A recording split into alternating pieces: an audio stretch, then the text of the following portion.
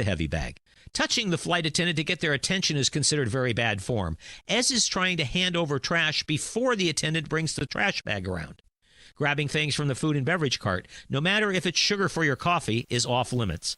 Calling a flight attendant sweetie or darling is so out of date it's not worth discussing. Don't stand in the galley to chat or give an extended goodbye to crew at the end of the flight. What if you were in the last row and you had a tight connection? More tips to make you a smarter traveler Saturdays at 11 a.m. right here on Sactown Sports 1140. Target's early Black Friday deals are almost here, and they're bigger than ever. Take 40% off select gifts and holiday decor for 3 days only, starting this Thursday. Score can't-miss deals on new fits for the whole fam, festive lights and decorations to brighten your home, and even top toys like select Lego sets for endless holiday fun. Shop in-store or online, but don't miss out. These deals are going fast. 40% off gifts and holiday decor starts Thursday, only at Target. Restrictions apply. Why choose a Sleep Number smart bed? Can I make my site softer? Can I make my site firmer? Can we sleep cooler? Sleep Number does that. Cools up to 8 times faster and lets you choose your ideal comfort on either side. Your Sleep Number setting. Enjoy personalized comfort for better sleep night after night. It's our Black Friday sale. Recharge this season with a bundle of cozy, soothing comfort. Now only $17.99 for our C2 mattress and base, plus free premium delivery. Price is higher in Alaska and Hawaii. Check it out at a Sleep Number store or sleepnumber.com today. With 25 award-winning years in Northern California, Ashton & Price is your local injury law firm. Pro attorney tip: if a firm presents as local but they're in LA, red flag. If your first consultation is not with a lawyer, big red flag.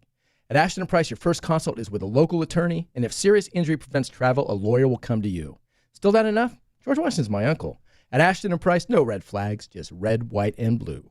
Remember, for the best advice, don't think twice. Call Ashton & Price. This is the story of the one. As a custodial supervisor at a high school, he knows that during cold and flu season, germs spread fast. It's why he partners with Grainger to stay fully stocked on the products and supplies he needs, from tissues to disinfectants to floor scrubbers. All so that he can help students, staff, and teachers stay healthy and focused. Call 1-800-GRAINGER, click Grainger.com, or just stop by. Grainger, for the ones who get it done. Carmichael Dave here for American Energy Heat and Air. Right now, breaking news, they're upgrading their offering to include plumbing, bringing that same expertise and experience to the plumbing space. They're no longer just heat and air. They're now your American Energy Home Pros. You hear me talk about them as your second opinion partner. Now you can still get second opinions on any HVAC service or replacement, and now you can get a second opinion on any of your plumbing services. They'll come out to your house for free, and they'll give you a second opinion and almost certainly save you money. Oh, but wait, there's more. With winter coming up, how about a free furnace special? With full system installation, you're getting a free furnace, not a discounted furnace, a free furnace, and up to $4,000 in rebates while that funding lasts. So get there right now, 916-520-9990. That's 916-520-9990 or AmericanEnergyAir.com. American Energy, making the uncomfortable comfortable. KHD 1 Sacramento, KYMX HD3 Sacramento. From the Power Business Technology Toshiba Studios. Sacramento's official home of the 49ers. San Francisco. Sactown Sports 1140.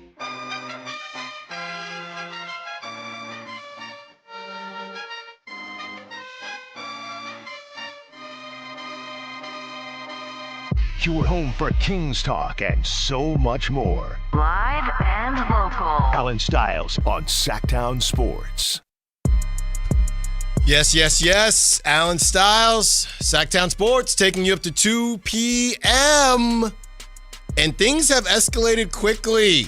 Not just here in Sacramento, but also all around the NFL. Jacoby Myers, goodbye. Good friend. Sauce Gardner, goodbye. Good friend. Rashid Shaheed, goodbye. Old friend. Isaac Jones, goodbye. Not even an old friend, but it was a little too recent for me. Maybe some others. We're going to break down all that means as hello, Precious Achiuwa. Goodbye, Isaac Jones. At least for now. Because, of course, in Sacramento, and I'm seeing all the reactions as Precious Achiuwa agrees to sign with the Sacramento Kings. That's what Shams had to say this morning. Okay, and because he agreed to sign with the Sacramento Kings, here it is, free agent Precious Achiuwa has agreed on a deal with the Sacramento Kings. Sources tell ESPN Achiuwa enters his 6th NBA season and gives the Kings immediate rebounding and defensive versatility. He goes on to say, because you know he loves the quote tweets, the Kings are expected to waive second-year center Isaac Jones to make roster space to sign Achiuwa, sources said. Now, I will say this, I am blessed enough to get to sit down with a lot of these dudes, a lot of these young men, if you will. So sometimes it's hard for me to be as objective as I probably should be. And Isaac Jones, Hot Honey Jones, he was a show favorite. And I don't even know fan favorite. I can't speak for the whole fan base, but listeners of this show, Hot Honey Jones, we really liked what he brought to the table. So, certain people that might not have that connection with him, it's easier to just look at him as a player, as a piece, and hey, Precious Achiuwa, better than Isaac Jones. I think Chris Watkins had a great note as people were a bit upset. I get frustration over potentially losing Isaac Jones, but Precious is only 10 months older and is already much more developed at the thing you want IJ doing. Plus, Achiuwa has 5 years of NBA experience with 4 playoff appearances. So that is a very clear-cut, solid take from Chris Watkins. And that's why we love Chris Watkins here on the show. And, of course, all over Sacramento. And that is a great way to approach it. But, a lot of people, they just look at it and there's only 2 worlds to live in, right? Either the Kings are idiots and how can they move on from Isaac Jones because they overvalue him, or Isaac Jones is a bum, and I don't even know why we're having this conversation. Of course, you bring in Precious Achiuwa, which is the other side of the coin. And I know that's how sports takes go, especially these days, but that's just not reality majority of the time. Isaac Jones, we know it was a great story, that crazy growth spurt he had, in high school. He was working at a factory, wasn't even planning on playing basketball. His buddy, who was not as blessed as him height-wise, said, hey, my coach said we need a 6'7", 6'8" guy on the team, and you're that, so come play with us. Plays with them, goes on to get all the way to the Pac-12, and after balling out of the Pac-12, signs with the Kings. And it's been a great story. And me, myself, I have been on record saying I don't know if Isaac Jones is a good story on a bad team or if he's legitimately an NBA player. And we're about to find out because he's going to be available to all the other teams. And if he doesn't get picked up, at least right now, that's those teams saying, we don't think you're there yet. Not that he won't get there, and then he would be able to come back to the Kings in the Stockton capacity. But we're about to find out what the league thinks about Isaac Jones. But there's not 2 worlds to live in. And as far as Precious Achiuwa is concerned, he was just on his couch. So I'm excited, and obviously when Shams writes it like that, you're going to be juiced up to know what Precious Achiuwa can bring to the table. But there's probably a reason he was just chilling at home too. Now, I will say this, the more I watch Russell Westbrook play, feels like some PR stuff was going on. And trust me, there is bad Russ. We see a lot of bad Russ. There are some times on these fast breaks. He had 6 turnovers last night. And I promise you that's the last negative thing I'll say about Russell Westbrook because I'm starting to get back into good graces with the Russell Westbrook fan club. But there are just some times where Russell Westbrook doesn't know what he's about to do, and sometimes it works out in a beautiful way, and sometimes it does not. But Russell Westbrook has been phenomenal. He's probably, off the top of my head right now, and I'm not even playing with you guys, he's probably the second most important Kings player right now. Which again, going back to the Isaac Jones thing, does that say more about Russell Westbrook, or does that say more about how ill-equipped this Kings roster was going into the season and how the Dennis Schroeder thing just hasn't really looked great? Last night, and we'll talk about the game, of course, last night was one of those games where you just say, yeah, this team is just not good enough, right? Maybe that's why they make the Precious Achiuwa move. I don't know. But you get 7 guys in double figures. Offensively, I know Zach LaVine didn't have a good game, but offensively, they did what they are going to do. But defensively, they just got destroyed by the Nuggets. But we'll talk more about the game, of course. But as far as Russell Westbrook is concerned, my point is maybe they do get it wrong. Maybe the rest of the league has had it wrong with Precious Achiuwa. 26 years old. Because think about it.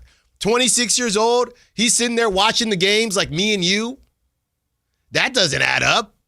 Defensive versatility, rebounding specialist, that doesn't add up. So what are we missing here? I think we're going to find out.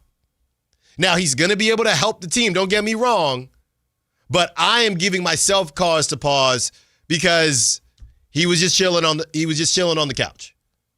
And we're going to find out why. Maybe it's a PR thing, I don't know. But he was just like you and me. He scored the same amount of points, he's had the same amount of rebounds, he's had the same amount of assists as you. Unless one of the Kings players is listening right now.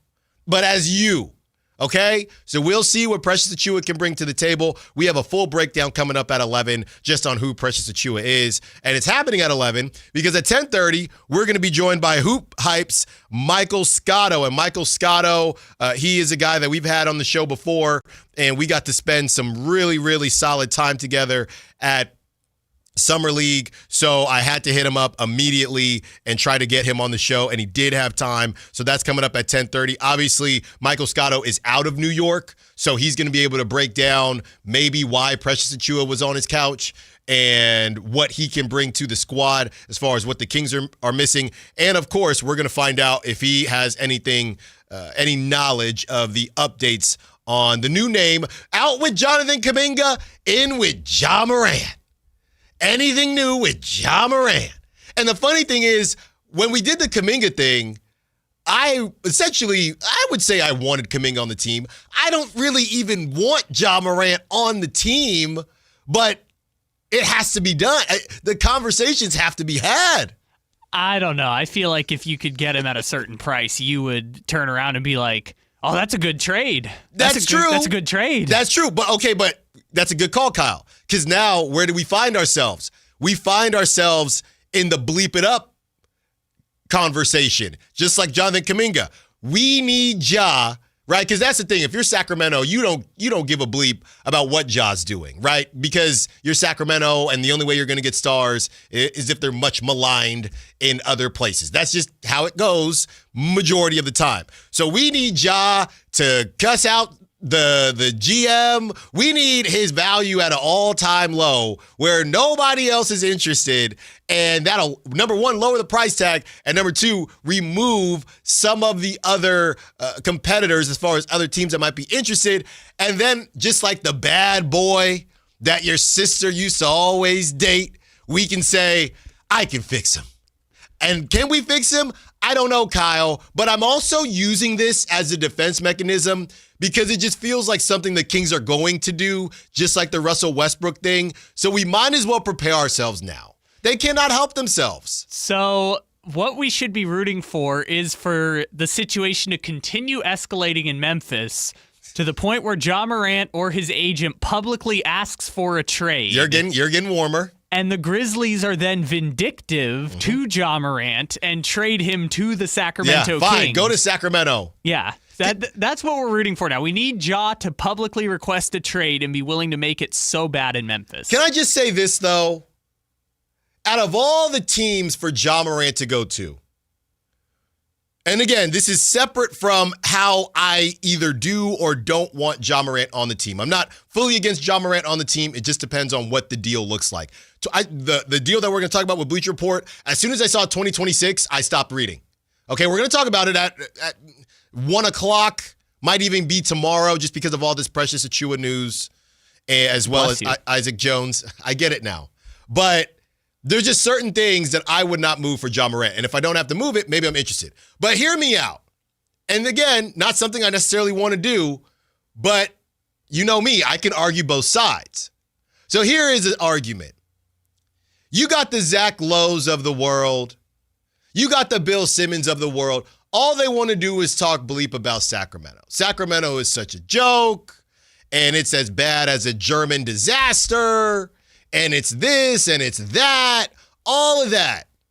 Can you imagine somebody like Ja Morant embracing the idea that the Sacramento Kings in the city of Sacramento, I don't know if it's because of ownership and how people view ownership. I don't know if it's just because of how Sacramento has treated some of its former players and coaches, but the basketball world has chosen the Sacramento Kings as the one lone small market that they talk trash about. Everybody feels, and they don't even feel bad for the fans. We've talked about this before. You talk about the other bad teams. I feel for Jazz fans. I feel for Magic fans. I feel for all these bad teams. You never hear anybody say, I feel for Sacramento Kings fans, because everybody thinks Sacramento is such a joke. You know who would get out here, put on that purple, put on that black, light that beam, and truly embody this weird, bizarre, small market villain that the NBA world wants to put on the Sacramento Kings? The Sacramento Kings actively upsets people just based on how they're doing things. Can you imagine? And I don't know that it'll work. I don't know that they'll win a championship. But when you think about just embracing the darkness and embracing the dark side, okay, for all my Jedis out there, Anakin Skywalkers out there, whoever dressed up like that for Halloween. Can you imagine Ja Morant, a chip bigger than a 2-ton Costco bag of Frito-Lays, coming out to Sacramento and saying, they left me for dead. They said it was over. Can you imagine? I mean, like I said, not something I'm necessarily into, but I could talk myself into it simply because of how the NBA world treats Sacramento.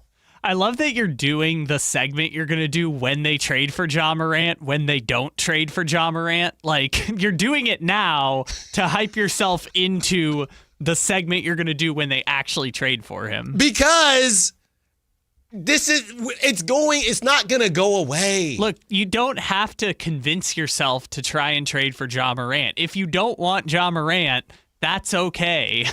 If they end up... No, but I'm saying I am living in a world where it could happen, and I am mentally preparing myself but everything I'm saying, it is true though. Like, it is true. Ja Morant ticked off having to be in Sacramento, and look, he's in Memphis. It's not like he's in a big market, but everybody loves, it was so fun when the Kings were good in 2020. Oh, stop it. You talk trash about Domantas Sabonis the whole time. You said everybody did like De'Aaron Fox at that time, but you talk trash about Domantas Sabonis, and now they're trying to romanticize all of that. Don't get me wrong. If you're from Sacramento, you're a Kings fan, you can romanticize the Beam Team. But all these people, it was so fun when the Kings were good. Kevin O'Connor, it was so fun. But during the time, you didn't even let Kings fans enjoy it because you were too busy talking trash about, Domantas Sabonis, he's no Jokic. Jokic got drafted during a Taco Bell commercial. There's one Jokic.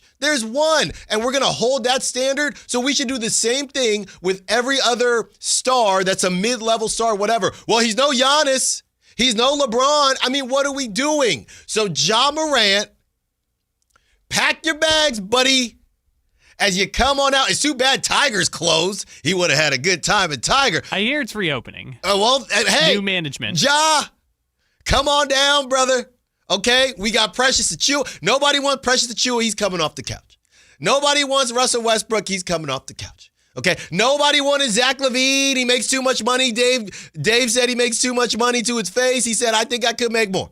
All right, DeMar DeRozan. I don't think I make too much money. I think I get paid more. DeMar DeRozan. Nobody wanted him. He was washed up. He had to sign as a free agent. Had to sign as a free agent signing trade. All of these guys. This is what I'm telling to you, Ja. All right? Stop messing around. In your time in Memphis, I'm sure the barbecue was good. But Kyle, I'm not saying I want to do it. I'm saying if the price is my wife's favorite show. If the price was right, I could fully buy into it. Because what else are you going to do? He's on your team now. You would take the disgruntled asset if you got him at a discount because he's a disgruntled asset trying to force his way out. Yeah, but anything starting with 2026, by the way, how could I? There's just so much going on right now. By the way, I'm not off of yerb, just off of one coffee. I might need another for today because so much is going on. It's not Style Espresso, but thank you, Kyle. So much is going on. NFL trades. We haven't even talked. Goodbye, Jacoby Myers. Gino only needs tight ends, buddy. Gino only needs tight ends and Ashton Genty. Goodbye, Jacoby Myers. Have fun in Jacksonville. He's gone. Rashid Shaheed, I think one of the great stories Jason was telling me coming out of Weber State. He's gone. All right. Where's he headed again, Kyle? He's going to Seattle. He's headed to Seattle to help out Cooper Kupp because he's washed. And, of course, my favorite wide receiver, Jackson Smith and Jigba. Sauce Gardner to the Colts for 2 first-rounders. All that's going on, Kyle. But I got to bring it back home. I was telling my wife about our Tankathon, right? And she thought the name was hilarious. And I was telling her about Tankathon. You know why?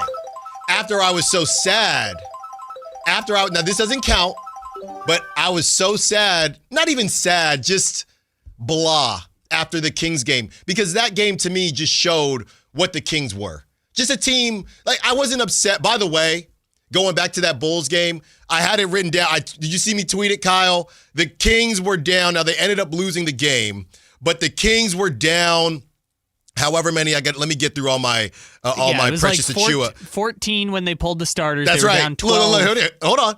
It was a 13-point game against the Nuggets at 2:17. And at the time, it was an 8-point game at 1:22. They did not win the game, but 8 points with a minute 22 is decent. That's the last time I'll bring up the Bulls game. I promise you. It's the last time, but I just had to do it. But I was feeling a bit blah, a bit meh after the Kings game. And I actually didn't know very quietly, slyly, college basketball started yesterday. And I saw Mike Bibby talking about, hey, nobody believes in us and all this stuff. So I'm excited to watch Sac State, see what they can do. But I'm like, oh, college basketball's on. And, of course, because of the YouTube thing, I only have certain games. You know who was on, Kyle? I got my spirits lifted, Kyle. A.J. DeBansa putting the beat down on a team. I have my list of teams that I can't stand. Obviously, the Dodgers are at the top. But as a proud Temple grad, T for Temple U, Philadelphia's finest, I can't stand anything Villanova. It's partly why I can't stand the Knicks. They got too many Villanova players on it. They try to claim Philly, but it's a weird subset of Philly. I can't stand Villanova, and I got to watch A.J. DeBansa put the beat down on Villanova. Future King. 3 is good. Future King. Wow. How do you guard that? No, you don't. You know how you guard it? You don't. You bring him to Sacramento with Ja Morant, with Precious Achiuwa, with Russell Westbrook. Everybody, Kyle. Everybody. I know we're moving past that, but can we get past the fact nobody feels bad for Kings fans and only Kings fans was what you said to justify Ja Morant wanting to come to Sacramento? Nobody feels bad for Kings. I don't know why. I don't understand it. Also, can we just pull your head out of your you-know-what and be me? like, yes. About what? About what? I'm cooking. The empathy of NBA fans for bad teams only extends to not the Sacramento Kings. Like, only the Sacramento Kings aren't given that grace. Give me another team. Hornets. People feel feel bad. I'm saying people feel bad for the Kings. No, they don't. Yes, they do. No, they don't. Kyle, you got to stop listening to The Ringer. No. Well, I don't. And no free promotion, okay? Unless, you want to collab. No free promotion.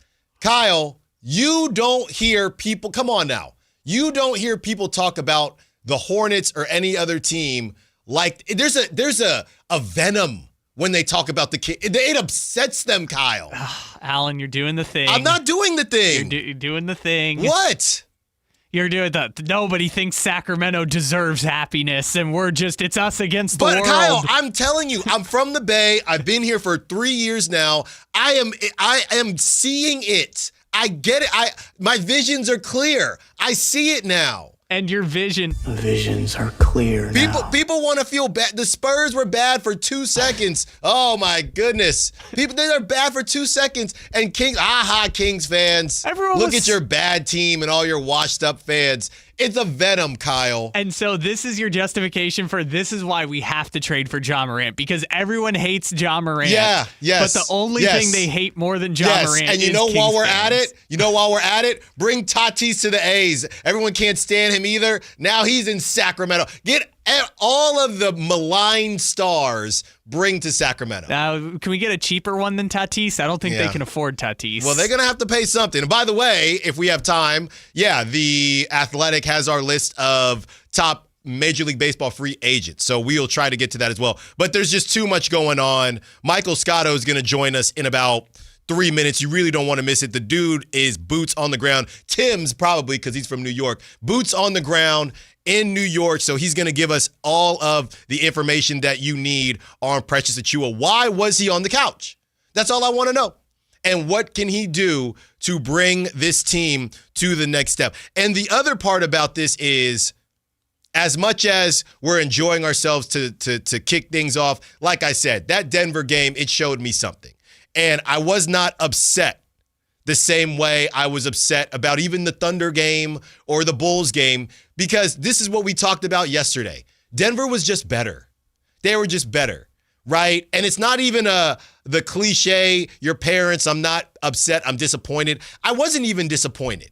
It was just, you know what? That's probably who this team is. Doug Christie right now is having to try to teach a bunch of old dogs new tricks. And Zach LaVine a little bit is learning the new tricks defensively. He's been given more. A lot of people got on Zach LaVine yesterday. Let's not forget he had the back tightness and played through it. You got Domas grabbing his rib cage throughout the whole game. I mean, these guys are gunning it out. I know it's early. I know they get paid a lot of money, but it's just really tough for them to stay healthy. And I watched last night thinking, you know what? I'm not even upset. I'm not even sad, because that's who this team is. They're not going to beat a team like the Nuggets. They're going to have another chance in about 3 days, but that's just not who they are. Could this help them become a better team in getting Precious Achiuwa? We talked to Michael Scotto on the other side. Do not move. All the updates on the newest move that the Kings made, and what does this mean for our own favorite of the show, Hot Honey Jones, Isaac Jones. Allen Stiles, Sactown Sports. $5,000. That's the average amount of money people in the U.S. are now spending on gas in a year. $5,000. That's crazy. If you drive, you have to download Upside, the free app that gives you cash back every time you get gas. That's right. You can earn real cash back with Upside just by buying the gas you're already buying. You can literally start earning cash back today. I use Upside every time I fill up, and I've already made around $200-$300. You're putting gas in your car anyway. Why not get real cash back? If you like free money, download Upside. I'm saving the cash I earn from using Upside to help pay for a vacation later this year. Download the free Upside app now to earn cash back every time you buy gas. Use promo code BOOST25 to get an extra 25 cents per gallon on your first tank. You can cash out anytime right to your bank, PayPal, or a gift card for Amazon and other brands. Just download the free Upside app and use promo code BOOST25 for a 25 cents per gallon bonus on your first tank. That's code BOOST25 for a 25 cents per gallon bonus. I joined the military for my kid and his mom. I miss my son a lot. One of the things with the military is tobacco, but I saw a lot of people try to deal with mental issues. Everyone's vaping constantly. After my first hit of a vape, I was hooked like that. Once I got back home from my deployment, I caught my son trying to hit my vape. That was it. I had to quit. Isaiah started vaping to try to deal with stress and quit because of his son. Learn how he and other Californians are rising above big tobacco at undo.org. Veterans Day is a moment where we express gratitude towards the folks who have served on our behalf, our veterans. And Navy Federal Credit Union celebrates veterans of all branches and their families on Veterans Day and every day of the year. They serve over 2 million veterans, and as a veteran, you can become a member and access exclusive rates, discounts, and financial tools for the whole family. Become a member at NavyFederal.org/veterans. Navy Federal Credit Union. Our members are the mission. Navy Federal is insured by NCUA. Guys, want long-term health you can count on? It starts with knowing your numbers. Right now, Revive Men's Health Sacramento is offering a comprehensive wellness panel, a $400 value for just $99. It checks your testosterone, blood sugar, cholesterol, kidney, liver, thyroid, and heart health. Take control of your health today and stay strong for the long haul. Offer ends November 30th. Call 916-619-3000. That's 916-619-3000. Or visit ReviveMen'sHealth.com today. Must medically qualify. Terms apply. Contact us for full offer details. Some nights just call for something better, a place above the noise, where the skyline glows and the energy feels effortless. That place is Revival at the Sawyer, Sacramento's rooftop escape. All November long, show your Sactown Sports app and enjoy buy one, get one half off beverages. Whether it's golden hour with friends or late night laughter under the city lights, Revival's the place to see and the place to be seen. Revival at the Sawyer, the view, the vibe, the moment. Reserve your table at revivalsacramento.com. Offer valid once per visit per person. Footballs are flying. The days are getting shorter. Fall is officially here. Will your heater be able to get you through the winter? The heater at Whiteywood shut down last winter. So who did we call? Lee's Air Plumbing and Heating. We wanted somebody we could trust to do the job right and deliver great value, and Lee's came through. Check them out at leesair.com. Lee's Air Plumbing and Heating has built a reputation as the leading HVAC company in Sacramento. We've got a new HVAC system that works great, saves us money month to month. Find out how they can help you at leesair.com. License number 635355. When I was a kid, I remember my dad, a lineman, leaving in the middle of the night. Families were depending on him to get their power back on to keep them safe and warm. Watching him taught me that this work isn't just about wires and circuits. It's about people and the trust they place in us when the lights go out. That's why I started Maverick Electric Heating and Air, to carry on that same promise of showing up, doing it right, and protecting families when they need us most. Visit callamaverick.com.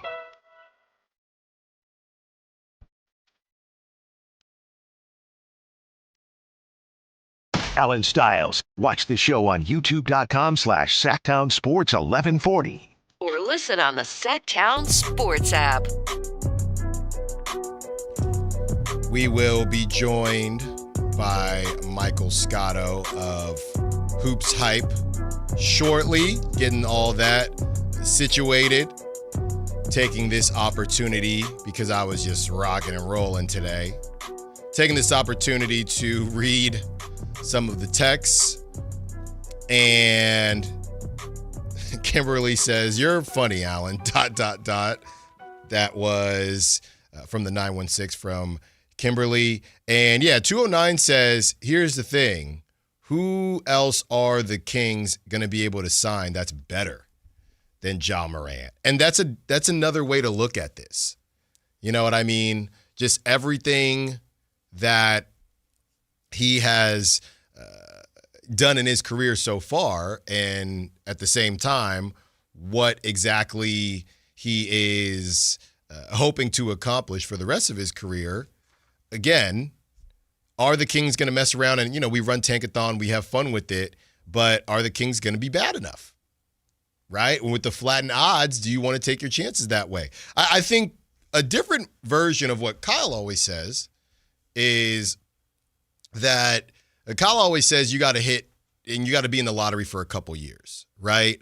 I think another way to look at this, and I know the Mavs haven't been great so far, but I think another way to look at this is you can hit on the draft without it being barren. That's kind of the retool mantra, right? If you have a situation where you have a little bit of talent and it doesn't really go well, right, for whatever the case is, but then you add a game changer, that's a different way to go about it, right? If you add just one good player to a bad team, and you add a couple if you're the Hornets, but one good player to a bad team, that's not going to change things.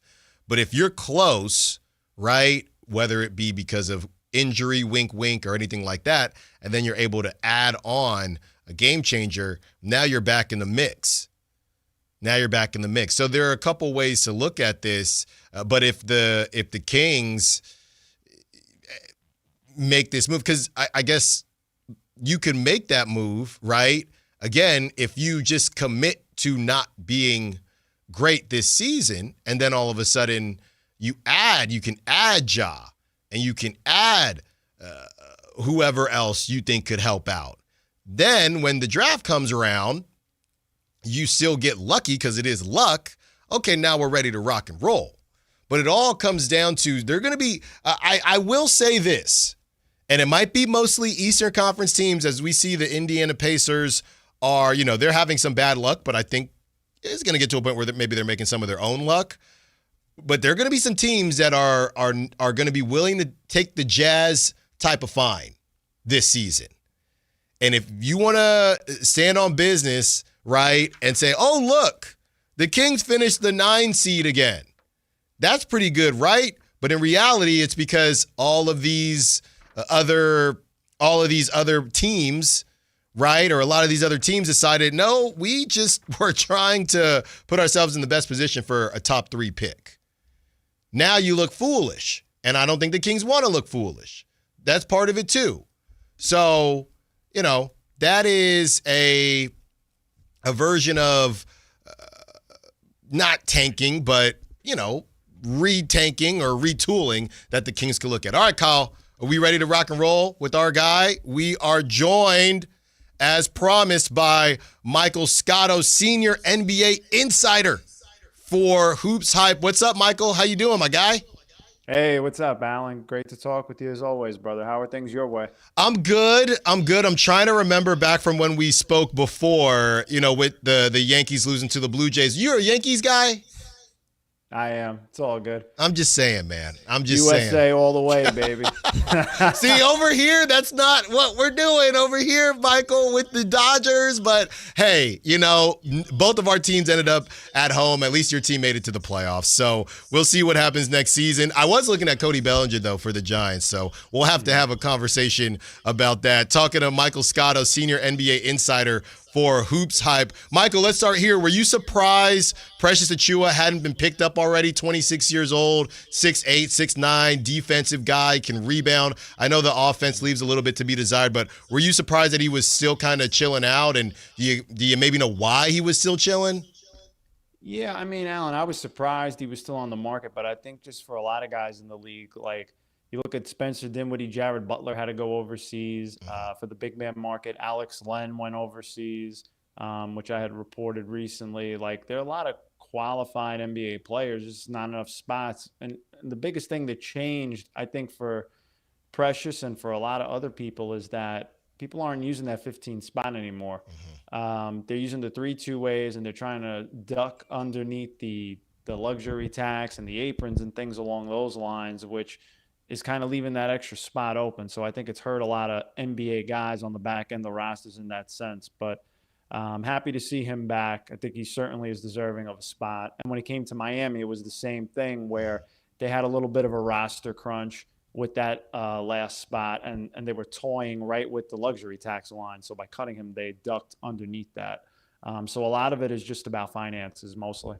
Talking to Michael Scotto, senior NBA insider for Hoops Hype. Michael, yes, that has been the hot talk. We were texting about it. Isaac Jones, he will be waived, and a lot of Kings fans fell in love with him. Great story, undrafted, a two-way guy, earns a full NBA contract, and now he is going to be waived, and other teams are going to have an opportunity. Do you think there will be interest for Isaac Jones? Let's ask it that way. Yeah, I mean, do I think maybe now he has to go back to a two-way and then come back up to a standard contract? Possibly. Even the two-way market right now has been a little bit tough. There's only one spot open currently, and it's with Brooklyn. So if a team was going to give a two-way contract, they'd have to cut somebody else that they already just brought in. So it's kind of tough timing for Isaac Jones. But when you look at the age between him and Precious Achiuwa, it's not that far apart. And the way that the Kings are built, they're more of a win-now team based on their age. So for them, they needed more depth, rebounding size. Scott Perry had some familiarity with him from the Knicks days. So here we are. Let's continue with that and his time with the Knicks. Talking to Michael Scotto, senior NBA insider for Hoops Hype. If there's somebody out there that doesn't know anything about Precious Achiuwa, Michael, how would you break down his game and how the Kings think that they could help out where they're missing even the Keegan Murrays of the world? I mean, Michael, they're playing Westbrook at the 4, so any type of size will help. But can you give us a breakdown of his game and what he was able to do with the Knicks? Yeah, exactly. I mean, when it comes to Precious Achiuwa, he's always been a guy that's active around the rim. He can rebound. He may be like ever so slightly undersized. I think he's more like 6'8", but he has a dog mentality. He works. You're always going to get good energy from him. To me, I think he's a solid backup option for them to have at this point. And, he's not going to obviously replace the shooting of a guy like a Keegan Murray, but you need a guy like him on the glass and his energy and effort. And he'll be hungry, especially now coming in after what happened this past summer to show the rest of the league that he's not only an NBA player, but still impactful in his role. What do you think these last-second moves say about the Sacramento Kings? I've been thinking to myself, Michael, all right, you go out, get Westbrook. Westbrook might be the second most important player on the team right now. Then you go out and you get Precious Achiuwa. I'm not trying to bag on them at all, but does this kind of show that they weren't prepared, or is it just the Keegan Murray injury and everything that has snowballed from there? Well, let's backtrack to Westbrook for a second. That took the longest time, I think, just because partly the roster dynamics to see if there was going to also be a trade with Malik Monk and Devin Carter, which never materialized. And that's going to be another conversation that I'm sure you and I are going to talk about close to the trade deadline, but I digress.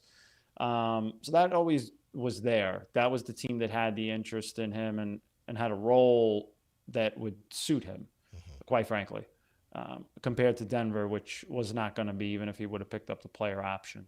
And he talked about that the other night. For the rest of the moves that they made, look, with Precious, when Keegan went down, you kind of needed another bigger body. I always felt like they needed one anyway. And I think they just pulled the trigger. They didn't see enough clearly from Isaac Jones at this point. And you make a move with a guy that's relatively the same age and a guy that's a little bit more proven. And for this group, when you look at their age and where they're trying to go, you kind of need that a little bit right now. I think certainly within Sacramento, realistic expectations would be to try to compete for a play-in spot, and they've got some work to do right now given their start of the season so far.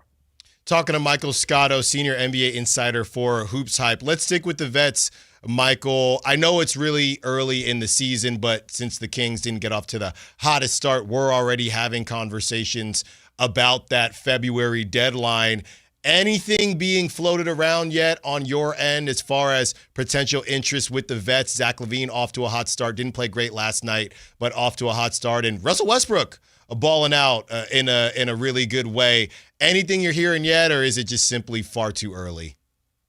I mean, it's early, but I'll say this. People around the league have taken notice that Zach LaVine has been a scoring machine. He's been efficient. And he was showing that towards the end of his tenure in Chicago as well. Getting back to that player that we knew that was a multiple-time All-Star. So he's looked great for them. He's going to have a player option decision eventually coming up down the line that they'll have to look at for him, but he's making a pretty good chunk of money. So I think with Zach, whereas people always thought, it would be tough for the Bulls to trade him, well, they found a trade partner. And I think certainly with Sacramento, he's done everything he can to boost his value as best he can. I just haven't heard anything yet in terms of him or anything. Domantas Sabonis, the scoring has dipped a little bit. DeMar DeRozan's been kind of status quo. You know what you're getting there. I think for Kings fans, people sometimes maybe in my mentions more will be like, hey, Mike, have you heard anything on a Devin Carter or a Malik Monk? And essentially status quo there as well. I thought it was interesting that they did pick up Devin Carter's option, his rookie scale option for the 2026-27 season. So that kind of signaled to me that with some of these other guys too that are younger in that rookie scale mark, that maybe by picking it up, you have a better chance to show, hey, we still kind of believe in this guy, but if you move him, he's on the books, and then the following team could figure out what to do after that. Michael Scotto, always great stuff, my guy, senior NBA insider for Hoops Hype. Before we let you go, maybe this is burying the lead a little bit, but it's still so early. What are you hearing about the Ja Morant situation? Obviously, he gets suspended for a game. He said what he said about the coach. They don't seem to be on the same page, at least right now. That's not the coach when he was drafted. And I know the Grizzlies are very high on him as a basketball IQ guy. And then, Michael, we got to wake up in the morning, and the first thing we see on all these betting pages, Sacramento Kings are the favorites for Ja Morant. So any info there and why the Kings are being thrown into that convo? Well, the last time they got a guy from the Grizzlies, and Mike Bibby was a pretty good turnout for them. So if that happened, maybe it works some magic too. Yeah. I'm going back in time a little bit, but that was when I grew up watching the Kings with that team. But with Weber, Peja, and those guys. But as far as right now, with what you're talking about with Ja Morant, look, I think you hit a lot of accurate points. Zach Kleiman, the executive for the Memphis Grizzlies, clearly believes in the new coach. They had brought him in last year a little bit. And normally when you see that, when an executive brings in another coach and he's almost like right alongside the current head coach who's a little bit on the hot seat, it's kind of like a wink, wink. This is coming. And that time came towards the end of the season, and Taylor Jenkins was out, and Tomas took over. And so what I think is interesting was Ja was complimentary of him towards the end of the offseason and over the summer. And now those rotation patterns don't seem to float his boat right now. He talked about not having his joy the other night in a post-game media availability with the local media there as well. And when asked if anything could change that, he said he didn't know. This is a guy that's clearly frustrated at the moment. And I think for the Memphis Grizzlies, you're at a little bit of a needle-moving point here because they extended Jaren Jackson Jr. They did not when they had the opportunity with Ja Morant. They traded Desmond Bane. They got a bunch of picks back. They got a lot of young talent in Zach Edey, Jalen Wells, Cedric Howard's played well.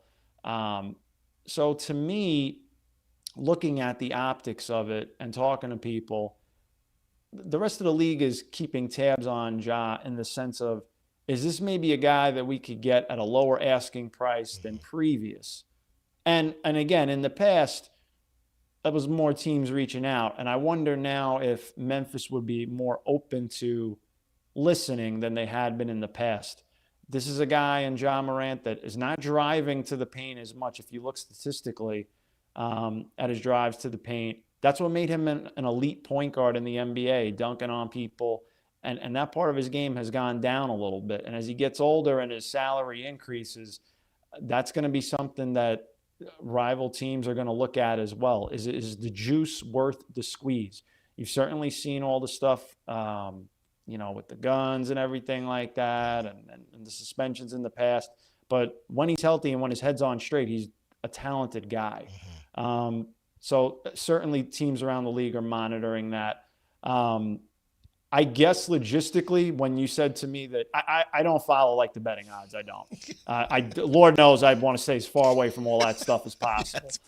But since you asked me in general about the Kings and Ja, I would say that logistically, I could see why people would think that because you have kind of a win now roster. Look at the guys on age with Zach LaVine, DeMar DeRozan, Domantas Sabonis. And is that the kind of flash in the pan move that maybe they think could help get them somewhere? Possibly. But I still don't know then what you're giving up. You're giving up like future picks and stuff. Some of the young guys they have now, as we've seen, like in Devin Carter, haven't had the value. And lastly, you touched on Isaac Jones briefly. They cut him and kept Dario Saric as a way to have his salary as a trade chip as well. So I don't know if it would be in a trade for Ja Morant, but yeah, I would definitely keep an eye on that and for the Kings to be active as they try to continue to tinker with this roster and make it better.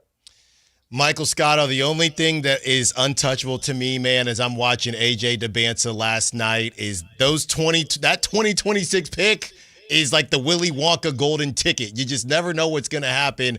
Any of the three, Michael, that's all I need, any of the three to come out here to Sacramento. And maybe we'll see you in Sacramento one of these days, Michael. I got to make my way out to New York, too. Thank you so much for joining us, Michael Scotto, senior NBA insider for Hoops Hype. Be sure to follow him on social media. He's got all the information that you need, and we love having him on the show. First of a couple, at least, of visits we'll have with you, Michael, as we get closer to that trade deadline. Have a good rest of your week. Thanks for joining us. Appreciate it, my man. The only guy who didn't get that memo about that 2026 first-round pick was Joe Dumars, but that's a combo for another day. Seriously, man. All right, thank you. We'll talk to you soon. Take care, Allen. Always a pleasure, brother. Michael Scotto, great stuff as always. We got to get to the other side. Let's react to everything that we heard because we did hear some good nuggets. And let's react to you, 916-339-1140. Allen Stiles, Sactown Sports. With 25 award-winning years in Northern California, Ashton & Price is your local injury law firm. Pro attorney tip, if a firm presents as local but they're in L.A., red flag. If your first consultation is not with a lawyer, big red flag. At Ashton & Price, your first consult is with a local attorney, and if serious injury prevents travel, a lawyer will come to you. Still not enough? George Washington's my uncle. At Ashton & Price, no red flags, just red, white, and blue. Remember, for the best advice, Don't think twice. Call Ashton and Price. Ready to pregame for your next big arena event? Head to Beach Hut Deli, a Sacramento tradition for over 40 years where aloha is served daily. Located just steps from the arena, whether it's game day or a concert night, it's the perfect spot to gather with friends and enjoy amazing sandwiches. Planning a bigger get-together? Beach Hut Deli offers endless catering options to bring those fresh, delicious flavors to your next party or event. Beach Hut Deli. Good vibes, great food, and epic times await. Carmichael Dave here for American Energy Heat and Air. Right now, breaking news, they're upgrading their offering to include plumbing, bringing that same expertise and experience to the plumbing space.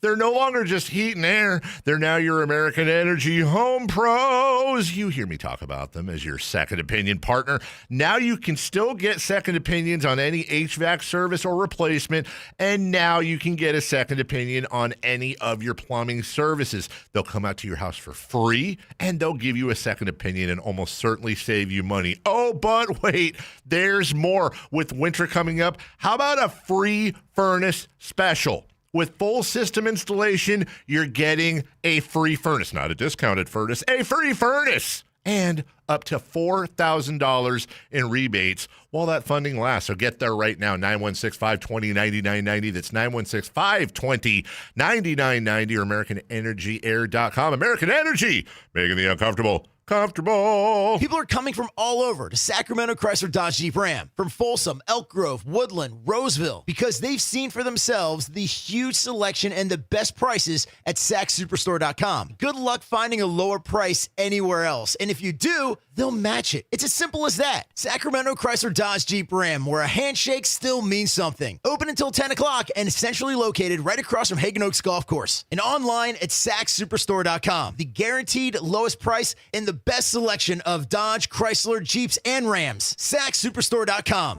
The statewide special election is November 4th. Vote centers open October 25th. Remember to vote early and avoid the lines. Learn more at elections.saccounty.gov or call toll-free 800-762-8019.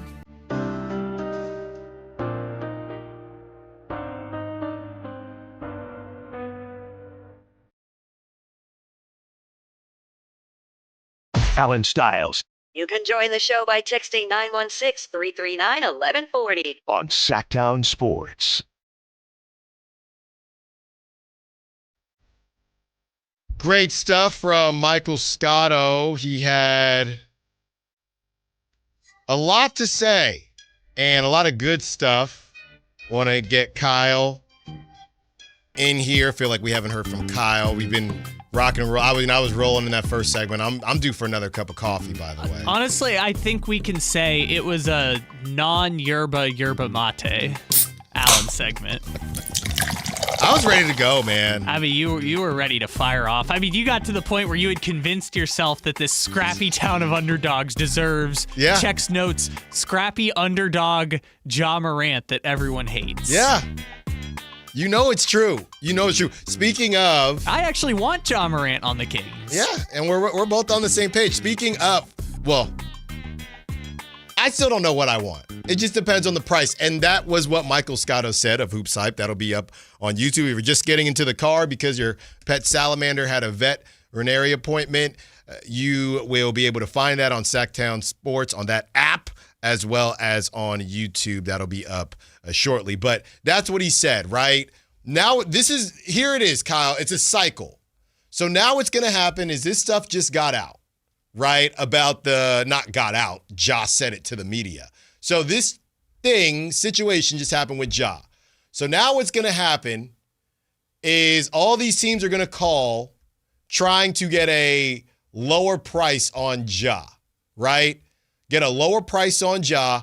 And then what's going to happen is, because there's 7 teams all trying to get a lower price on Ja, the price is going to spike back up. Now, it probably won't spike as high as it would have been, 2 years ago, but it will spike back up. And then at some point we will find what that median is. I thought it was a great point and we obviously will get to the Precious Achiuwa. I told y'all at 11 we're doing a hardcore breakdown, and that will include what Michael Scotto had to say. But I thought it was a really interesting point what Michael said as far as Ja Morant not driving as much. He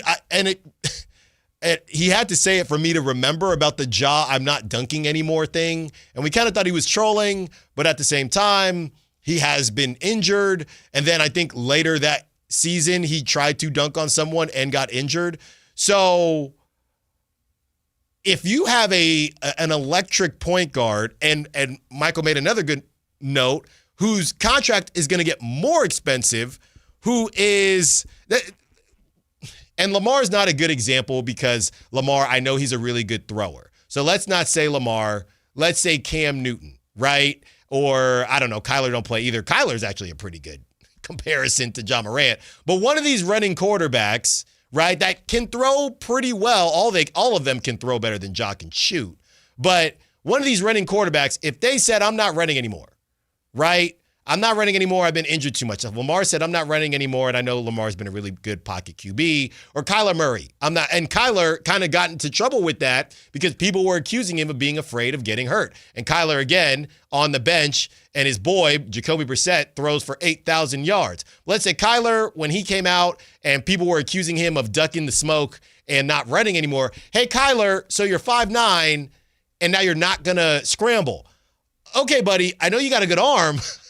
I know you got a good arm from baseball, but if you don't scramble, your value is not where it needs to be. To Michael Scotto's point, Ja, if you're not getting, you don't need to skywalk every time you have the basketball. But Ja, if you're not getting paint touches and you can't shoot the three ball, brother, your value is not going in the right direction. So I thought it was a great point from Michael about that.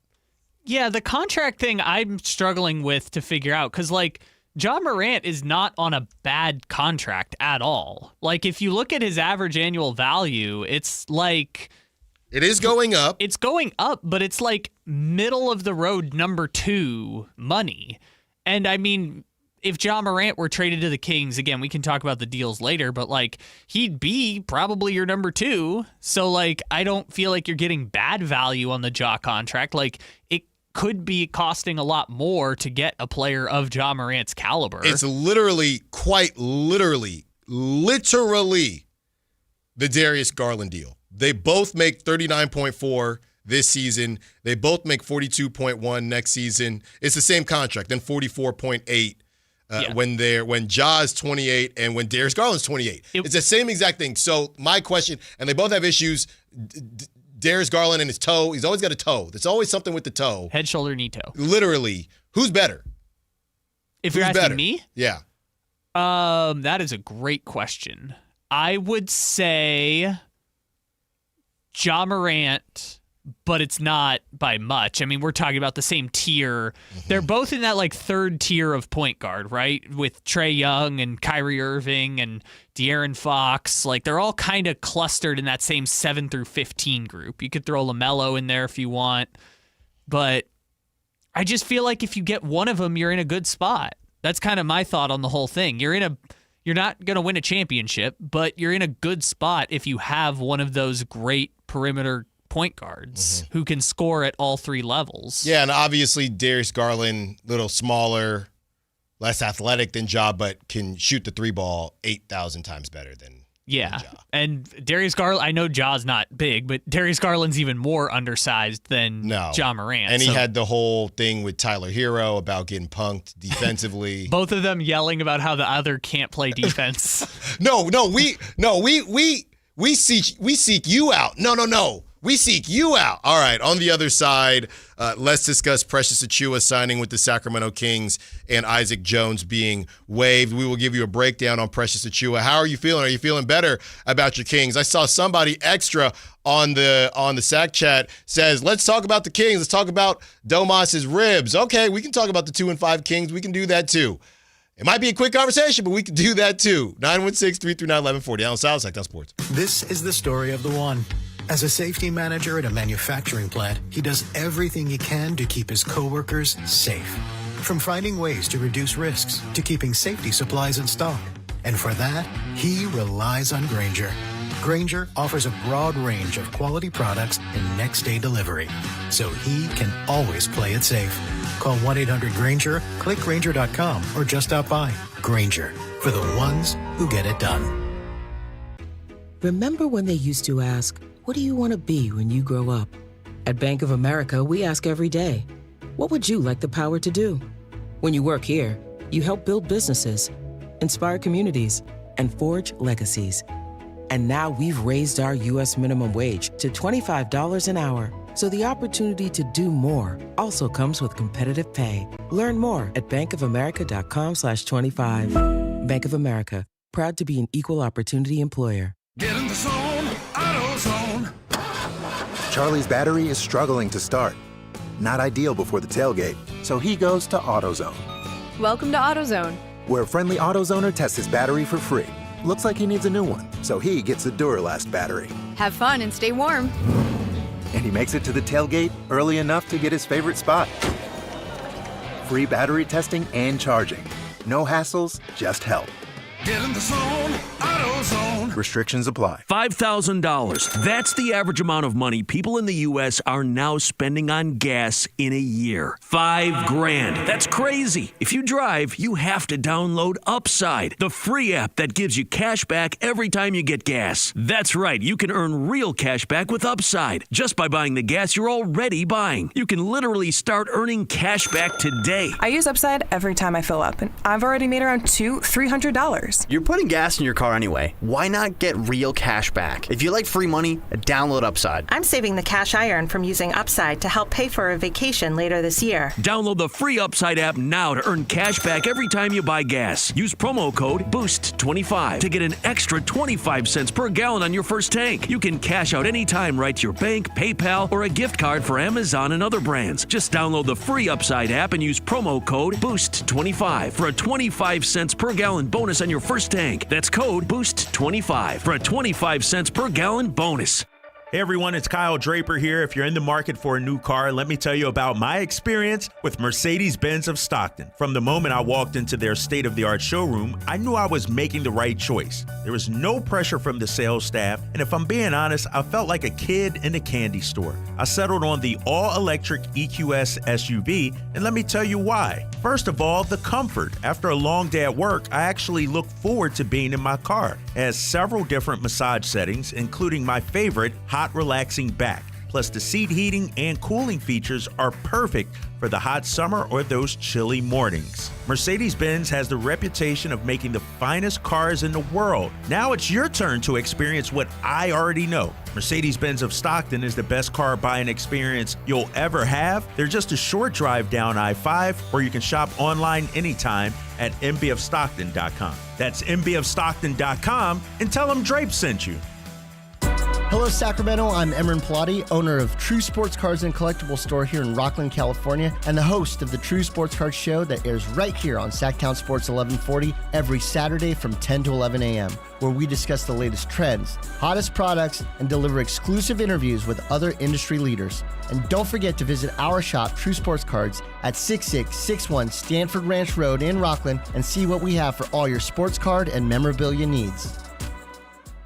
Your local sports leader in the 916. KHTK HD1 Sacramento. KYMX HD3 Sacramento. From the Power Business Technology Toshiba Studios. Sactown Sports 1140.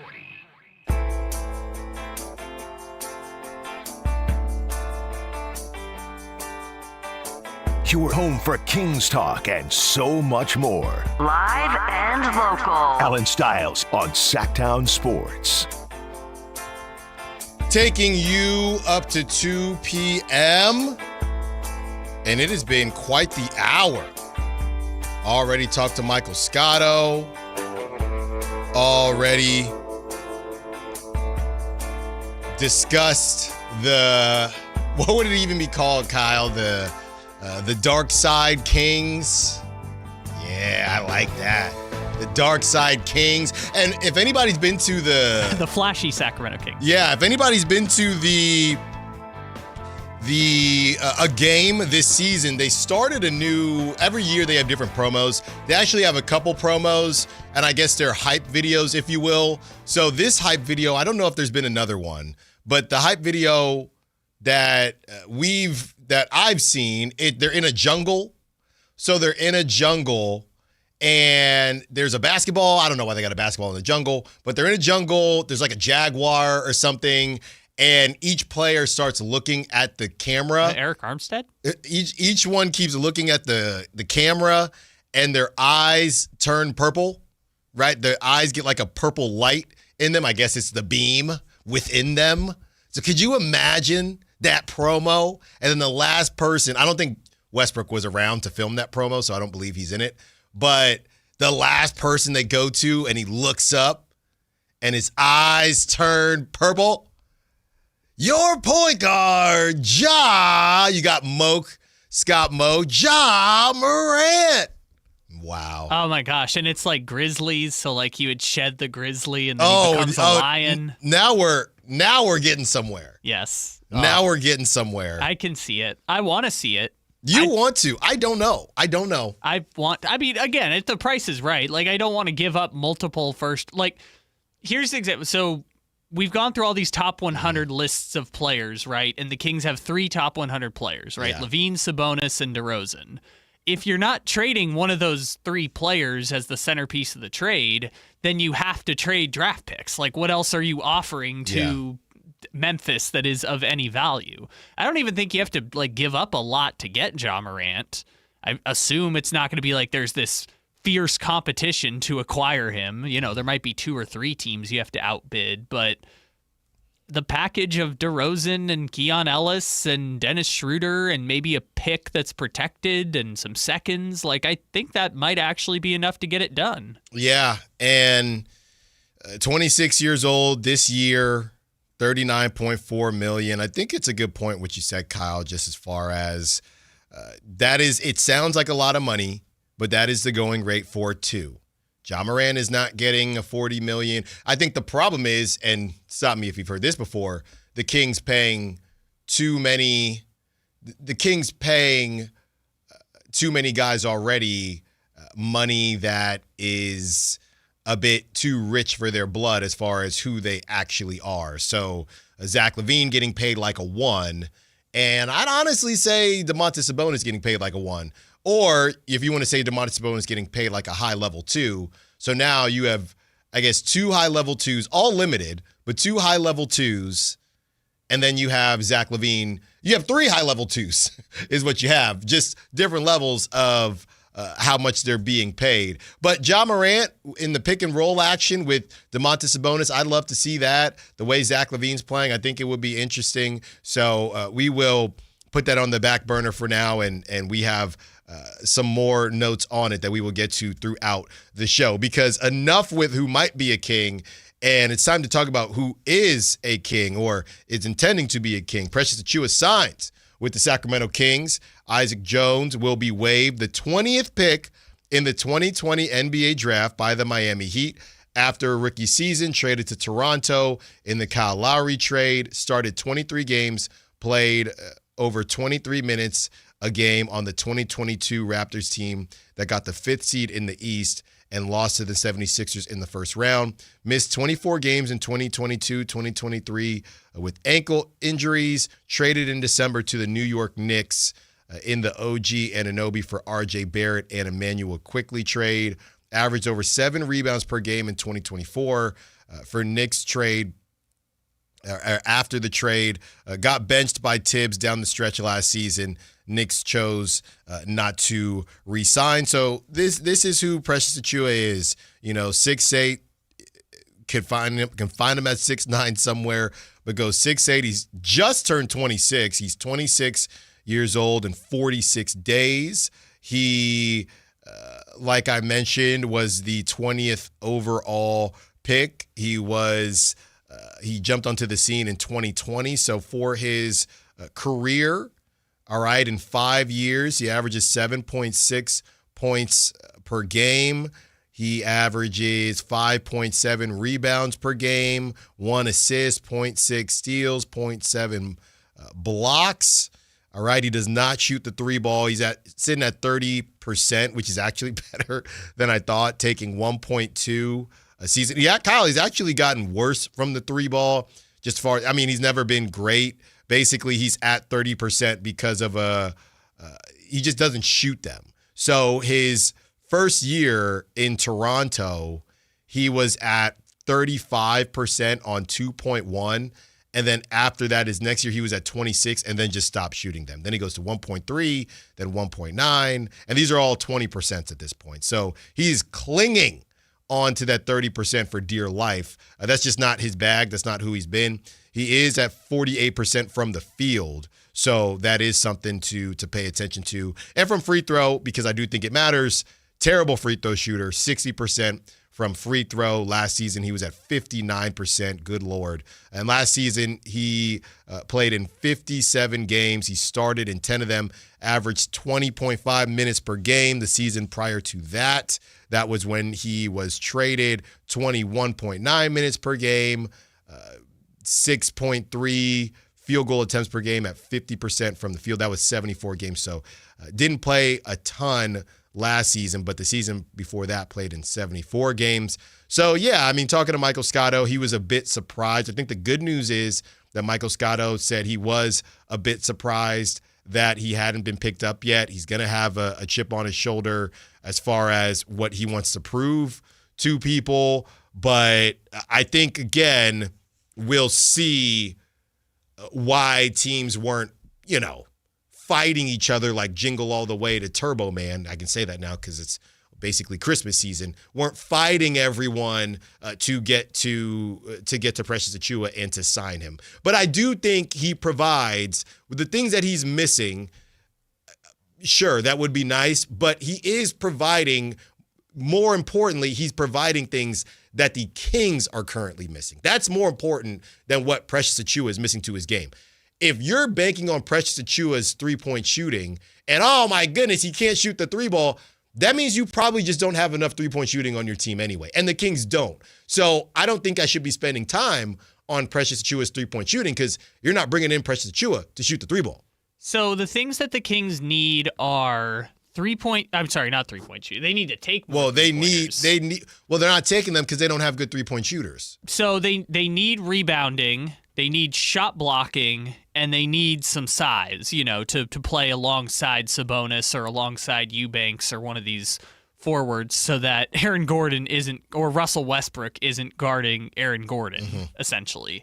And I don't want to oversell expectation here, right? Precious Achiuwa is a good shot blocker. Precious Achiuwa is a good rebounder. He is not great at either of them, but he is better than Dylan Cardwell at those skill sets. I think that it's funny that they've now signed him because when I was laughed out of the room over the summer for advocating bringing in Precious Achiuwa, I made the point that the best case scenario for what Dylan Cardwell's career is going to be is Precious Achiuwa. And now they've just decided to bring in Precious Achiuwa now instead of working on developing Dylan Cardwell. So whatever minutes Dylan Cardwell was kind of filling for them at this point, I think that's the role that Precious Achiuwa is about to occupy for the Sacramento Kings. And for Precious Achiuwa, he's kind of at that inflection point in a lot of people's careers where you're either going to find a role and stick around in the league or you're going to go over to Europe, right? I talked about this with Trey Lyles. When Trey Lyles came to the Kings, it was his fourth team in 6 years. He was a throw-in in a Marvin Bagley trade. Yeah. He was on his way out of the league, and he found a role and he found a way to stay in the league and had arguably, I'd say not really arguably, the best years of his career in Sacramento. He extended his NBA career by 3 years by playing the role of what the Kings needed. And Precious Achiuwa is in that same spot right now where you can extend your NBA career by many, many years if you can play a role on a team that specifically needs the things that you do well and maybe evolve your game a little bit. Yeah, and as far as what Precious Achiuwa can bring to the table with the Kings, I think it's important to remember that the Kings are, honestly, and again, Michael Scotto kind of talked me off the ledge with the whole, are the Kings just making all these rash decisions? Doesn't that prove that they weren't ready to go? The fact that you do lose Keegan, we knew that they were already thin, and the Westbrook thing was more so the Kuminga connection versus not knowing if they were going to bring in Westbrook or not. But I get how the optics look. I think the weird thing for me, Kyle, because you're bringing in Precious Achiuwa on a minimum, what's weird to me, and I don't know if there's a logistic thing that I'm missing here, but how does Drew Eubanks, and I'm not trying to come down Drew Eubanks' road, because he did play pretty well last night. Last night, he's actually starting to figure it out. I mean, everybody was scoring last night. Oh, that alley-oop from Westbrook to him. Oh, my gosh. I didn't know he had that in the bag. It's my 8th year in the league. At some point, you got to just take the shot. I did not know he had that in his bag. I'm going to be honest with you. He hit the first one. I was like, oh, that's awesome. And then Westbrook threw one over the shoulder, one-hand spike. No, that was crazy. And to be honest, this is not a slight at our fearless leader, Domantas Sabonis, but it seems like sometimes Westbrook will give Sabonis some hot coffee, and I know his ribs were bruised, but Sabonis is not ready for that hot coffee most of the time. Eubanks and Westbrook have been arguably working better together than Westbrook. It's just sometimes there's just a connection, and Sabonis continues to fumble a lot of Westbrook's passes, and Sabonis is not doing that. He is not doing that. Well, I think the thing, too, is like how Luka really likes the Daniel Gafford, Mark Williams lob threat guys. It's like sometimes you need a dude whose just mind is, I'm just catching lobs. Yeah. And that's basically what Drew Eubanks... Well, and jellies and three-pointers. Even though he's ready to jelly. It's my 8th year in the league. At some point, you got to just take the shot. He spent the last 7 years in the league just catching lobs. And at a certain point, that old thing just comes back. You see a lob go up, and he's been doing it his whole career. No, that was... I did not know. I said, excuse me, Mr. Eubanks. I was not familiar with your game. So that was crazy. With that being said, not to take anything away from what Mr. Eubanks has been doing, because that's what we'll call him now after a dunk like that.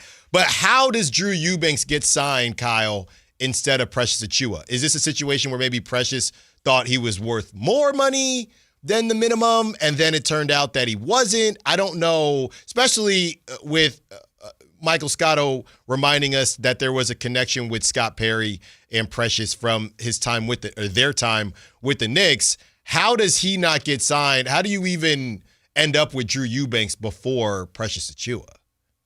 That is a good point. I mean, look, I don't think they're doing the same things, though, right? Like, whatever Dylan Cardwell was giving you is kind of what Precious Achiuwa is going to be on this team right now. I think they could play Precious Achiuwa alongside Domantas Sabonis. I don't think they could get away with doing it with Eubanks, even if he's going to be jellying. But that's weird to me because I feel the exact opposite. Okay. Well, is it because your boy Sabonis has got the quick trigger 3 now? Like, I'm not understanding how Precious works better. Maybe I'm thinking too much about stretching the floor, and you're thinking more about the defensive standpoint. I'm trying to just remember, and text line, you can help me out, chat. Like, when Dylan Cardwell has been in the games, because he's played like 30-something minutes this year, when Dylan Cardwell's in, who are the lineups that Dylan Cardwell was playing with? Right? Did they run double big with Dylan Cardwell? Well, he started for 5 minutes with Sabonis. Yeah, at one time. When Sabonis, they won. They're undefeated with Dylan Cardwell in the starting lineup. Well, no, Isaac Jones started that game, but Cardwell played more minutes than Isaac. The Jazz game? No, I'm talking about the Bucks game. Dylan Cardwell didn't start the Bucks. Yes, he did. No, he didn't. The Bucks on Saturday? The Bucks.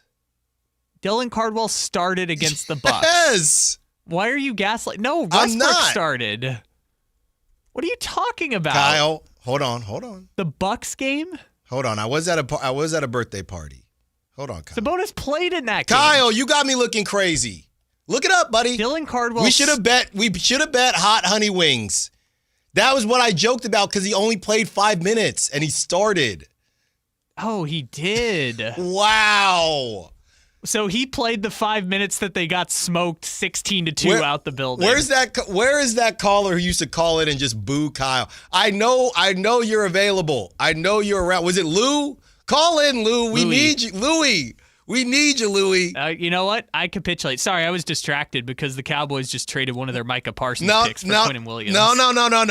No. There's no excuse. Just wear the L. Yeah. Just wear the L. 5-point -14 in the box score. Hey, they're undefeated. They're undefeated. So yeah, no, Sabonis starting it there. Yeah, I do think that you play Precious Achiuwa alongside Sabonis because you need the beef. You need somebody other than DeMar DeRozan to be able to guard fours, and they just decided, for whatever reason, Isaac Jones was not going to be that guy. We have the meats. Yeah, rough go. But Precious Achiuwa now joins, and yeah, we'll keep you all in the loop on when we are going to see Precious Achiuwa. Obviously, huge game against the Warriors tomorrow. I'm sorry, this is another Jerry Jones masterclass. They just traded a first and a second for Quinnen Williams. It's a terrible trade. Jesus, Jerry. Okay, so anyways, back to Precious Achiuwa. I'm shocked that Jerry Jones just did that. Anyways. So I'm just double checking now. Okay, so Jets, the Jets are just selling everything. Jets blockbuster. New York is trading 3-time Pro Bowler Quinnen Williams, most famous for sneezing and blessing himself, by the way. Hey, speaking of Precious Achiuwa. You just won't let it go. To the Cowboys. Yeah, thank you. At least you're self-aware. Now you have the details, Kyle. I'm looking at Adam Schefter here. Jay Glazer just reported a couple minutes ago it's going to be a first and a second. Man, the Jets are loading up. Yeah, the Jets are killing it. By the way, the Colts also traded Adonai Mitchell, who was a second-round pick 2 years ago to the Jets in that Sauce Gardner trade. So they've got now 3 first-round picks, a Cowboys second, and Adonai Mitchell all in one day. Okay. Well, the trade deadline is off and rolling, so we will keep you in the loop. No Niners news, but there was Raiders news. Jacoby Myers, who wanted to be traded. All right, go to Jacksonville. If you have to go, I get it, he wasn't happy in Vegas, but you think he's happy with, and this is no disrespect, I've never been to Jacksonville, been to a lot of places in Florida, but never been to Jacksonville. You think Jacoby Myers is happy with where he ended up? Maybe. Yeah, He'll be a free agent. Him and Brian, he gets to be a number 2 to Brian Thomas. Yeah, because Travis Hunter. Oh, yeah. Travis Hunter tore his ACL, but they're saying he didn't tear his ACL. Sure, but he'll be a 2A, 2B situation. Okay, good for Jacoby. We'll go back to Precious Achiuwa a sec. This just gets even more stupid because Diana Rossini's reporting it's a 2026 second and a 2027 first, but the Cowboys traded their own first, not the Packers' first. So if the Cowboys suck, which we all think they're going to, they just gave up their first-round pick to the Jets instead of the Packers, who we all assume are going to be good. Ridiculous. God, yeah, Jesus, Jerry, that was a terrible trade. By the way, and don't worry, we got more Achiuwa coming up, but by the way, Anthony Slater is reporting 40 minutes ago. Jimmy Butler has been added to the injury report tonight versus the Suns, questionable with lower back soreness, front side of a back-to-back for the Warriors at Kings tomorrow. Well, that's important because I do wonder, Kyle, when you have the Kings, when you have a back-to-back with the Suns and the Kings, who are you prioritizing? That's my question. And I believe the Suns game is at home. So who are you? Are they sitting? Could they sit Jimmy today because they want to beat the brakes off the Kings, or do they end up playing Jimmy today and sitting him tomorrow? Because if he's popping up as questionable, and there was an article that just came out about how the Warriors are going to handle back-to-backs. If he's popping up as questionable, I don't think he's playing in both. I would say Steph one night, Jimmy the other. Ooh. Sit Steph one night, sit Jimmy the next. Steph ain't sitting against the Kings. I can tell you that right now. Tell you that right now. I mean, Steph's going to have to sit some of these games. There's no way he can do an 80-game season. Steph ain't on nobody's report. It's only Jimmy right now. I know, but I'm saying, like, do you make Jimmy come back for the second night and have Steph sit out? You know, they can't. They both can't do back-to-backs. Here you go, Kyle. This actually came out yesterday. Look, this is why when Warrior fans, and hey, Allen, you used to cover the Warriors, and when they try to get at me, and Kings fans back in the day, not so much now, used to get at me, you're from the Bay, all this stuff, when I used to say it was a rivalry. Listen to this, Kyle. This was 20 hours ago. Al Horford is out for Warriors Suns on the front side of a back-to-back. Warriors play on Wednesday night in Sacramento, where they should have Horford back against Domantas Sabonis. They are stashing their guys to play the Sacramento Kings. Doesn't that sound like a rivalry to you? I don't know. Maybe they just aren't worried about Iguodaro. That's a rivalry. Yeah. Okay. I mean, Jimmy's sitting tonight to come back and stomp the Kings. This is exactly what I'm talking about here. It's not a rivalry, Allen. Okay. Or maybe they sit Jimmy so that Kuminga can go off against the Kings, which would make Kings fans infuriated. I think that's the most. Yesterday, and I'm pretty sure Prop Talk, Aaron Gordon did hit. The most obvious Prop Talk tomorrow is Kuminga. Kuminga over. It is the lock of the century, Kuminga. Kuminga over. My goodness. Good job with your Westbrook pick, too. Oh, I mean, we knew. Westbrook that's the easiest cheese out there for Schmal and Miles. It's everybody else that I won't name, but it's all the other Kings that have got to figure it out. I mean, but he almost had a triple-double. That's crazy. Yeah, well, did you see that report where, and I believe I sent it to you, if you remove Westbrook's threes and it was nobody is shooting threes. I think it was Malik Monk. If you remove Malik Monk and Westbrook, their three-point shooting, I mean, it's just, for the Kings, it's just abysmal. I saw yesterday they hit, 8? Or is it Zach? It might be Westbrook and Zach, to be honest with you. One of those two. There's only 3 of them that shoot threes. That was the crazy one yesterday. I think they hit 8 threes. I don't have the box score in front of me, but I think they finished with 8 threes and 5 of them were Keon. Ridiculous. That was crazy. Keon was the only one hitting threes for them the entire game against the Nuggets. Yeah. And they still almost won, which is a testament to, I guess, Westbrook almost putting up a triple-double. And you know what's so funny, Kyle? This is exactly where it continues to head. It just feels like whack-a-mole with the Kings, right? And I'm happy that they got Precious Achiuwa. That's cool. But it's been whack-a-mole with the Kings this whole time, and it's not necessarily Scott Perry's fault. But he comes in, we need a point guard. It just seems very reactionary, right?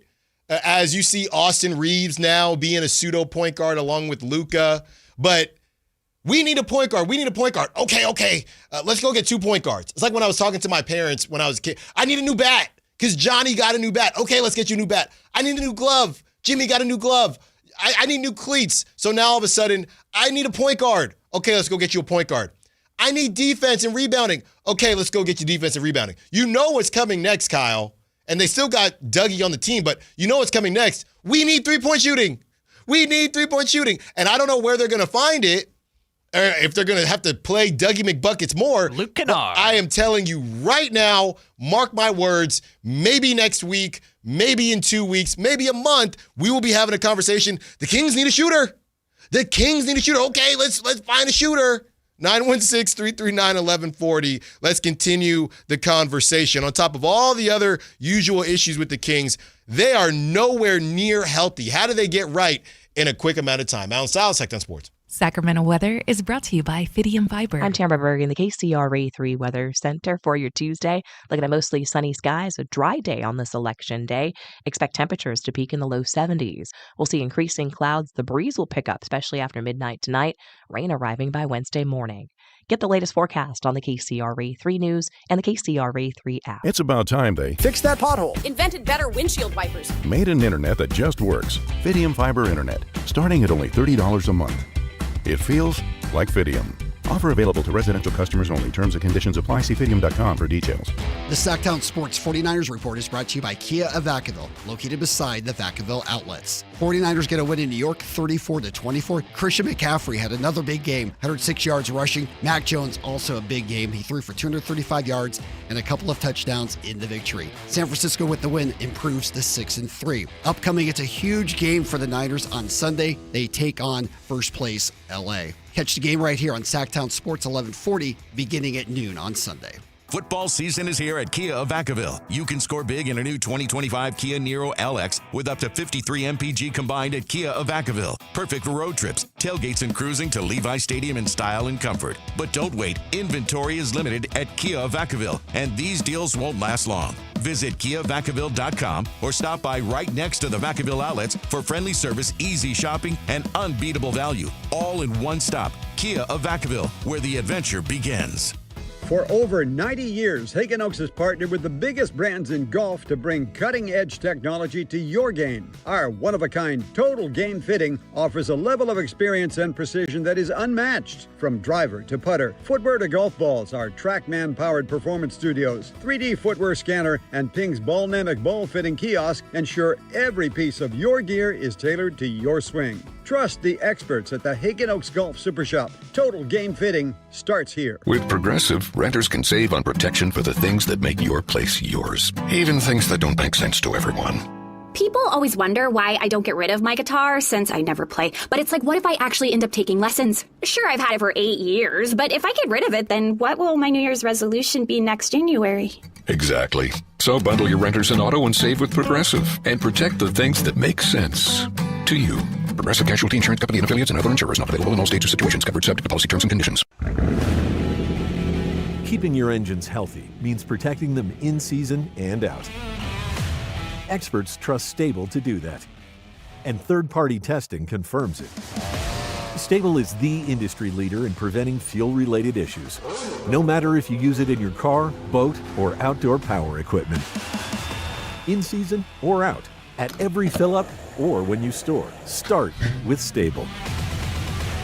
The mildest summer in 30 years has left AC makers with overstock and far below their sales targets. Your chance for huge savings. Sierra Pacific's partnership with top manufacturers mean exclusive discounts to clear inventory fast. Get premium systems installed flawlessly by friendly pros with ironclad warranties and great discounts with SMUD rebates. Plus, HVAC's tax credits expire December 31st. Call for your complimentary proposal. Visit SierraPacificHome.com. Sierra Pacific Solar Heating and Air. The guys in the big red trucks. This is the story of the one. As a maintenance supervisor at a manufacturing facility, he knows keeping the line up and running is a top priority. That's why he chooses Grainger. Because when a drive belt gets damaged, Grainger makes it easy to find the exact specs for the replacement product he needs. And next day delivery helps ensure he'll have everything in place and running like clockwork. Call 1-800-GRAINGER, click Grainger.com, or just stop by. Grainger, for the ones who get it done. Guys, tired all the time, gaining weight, low drive? These aren't just signs of aging. They could be low testosterone or other underlying issues. Right now, Revive Men's Health Sacramento is making it easier to get answers with a comprehensive wellness panel. It's not just a lab test, it's where better performance begins. Our providers will check your testosterone, blood sugar, cholesterol, kidney, liver, thyroid, and heart health. A $400 value for just $99, or free if you start treatment. Over 120,000 men have trusted Revive to restore their energy, mood, and confidence. So if you're ready to feel better and live stronger, call 916-619-3000. That's 916-619-3000. Or visit ReviveMen'sHealth.com. Offer ends November 30th. Must medically qualify. Terms apply. Contact us for full offer details.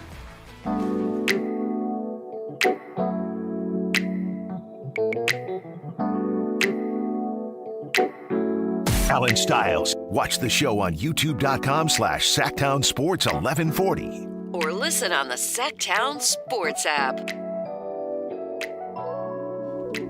Taking you up to 2 p.m. And that Michael Scotto segment is up on YouTube. If you were running around and you missed it, Kyle, they were roasting me on the morning show because Dave was basically, it was about Tom Brady cloning his dog, right? So he used the blood from his dog who passed away and he cloned the dog. What? Yes. And I had no clue. That was Dave starts talking about, Allen, what was your favorite pet?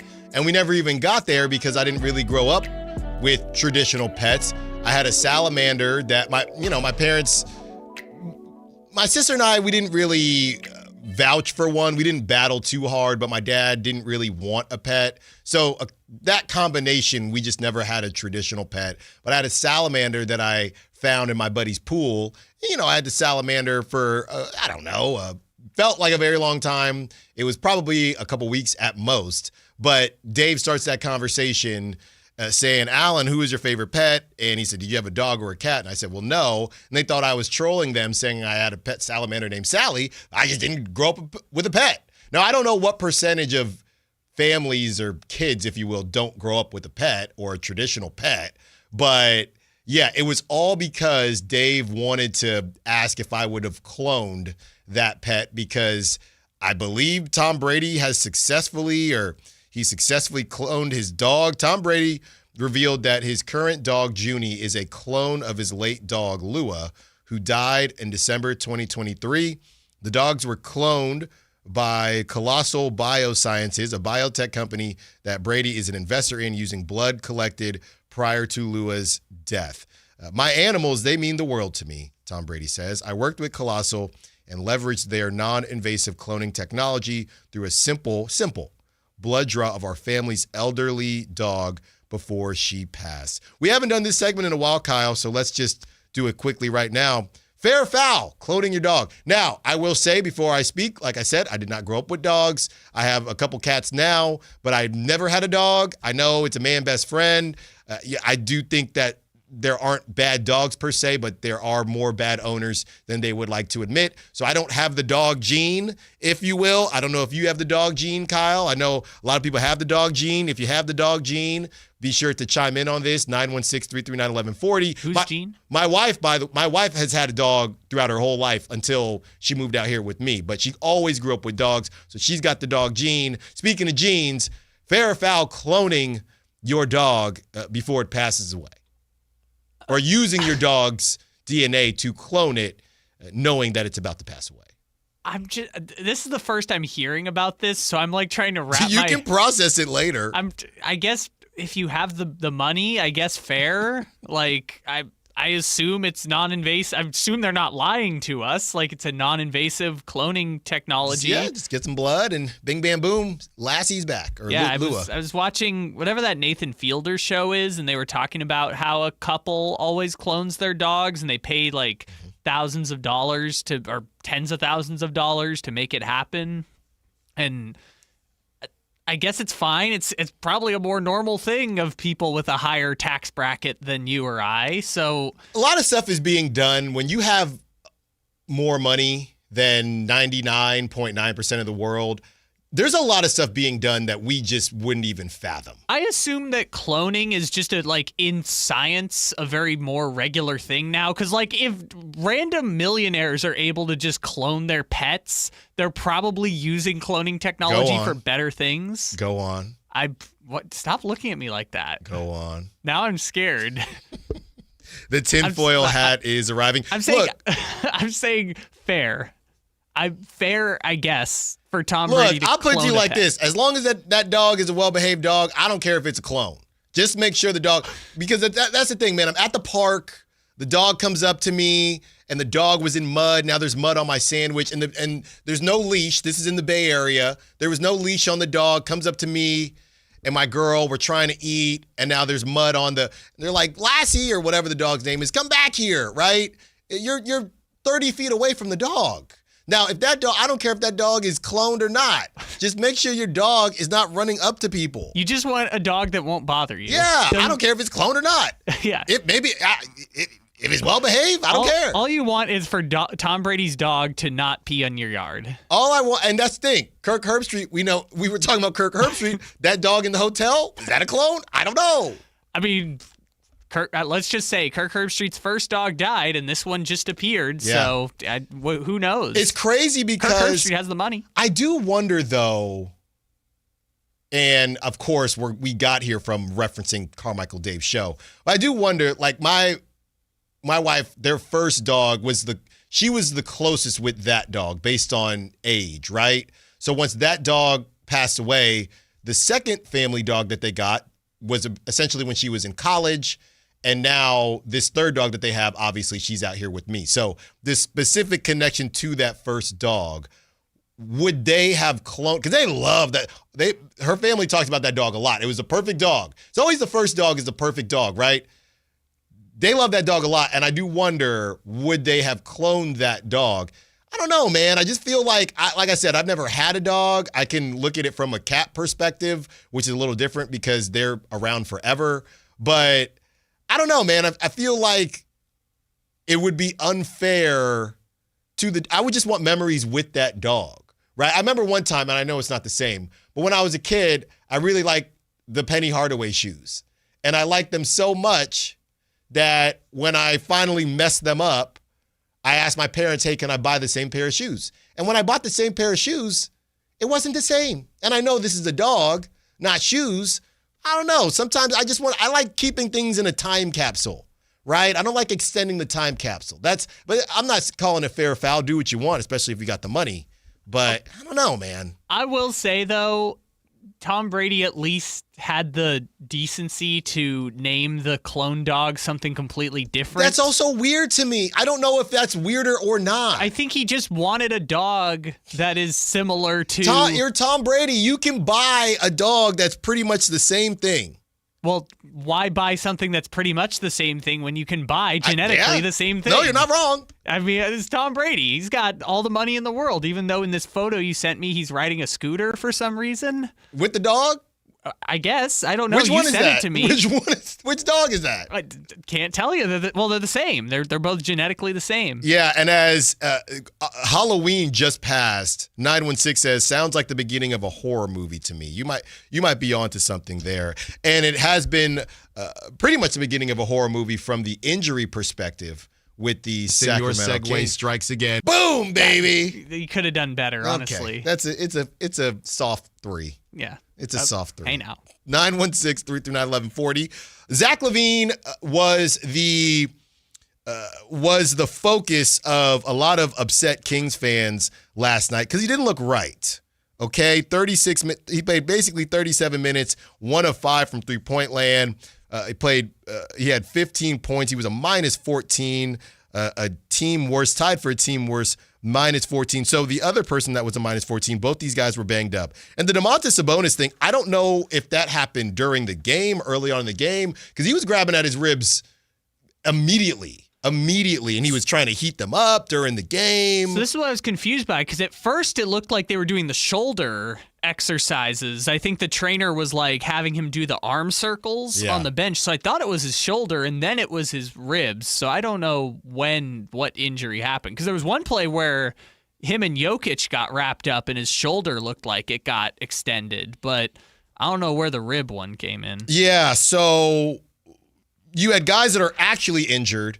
Then out of the players that are playing, they're not healthy. I know there was a play where Zach LaVine, he missed the shot and then didn't really get back on defense, and people were killing him for it. Zach LaVine has been playing really well. And by the way, going back to that Michael Scotto interview, he did say, and I'm paraphrasing, but he did say teams are taking notice to what Zach LaVine has done to start the season.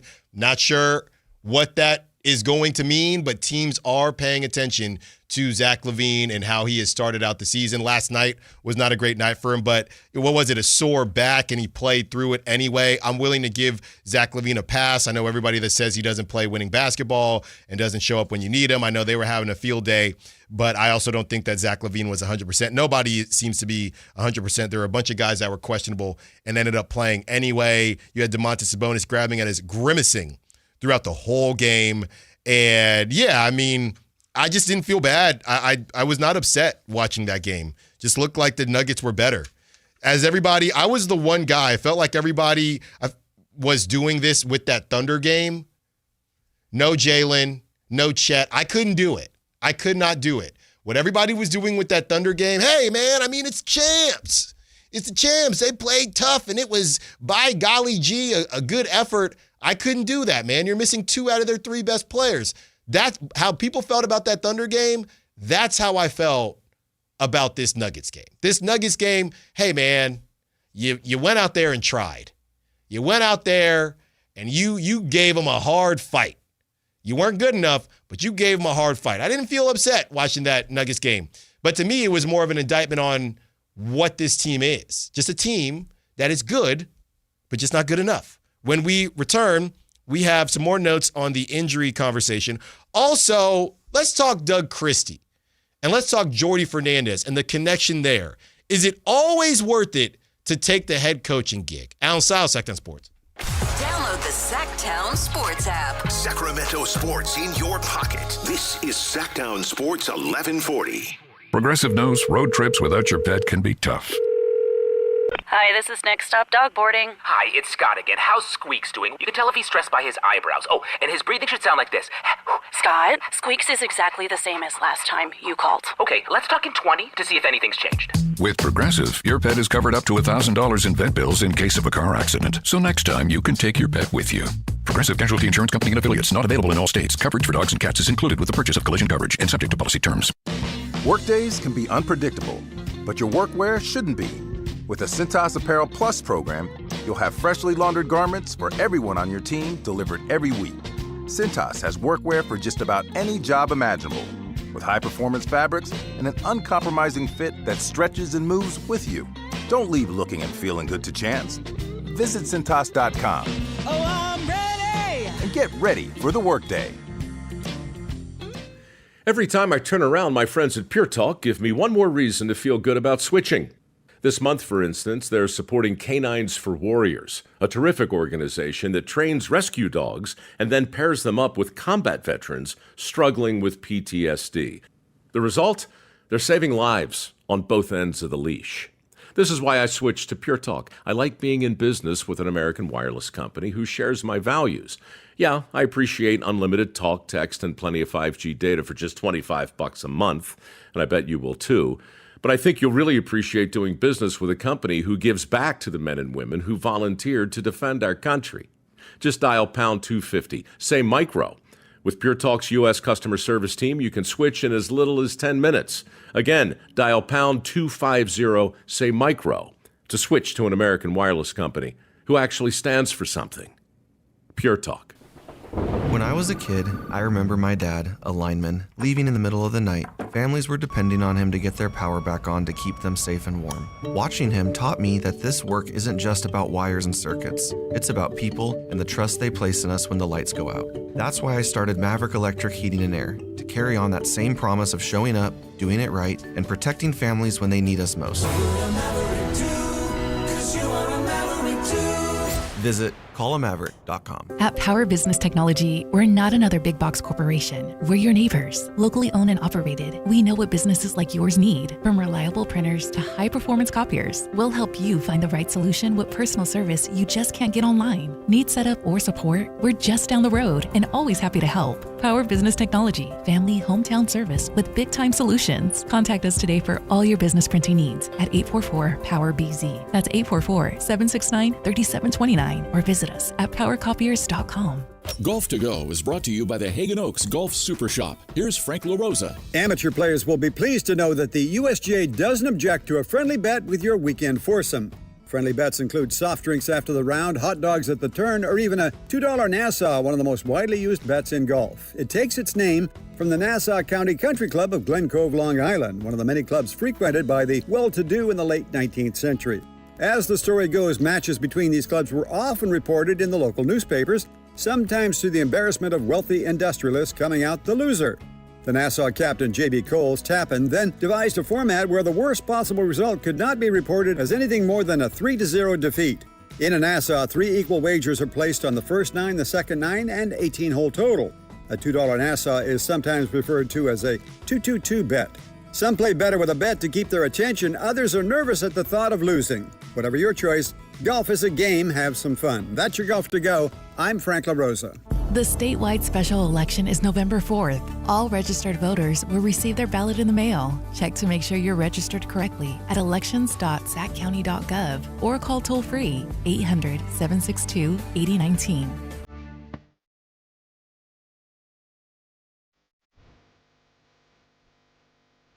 Allen Stiles You can join the show by texting 916-339-1140 on Sactown Sports.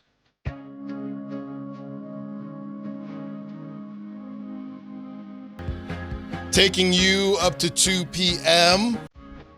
And once we hit 12 o'clock in 15 minutes. The question I have to ask is this: how long can the Kings brass pretend like this team is actually going to do something? And that's no disrespect to Precious Achiuwa.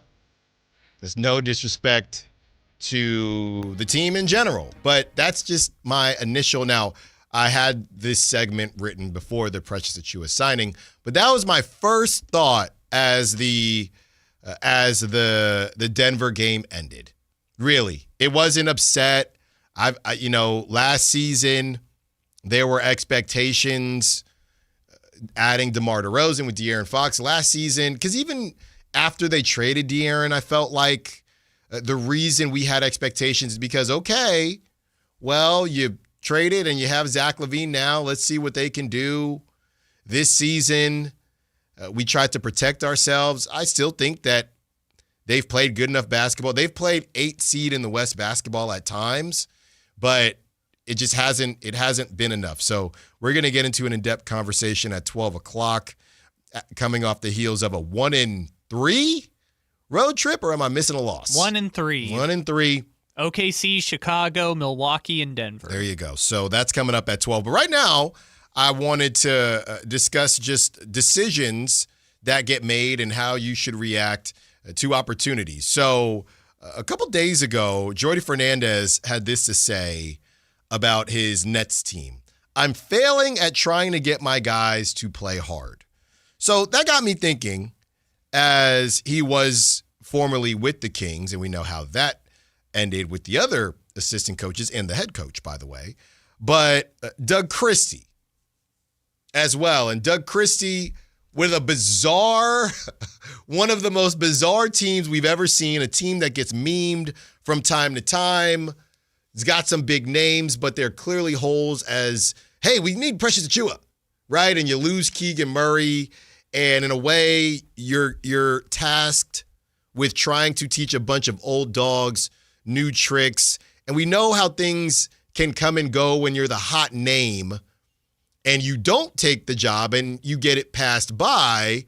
And we've seen that happen. We've seen coaches say no and decide, hey, I'm not going to take that job. I'm going to see how it ends up. You had the weird Eric Bieniemy stuff where he just never got an opportunity. Where is he now? He's an OC or a QB coach or a wide receiver coach somewhere. He got fired as a college OC. I kind of lost track of him, but yes. So, he couldn't even strike while the iron was hot because he never got offered a job. He is a running backs coach for the Chicago Bears. There you go. But some of these coaches, you have an opportunity and you take it.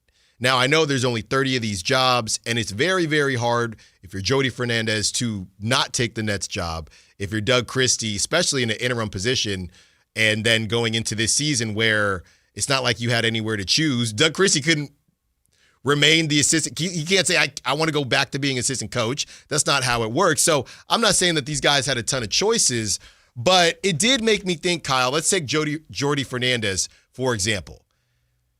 I don't know, and we know Mark Dagnall, he made it through the Thunder, the Thunder losing seasons, but he got bailed out with Shea, right? And some really good draft picks. The Nets don't have no Shea. The Nets don't have a guy that might save the franchise, and the Thunder didn't know they were going to have that either. The Nets also don't have Sam Presti. So majority of those situations, Kyle, I'm willing to say, I don't know, 7-8 times out of 10, that team stinks again and Mark Dagnall gets fired, right? That's normally how this thing goes. You don't end up trading for a future MVP who puts up numbers we haven't seen since Kobe Bryant. That normally how that movie ends, and I was just watching Cabin in the Woods, and you know the back story for Cabin in the Woods when, you know, they have to have these people get sacrificed every year. So in the back, there's a bunch of people working behind the scenes, and you know how it's going to end. Normally how this movie ends for Mark Dagnall is they stink again, maybe a little bit of an improvement. He gets canned, a new coach comes in, and then it works out. That's 7-8 times out of 10 how it happens, right? So with it being 7-8 times out of 10, Jordy Fernandez will probably not be part of that 3 or that 2 because Mark Dagnall we just saw, and there's only one Shea, right? So with that being said, and I understand that the Kings, that coaching extravaganza ended with Mike Brown. So I don't know if Jordy has regrets the same way, because it's not as if they're still rocking and rolling.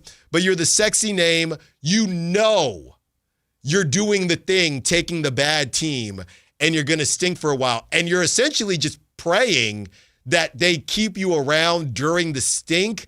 I'm not saying you say no, Kyle, to those jobs, but you got to think that some of these coaches out there are going to start to evaluate and probably maybe still take it. Don't get me wrong, but you know what you're signing up for. Or maybe you just want it on the resume, right? And hey, I'm a good enough coach to where we're going to stink. Everybody knows we're going to stink.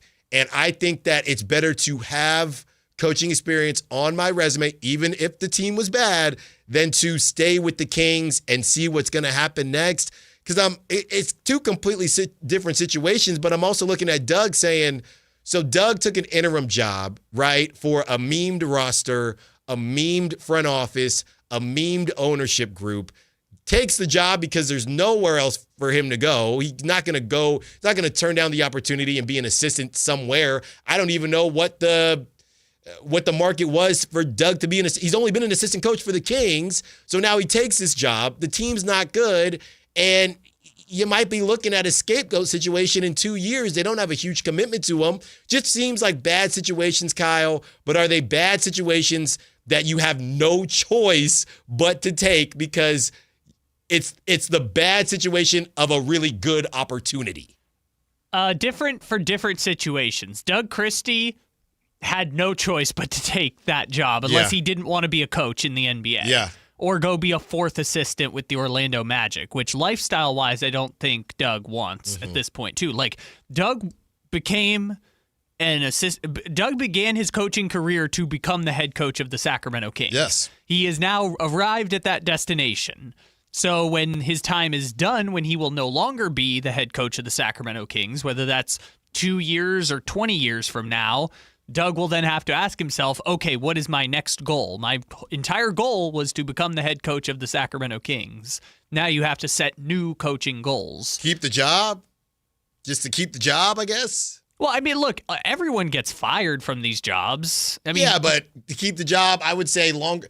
You know what it would be? To get to the third year. That's his goal. I'm just saying, like, whether Doug gets 2 years or 20 years at the head coach of the Kings job, once his time is done as the coach of the Kings, then it will be time to set a new goal for what he wants to do, coaching or otherwise. With Jordy, I feel like it's different because I do think Jordy, when he first got that job, had the chance to make it through the stink, right? And you mentioned some of the options. Brett Brown with the Sixers went through the tanking and got a couple of playoff runs, but eventually they were like, yeah, let's just go get Doc Rivers. Right.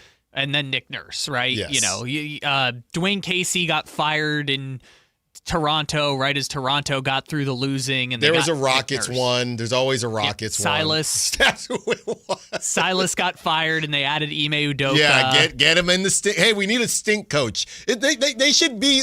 There should be like an asterisk. Hey, I was a stink coach. Yeah. Or I was a tank coach. That does not count.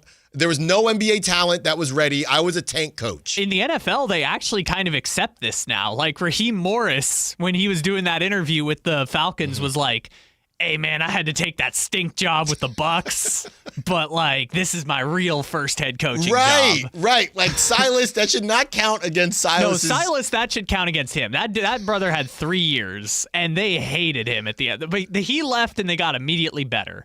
I'm trying to think who else. Well, Jordy. Let's think Jordy. It should get the, hey, I was a tank coach. The other one is Flip Saunders' kid. Ryan Saunders was the coach of the Timberwolves, and they got him up out of there and then immediately got Ant. And then yeah. But you know what's weird? What are we doing? This is the first of its kind. What are we doing? And this is how you support somebody that you think is better than the stink or better than the tank. Because the Jazz extend Will Hardy, and they're in the stink. They're in the tank right now. Clearly, they I guess, feel better about him than the Nets do Jordy for whatever reason. And that's not even a dig on Jordy, because normally the tank coach doesn't get an extension while they're still tanking and stinking. Yes, that's why Hardy is. That's why I think Jordy's actually in a good position now. Because, like, okay, he doesn't have Sam Presti, but Sean Marks is a really good general manager. Like, everyone agrees he is very, very good at his job. So they do have a great general manager. And two, it used to be you would fire the stink coach to go get one of these mercenaries like a Doc Rivers or a Larry Brown, Tibbs. Who are the guys that you're upgrading to now? Like, there's just, because of the nature of NBA coaching now, there's not that guy that you just pencil in like, well, we can go get him. Yeah. The Suns tried this, and they went through 4 coaches, none of which were better than Monty Williams. So I just don't think there's better options nowadays that you can just say, I'm going to get rid of my stink coach and hire this guy, and we're going to be amazingly better. Yeah. Ime Udoka was one of those cases. Right, but that's it was a bizarre situation how that ended up. Exactly. So again, I just don't think there's no Larry Brown or Doc Rivers you can go get now to be your mercenary coach. Yeah. There's always somebody though. There's always somebody that I think the other thing is how much they care about it. There's always a Van Gundy is what I was going to say. There's always a Van Gundy around. They're always around. All right, let's get to the other side. 12 o'clock hour coming up next. How long can the Kings pretend like this is anything other than what it is? Allen Stiles, Sactown Sports. This is the story of the one. As a safety manager at a manufacturing plant, he does everything he can to keep his coworkers safe. From finding ways to reduce risks to keeping safety supplies in stock. And for that, he relies on Grainger. Grainger offers a broad range of quality products and next-day delivery, so he can always play it safe. Call 1-800-GRAINGER, click Grainger.com, or just stop by. Grainger, for the ones who get it done. Carmichael Dave here for American Energy Heat and Air. Right now, breaking news, they're upgrading their offering to include plumbing, bringing that same expertise and experience to the plumbing space. They're no longer just heat and air. They're now your American Energy Home Pros. You hear me talk about them as your second opinion partner. Now you can still get second opinions on any HVAC service or replacement, and now you can get a second opinion on any of your plumbing services. They'll come out to your house for free, and they'll give you a second opinion and almost certainly save you money. Oh, but wait, there's more. With winter coming up, how about a free furnace special? With full system installation, you're getting a free furnace, not a discounted furnace, a free furnace, and up to $4,000 in rebates while that funding lasts. So get there right now, 916-520-9990. That's 916-520-9990 or AmericanEnergyAir.com. American Energy, making the uncomfortable comfortable. Hi, this is Greg Papa. Disasters hit every day. If your home, business, or building has suffered from any disaster, SunPoint Public Adjusters can help. SunPoint prepares, presents, and negotiates your claim with the insurance company, working only for you,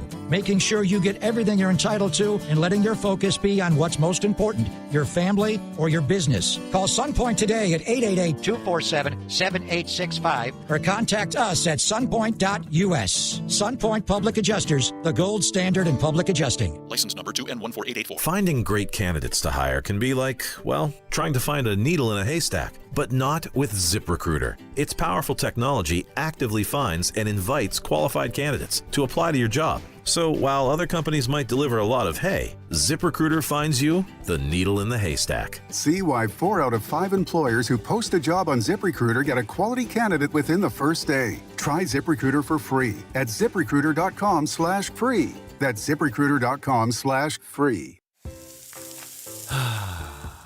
That's the sound of James adding long-lasting Gain scent boosters to his laundry this morning. Several hours later, James sniffs the irresistible scent of Gain on his shirt. Gain. Several hours later, James has even caught the attention of his mother-in-law, and she never gives him attention. Ooh, you smell amazing, James. Oh, thanks, Mom. I love you too. I never said that. Add Gain scent boosters to your laundry. Add joy to your day.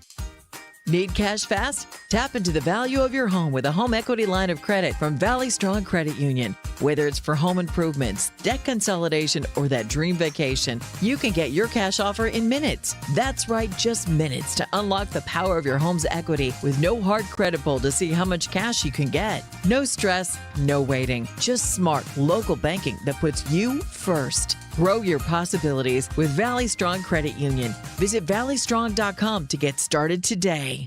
For over 90 years, Hagen Oaks has partnered with the biggest brands in golf to bring cutting-edge technology to your game. Our one-of-a-kind total game fitting offers a level of experience and precision that is unmatched. From driver to putter, footwear to golf balls, our TrackMan-powered performance studios, 3D footwear scanner, and Ping's Ballnamic ball fitting kiosk ensure every piece of your gear is tailored to your swing. Trust the experts at the Hagen Oaks Golf Super Shop. Total game fitting starts here. KHD1 Sacramento, KYMX HD3 Sacramento. From the Power Business Technology Toshiba Studios. This is Sactown Sports 1140.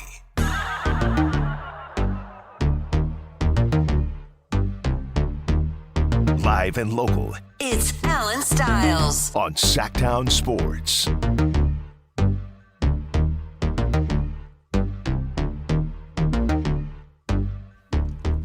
Taking you up to 2 p.m. as we proceed to give you what you need. And yeah, so much has happened in a short amount of time. The Kings lost last night, 130 to 124. It was a game that, to me, just showed us who the Kings were, right? Not in a negative way. Per se, because I didn't feel negatively, right? I just, this is who they are. They're going to make some baskets. The other team is just going to be a bit better. And we are all going to look at them and say, okay, you know, they did their thing. At least they tried to. I mean, you look at what Zach LaVine had the worst night, right? He had 15 points. 1 of 5 from three-point range, 4 of 11 from the field. DeMar was 8 of 18, 19 points. Didn't really do much in that fourth quarter again, but I know they all played well against the Bucks. Domantas Sabonis, 5 of 10 from the field. He did not take a three, 13 points. He had 17 rebounds. He was a minus 14, though. He had 5 assists. Zach LaVine had 4 assists. Zach LaVine ended up fouling out towards the end. Zach LaVine had 3 turnovers. Domantas only had 2, by the way. I don't know how he was a minus 14. Russell Westbrook, 37 minutes, 10 for 17 from the field, 3 for 6 from three-point range, 3 for 3 from field goal range, 12 rebounds, 6 assists. He did have 6 turnovers, but he had 2 steals as well. He was a minus 5, 26 points, man. Dennis Schroeder, 7 of 14, 0 of 5 from three-point land, minus 2. He did have 9 assists. He had 18 points, 4 for 4 from the free throw. Nick Clifford, 8 points. Nick's still trying to get that 3 ball to fall, but he was 4 of 9 in that little homecoming for him from Colorado State. He was a positive 3 on the night. DeMar was a positive 11. Keon Ellis, 25 minutes, 5 of 8 from three-point range, a minus 12 on the night. He had 15 points, though. That's what I was looking for from Keon Ellis. He only took threes last night. Keon only took threes last night. That's how it should be. He took 8 threes last night. I'm all about that. But that is not going to happen if Malik Monk plays. And that's not all Malik Monk. That's just too many dang guards. Drew Eubanks, he was there to take the shot. That's for sure. 10 points. He was 2 of 3 from the free throw line. 4 of 4 from the field. My 8th year in the league. Like, at some point, you got to just take the shot. 2 rebounds. Devin Carter, 3 minutes, 24 seconds. No points, no shots, minus 5. And from the Denver Nuggets point of view, well, just to get to the percentages, the Kings 51% from the field, 32% from 3. They took 28 threes, 84% from the free throw line. They had 47 rebounds. They out-rebounded the Nuggets. They had less assists than the Nuggets. They had much many more turnovers than the Nuggets at 15 to the Nuggets 7. The biggest lead, the Kings never led. The Nuggets were up by 15. Second chance points, the Kings had 14. The Nuggets had 17. The Kings had 15 fast break points. The Nuggets only had 9. Cam Johnson still looking to find his footing. I mean, if you were going to get the Nuggets, it was probably going to be now, to be completely honest with you. 10 points. He was 5 of 12, 0 of 5 from three-point line. Aaron Gordon, 20 points. We knew that was just easy money. That was the lock of the night for Prop Talk. 3 of 6 from three-point land, 6 of 11, and he did most of his damage again in the first quarter. He had 7 rebounds. Aaron Gordon is just a stud, man. Jokic, 14. He took 14 shots. He had 34 points, 14 assists. Why was he shooting so many threes? I don't know. I know in the game prior when they lost to the Blazers, they said that he didn't shoot a lot, period. And I guess he was making up for lost time. That was bizarre. There was one where it looked like he got punched in the stomach and made folded. Yeah. And he made it. 4 of 10. He took 10 threes. When was the last time he took 10 threes? 4 of 10 from three-point line. He only had 7 rebounds, which was bizarre for his triple-double status, but he did have 14 assists.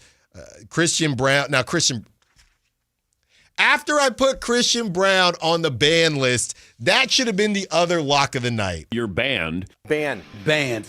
I cannot stand you, Christian Brown. 7 for 10 from the field, 1 of 3 from three-point range. Just a very scrappy game for him. 21 points, 3 assists, 4 rebounds. Jamal Murray was just chilling. So that's the thing to me. There was one sequence where I think the Nuggets missed a free throw. Mm-hmm. Gordon got an offensive rebound, kicked it to Brown, and he hit a 3. And it was like that moment that they faxed the paperwork to Precious Achiuwa. That's the thing to me. Jamal Murray and Zach LaVine basically canceled each other out. They both had 15 points. They both volume scores didn't do anything. Jamal Murray was 0 of 5 from three-point line. He had 7 assists. He had 7 rebounds, 2 turnovers. He played 32 minutes. He was 6 of 17 from the field. And he did have that crazy, how about that one? That's what Jamal Murray does. What was there, about 4 minutes left in the game, something like that, maybe a little bit more, maybe a little less. And he just boogied on Nick Clifford and started talking trash. All right, Jamal, you got 15 points, brother.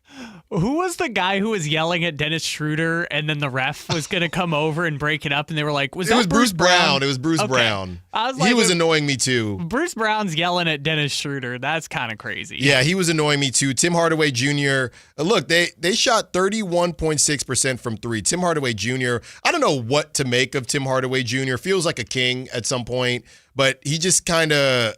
You're saying like he's already been here or he will be at some point? Both. And he just is there. I don't really know what he's there to do. He had 5 points. He's there to shoot. Yeah, he took 4 shots. So there's that. Peyton Watson, he's a bum. He had 0 points. He was 0 of 4 from the field. 0 of 3 from three-point land. How are you in the league? Which one do you hate Hold on. more? Yeah, no. I'm going to get to him. Bruce Brown decided to try again. He's only good on the Nuggets, specifically against the Kings. 13 points, 5 of 10, 2 of 2 from three-point land. I'm telling you right now, Schmal and Miles had Bruce Brown on the... He would not look at the three-point line. Now, all of a sudden, he's Steph Curry. He was a -5. He had 6 rebounds, 3 assists. Julian Strother, the secondary bum on the Nuggets, he actually had 4 points. He only played 7 minutes, thank goodness. I don't know how he even got to 7 points. He was a -4 on the night because he's terrible. He was 1 of 2 from the field. 1 of 1 from three-point line, though. So he did shoot it better than Jamal Murray. That gives you something there. I do have a theory on the Bruce Brown that when he got traded to New Orleans as like a salary filler in that Brandon Ingram trade, he saw his career flash before his eyes. I'm telling you. Schmal and Miles, when he was on that Pelicans, I'm thinking, okay, I remember Bruce. You know you're cooked when you start forgetting. You start feeling like you're misremembering what a player was good at. Like, I watched Bruce Brown in the Pelicans, and I thought, I must not have been watching the Nuggets as closely as I thought, because I remember this guy being very good and made a lot of money going to Indiana, and then he's back on the Nuggets, and he's good again. Yes, because here's the secret. Jokic makes all of his teammates that much better. I don't know, man. He's running a lot of, Jokic played 36 minutes. I don't know. He's playing just being on the team. Just being on the – I don't know what it is. All right. He makes all his teammates better except for Watson and Strother. Yeah, well, if he can't make you better – come on, man. Like, where's the G League for the Nuggets? Jonas Valanciunas, 11 minutes, 59 seconds, 4 of 5 from the field, 0 of 1. That bizarre three-pointer. He was doing that stuff on the Kings, too. I don't know. Him and Drew Eubanks, I think they're just texting each other, just trolling, just saying, let's just take a three. Let's just take a three at some point in time. 8th year in the league. Like, at some point, you got to just take the shot. 8 points for Jonas Valanciunas. Was a minus 12 on the night. 3 rebounds, 4 fouls, 1 steal, 2 block shots. Jokic also had a couple block shots. The Kings had 1 block shot in total. That was from Nick Clifford. So the Nuggets shot 51.5% from the field, 31.6% from 3, 75% from free throw. So not great. They both had 8 offensive rebounds. Like I said, the Kings out-rebounded the Nuggets. The Nuggets did get them as far as assists. They had way less turnovers. The Kings had 15. And, yeah, Russell Westbrook had 6 of them. Russell Westbrook, after the game, went on to talk about the Nuggets and how they essentially told him don't pick up. Can you even do that? I guess, hey, you can pick it up if you want, but we don't want you here. That seems like a new I'm sure it's happened before, but, hey, we know we gave you a player option, but we also don't want you here. So if you do pick it up, we're not going to make it a good time for you. So Russ was definitely motivated. Kyle, I felt bad because I wanted this one acting like Russell Westbrook has been on the team for years. I wanted this one for Russ. Oh, my God. Russ was amazing. Like, I am not the biggest Russell Westbrook on the Kings guy, but Westbrook was fantastic. I mean, 26 points, 12 rebounds, 6 assists. Now, the turnovers were pretty bad, but, like, if Russ is going to be playing like that, I'll live with the 6 turnovers. Well, maybe not 6. 6 is a lot. I mean, if that's the only way to get it, okay. Look, if you can get 37-year-old Russell Westbrook to give you a triple-double, I'll take I'll take the quadruple-double, Westbrook. Like, that was crazy that he turned back the clock to, I guess, Wizards Westbrook. Well, I'll tell you what, I don't really care about the turnovers because it just looked like at times, and I know they were dealing with, some of these guys were dealing with injuries, but it just looked like at times he was the only one keeping this thing rolling. I mean, you're looking at Westbrook, and we know he's the straw wherever he goes. But again, it feels like he's been on the team for so long because they are feeding off of his energy when he's not on the floor. And I know Dennis Schroeder's just a completely different type of player. But I'm telling you right now, Kyle, he is the second most important player on the Kings right now. And I don't know who's first. I guess it's Levine or it's Sabonis because everybody else is 5'4", but is Westbrook first on the list? He could be. But it's not. You could make an argument. No. I would say Sabonis, but because Westbrook is doing these things in losses. So like, and that's what it always comes back to. A bunch of dudes, right? And this is what I said last night. The Kings have a bunch of players that could help out other teams significantly, but together cannot help themselves. You put Sabonis on a team, he's helping that team. You put Levine on a team, he's helping that team. You put DeRozan on a team, he's helping that team. You put Westbrook on a team, he's helping that team. You put Schroeder on a team, he's helping that team. But together, they are not good enough as a unit to help themselves. It is one of the more fascinating things that I've ever seen when it comes to roster construction.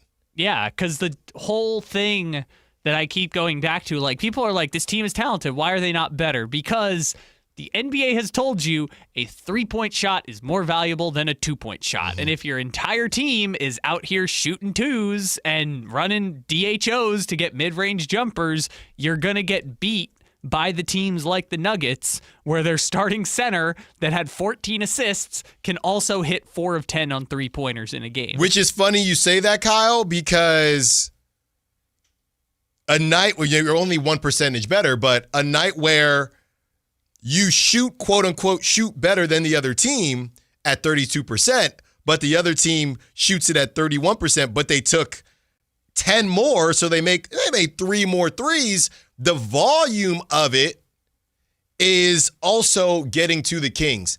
They're not playing. They have refused to play this new style of basketball. And I will say this, there are people out there that are pioneers, right? And we've seen these things change before. When the Warriors ran Draymond Green as the small ball, it was all small ball time. Then just a couple years ago, the double big thing started back up. Now we all need double bigs. So now the Warriors, and Al Horford isn't huge, but the Warriors and teams like that small ball thing, unless you got two of the best shooters ever, the small ball thing ain't looking the same. So it's trends, and you have to react to the trends. The Kings are not reacting to the trends. The Kings they're still on MySpace. Let's just keep it a buck. Maybe not MySpace. They're still on Facebook. Everybody else is on TikTok. Everybody else is, I know Snapchat's kind of going away. I only use it for, it's the kiddos and the kiddies, but they're on Facebook. Everybody else is on TikTok, on Instagram, on X. They're still calling X Twitter, even though I do that too, but they're still on Facebook. Dare I say they're still on MySpace, and they just refuse to get with the trend, and they're not bringing players on the team that are helping with that trend. It's just Zach LaVine, 1, Keegan Murray, who's injured 2, and Keon Ellis, who, thank the Lord, he took 8 shots, and he made 5 of them, but he's not going to be able to do that. I'll throw Malik Monk in that group, too. I'll throw Malik Monk in there, but wasn't too long ago, Malik Monk has no trade value. Yeah, which is more about the contract than the player, but that's just because the Kings were the one that wanted him the most, so someone would have to overpay, in theory, to trade for Malik based on what they valued him a year or so ago. I do think the interesting point, though, with the evolving thing is that what the league has decided is not that those skill sets aren't useful. It's we'll just get guys who are 6'10" to learn how to do that. Sure. Right? Like, we still need shooting. We still need scoring at multiple levels. We still need defending in the way that Keon does it, or Westbrook has been guarding 4s, but we'll just get it from dudes that are also 6'10". So that's kind of the changing guard of the league. And that's why you're seeing, whereas 3 years ago, Trey Murphy gets picked with the 18th pick in the draft, a version of Trey Murphy in this upcoming draft, like Noah Esenge, is going to get picked in the top 12 or the top 10. And you could even say, and I know offensively, this kid, I mean, he's electric as far as his athleticism, but offense, and I haven't heard much about him yet, Kyle, but Carter Bryant. Nobody's talking about Carter Bryant because obviously the Spurs have just a ridiculous treasure trove of young talent, but Carter Bryant is a random 6'10" athletic stud who can't really do much offensively, but they don't care. You'll learn how to shoot a 3. You're 20 years old. You'll learn how to shoot a 3. We got you. Yeah, I mean, that's kind of the Christian Brown situation, right? I know you hate him so much and he's on the banned list. No, he's banned. He's super banned now. In another world, Christian Brown wouldn't have been the 21st pick in the draft. When you look at the physical skill sets, wing defending, he developed the three-point shot. He was still 19 years old at the time, and nowadays in the NIL era, a lot of 19-year-olds are staying in college unless they know they're going to be a top 20 pick. Yeah, in this new day and age, Christian Brown would have never fallen that far. Trey Murphy would have never fallen that far because even if you didn't think those players were going to be good, the teams would have still taken them earlier in the draft, like a Carter Bryant going in the lottery or Esenge going in the lottery this year. Guys like that aren't sliding as much because that's the skill set that's becoming more valued across the league, which is also the argument for the Kings being in the lottery multiple years so that you can stack multiple of those guys, even if you don't get the one DeBansa or Peterson or guy who's going to change your fortunes. Here's a team, Kyle, I just thought of this guy because we're talking about players that have gained more notoriety because of where the league is going. I don't know if we brought up the Pelicans. I think we always are thinking about the Pelicans just as far as what the hell they're attempting to do. But is there a way? I do want to go in the direction of, I am more so on the side of going the direction of making sure you get a really good pick in 2026, doing whatever is in your power. Obviously, you could get unlucky, but whatever is in your power.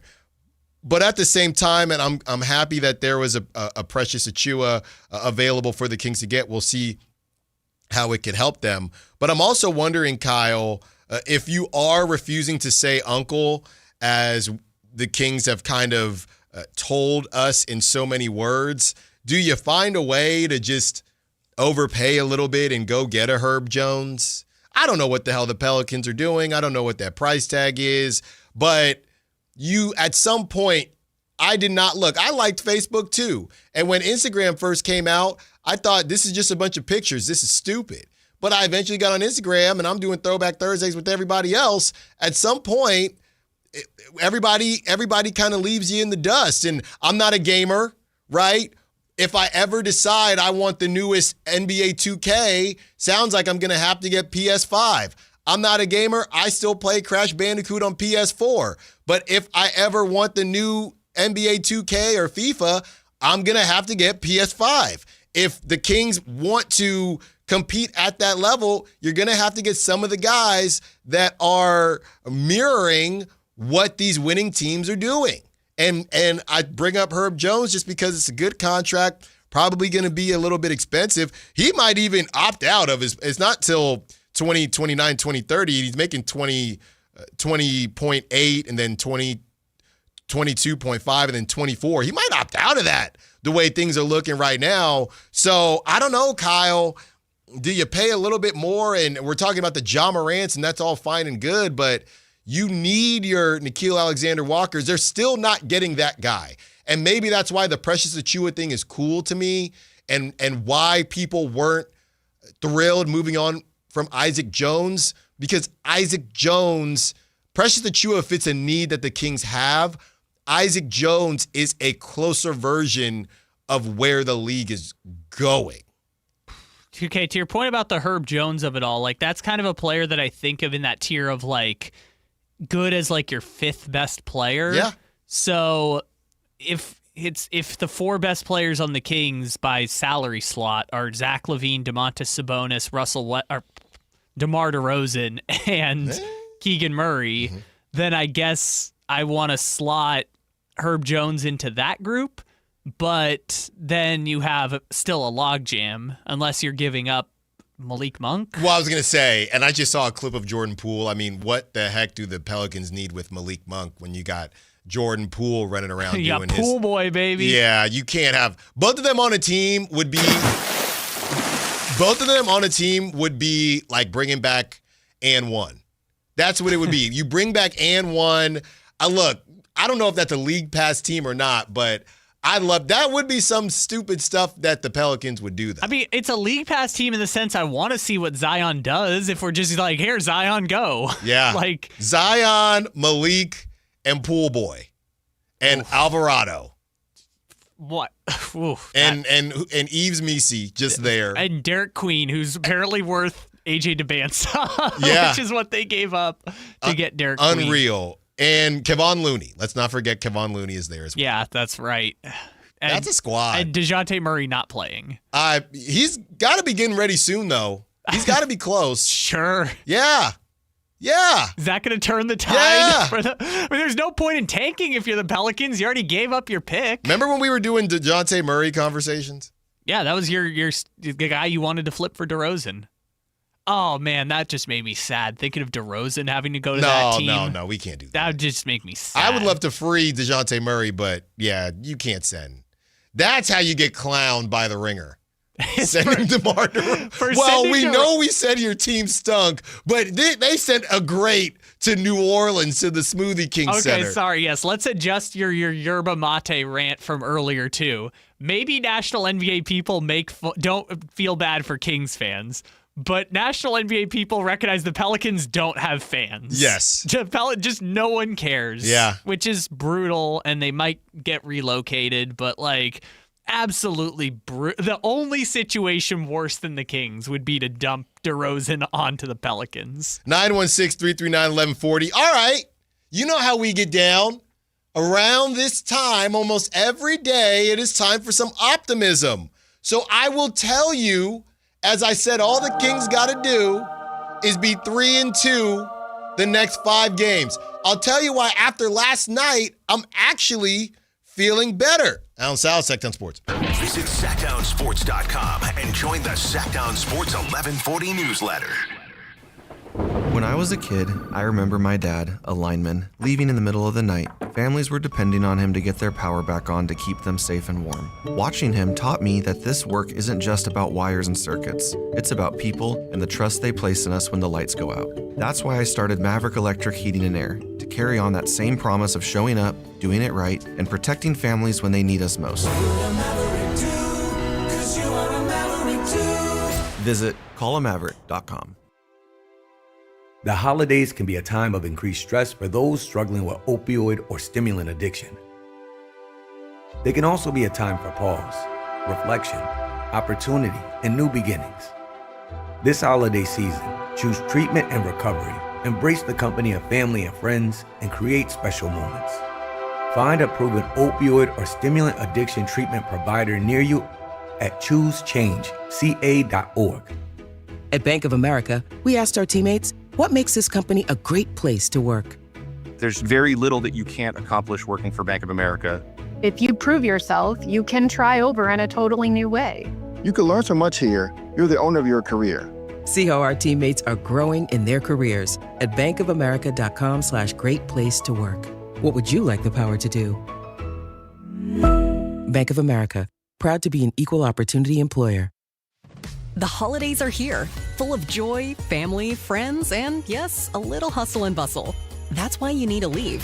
Between cooking, shopping, and all those extra errands, aches and pains can sneak in. Aleve is here to help with long-lasting body pain relief. Don't let body pain slow you down. With up to 12 hours of body pain relief per dose, you can keep up with the season's magic and all that awaits. Pick up Aleve and get back to what really matters, making memories. Use as directed. Guys, want long-term health you can count on? It starts with knowing your numbers. Right now, Revive Men's Health Sacramento is offering a comprehensive wellness panel, a $400 value for just $99. It checks your testosterone, blood sugar, cholesterol, kidney, liver, thyroid, and heart health. Take control of your health today and stay strong for the long haul. Offer ends November 30th. Call 916-619-3000. That's 916-619-3000. Or visit ReviveMen'sHealth.com today. Must medically qualify. Terms apply. Contact us for full offer details. Carmichael Dave here for American Energy Heat and Air. Right now, breaking news. They're upgrading their offering to include plumbing, bringing that same expertise and experience to the plumbing space. They're no longer just heat and air. They're now your American Energy home pros. You hear me talk about them as your second opinion partner. Now you can still get second opinions on any HVAC service or replacement, and now you can get a second opinion on any of your plumbing services. They'll come out to your house for free, and they'll give you a second opinion and almost certainly save you money. Oh, but wait, there's more. With winter coming up, how about a free furnace special? With full system installation, you're getting a free furnace, not a discounted furnace, a free furnace, and up to $4,000 in rebates while that funding lasts. So get there right now, 916-520-9990. That's 916-520-9990 or AmericanEnergyAir.com. American Energy, making the uncomfortable comfortable. With 25 award-winning years in Northern California, Ashton & Price is your local injury law firm. Pro attorney tip, if a firm presents as local but they're in L.A., red flag. If your first consultation is not with a lawyer, big red flag. At Ashton & Price, your first consult is with a local attorney, and if serious injury prevents travel, a lawyer will come to you. Still not enough? George Washington's my uncle. At Ashton & Price, no red flags, just red, white, and blue. Remember, for the best advice, don't think twice. Call Ashton & Price. Hey, it's Carmichael Dave. I got to tell you, I am so excited to get this decking project started with Trex Decking and Railings. From the first time I stepped foot in the showroom last week, I was so impressed. So many color options, heat-resistant composite deck. What does that mean? That means I don't have to do any maintenance on it whatsoever. They even have a deck designer, so you can go online and see what your dream deck will look like on your house. Just visit Trex, that's TREX.com to get it started. Tell them Carmichael Dave sent you.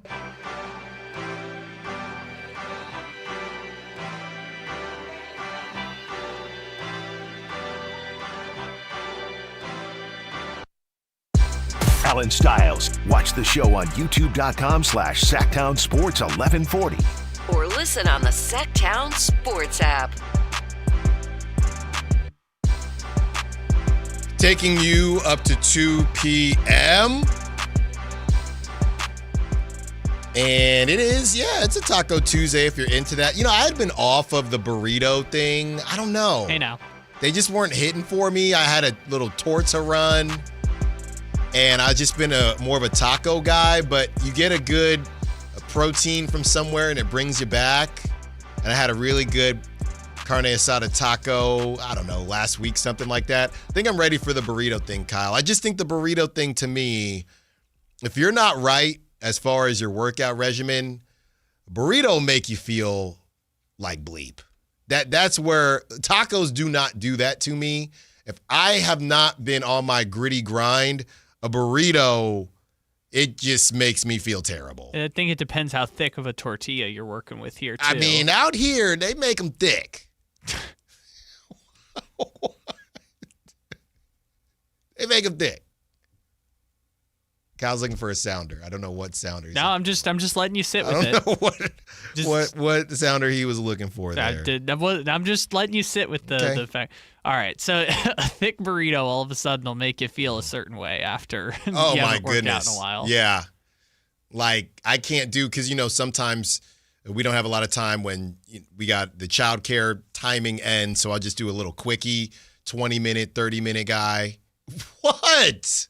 I'm saying this is just all dirty. A 20, 30-minute guy, right? Just get in, get out, whatever you need to do. So if I'm only getting 20, 30 minutes, that does not justify a burrito. 20, 30 minutes with the guy does not work. No. Is not worth getting the burrito. No, you need a lengthy one to have that type of time. What? I really don't understand. Don't worry about it, I really Allen. don't understand. Don't worry. It's just all innuendos. 916. Go for the burrito today. That's what I'm saying. Yeah. We'll see what happens. I'm having one soon. And then the Westbrook fans will find you again. No, then the Westbrook fans are going to say, look at that fatty eating. 916-339-1140. We promised people, though, that we would get the hot honey wings. I know. Though. You sent me the text. I was running around. We will get some hot honey wings at some point in honor of Isaac Jones. I mean, the hard part, though, is that these places aren't usually open until after the show's done. I mean, like Taco Bell opened at like 8 a.m., so like you could barely sneak in there. I don't know what. I have to remember where Hot Honey Jones said he was getting his wings from. But I think it might have been the Fire. I think it might have been the Fire Fuego wings. I think, but we'll have to find that infamous interview. 916-339-1140. Do burritos make you feel some type of way if you haven't worked out well enough? Also, all right, Kyle, let's get stop laughing. It's time to get the optimistic music going. Thank you. For those out there that may say, Allen, you're too negative. All right. There's Draper. He's always so positive. Well, we've been trying to include more positive segments, and this one is organic. Sometimes I gotta force it. This one is organic, okay? Let's check back in on what I had to say yesterday about the 5 games, and if you go 3-2, you would be 1 game under 500 in a really rough stretch, all right? Now, the Kings just played the Nuggets really tough, with no Malik Monk. Zach LaVine wasn't feeling right. Domantas Sabonis had a bruised rib. Okay? A lot of these guys were struggling. I know the scoring looks good, but a lot of these guys were struggling. You did get a really good game from Russell Westbrook, but these guys were banged up, and they played the Nuggets very tough in the altitude. So to me, I feel like the Kings could possibly get it done, and all we said was that the Kings had to split with the Nuggets out of those 2 games because they play them twice in the 5-game stretch. So I'm feeling a bit better about the Kings, the chances of them beating the Nuggets, and I believe that game ends that 5-game stretch. So I'm feeling better about that. We read off earlier the Warriors are doing some weird stuff, and I don't know. It seems like the Warriors are going to, they don't play the Nuggets again for this 5-game stretch, but they play them the week after that. But seems like I'm getting confused because they play the Nuggets too damn much. They do play the Nuggets again in that 5-game stretch. Then they play them again about a week later. Yes. That's what it is. So it's the Nuggets, the Warriors, the Thunder, the Timberwolves, and then the Nuggets again. So I'm feeling much better about the Kings beating the Nuggets at home. All right? Not impossible, but they were banged up on the road trip, and they hung tough. Okay? So you get that W and you split. Obviously, you have to beat the Warriors because I just don't see them beating the Thunder. But the Warriors are doing some weird stuff. If Jimmy Butler plays tonight, there is somewhat of a chance that he does not play on a back-to-back. He's questionable. I think it's his back. So he's questionable. Al Horford, they're literally saving Anthony Slater. He didn't say that they're saving him for the Kings, but Al Horford they are sectioning off who is playing in these back-to-backs. So sounds like Al Horford is playing, but it sounds like somebody will be missing from the Warriors. That gives the Kings a better chance to get it done. And even if they're not missing anyone, they're still coming off of a back-to-back. So the Warriors play tonight. We are paying close attention to that. So if you can get the Warriors tomorrow, the Thunder are the Thunder.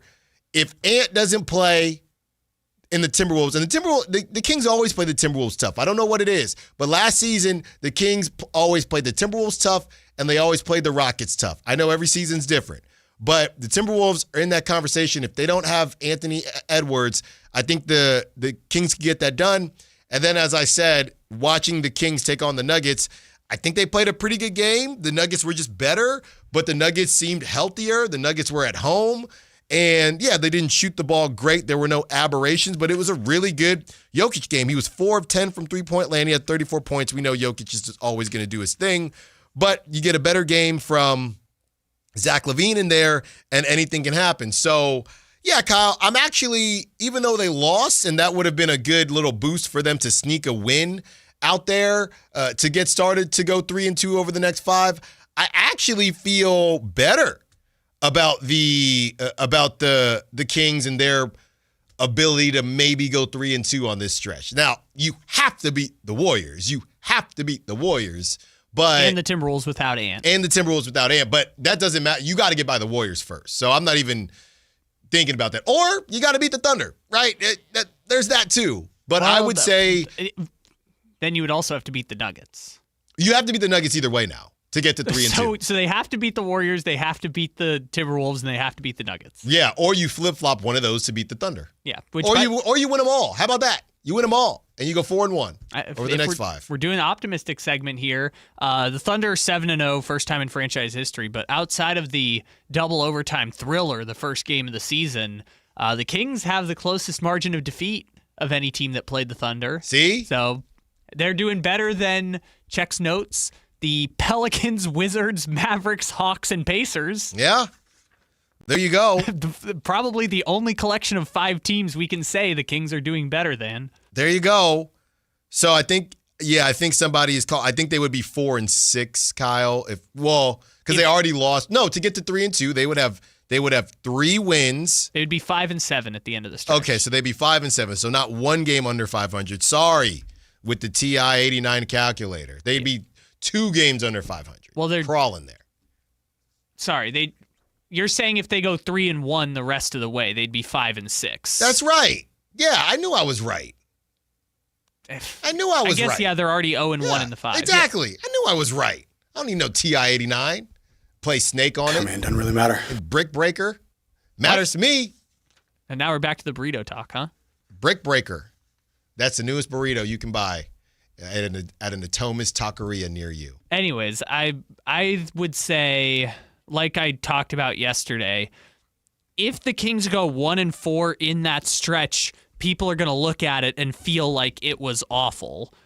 But if you pick each game apart individually, you would say, well, of course they're supposed to beat the Thunder, or of course they're supposed to lose to the Thunder. Of course they're supposed to lose to the Nuggets, which someone on the text line even said, why are we harping on the Nuggets game? The Kings could be the best team in the league and lose to the Nuggets, which, hey, the Nuggets might be the best team in the league, but you could lose each of those games individually and people would not feel as bad about it. But if they go 1-4, people would look at this stretch and say, Jesus, that was a terrible run. So I think there's it's all perspective, but like when you put the whole stretch into a 5-game chunk, you look at it and say, hey, maybe they could win 2 of those games. Yeah. Even though they're going to be underdogs in every one. Right. If you disperse these opponents throughout the season, and you said, hey, they went 1-4 against this group of opponents, to your point, people would say, okay, I mean, look at them. But the fact that they're back to back to back to back, that's the issue, and it's just not going to look good. And again, Kyle, that's how I felt after the Nuggets game last night. It just is telling us you're not really here to compete. You might think you are, but you're not.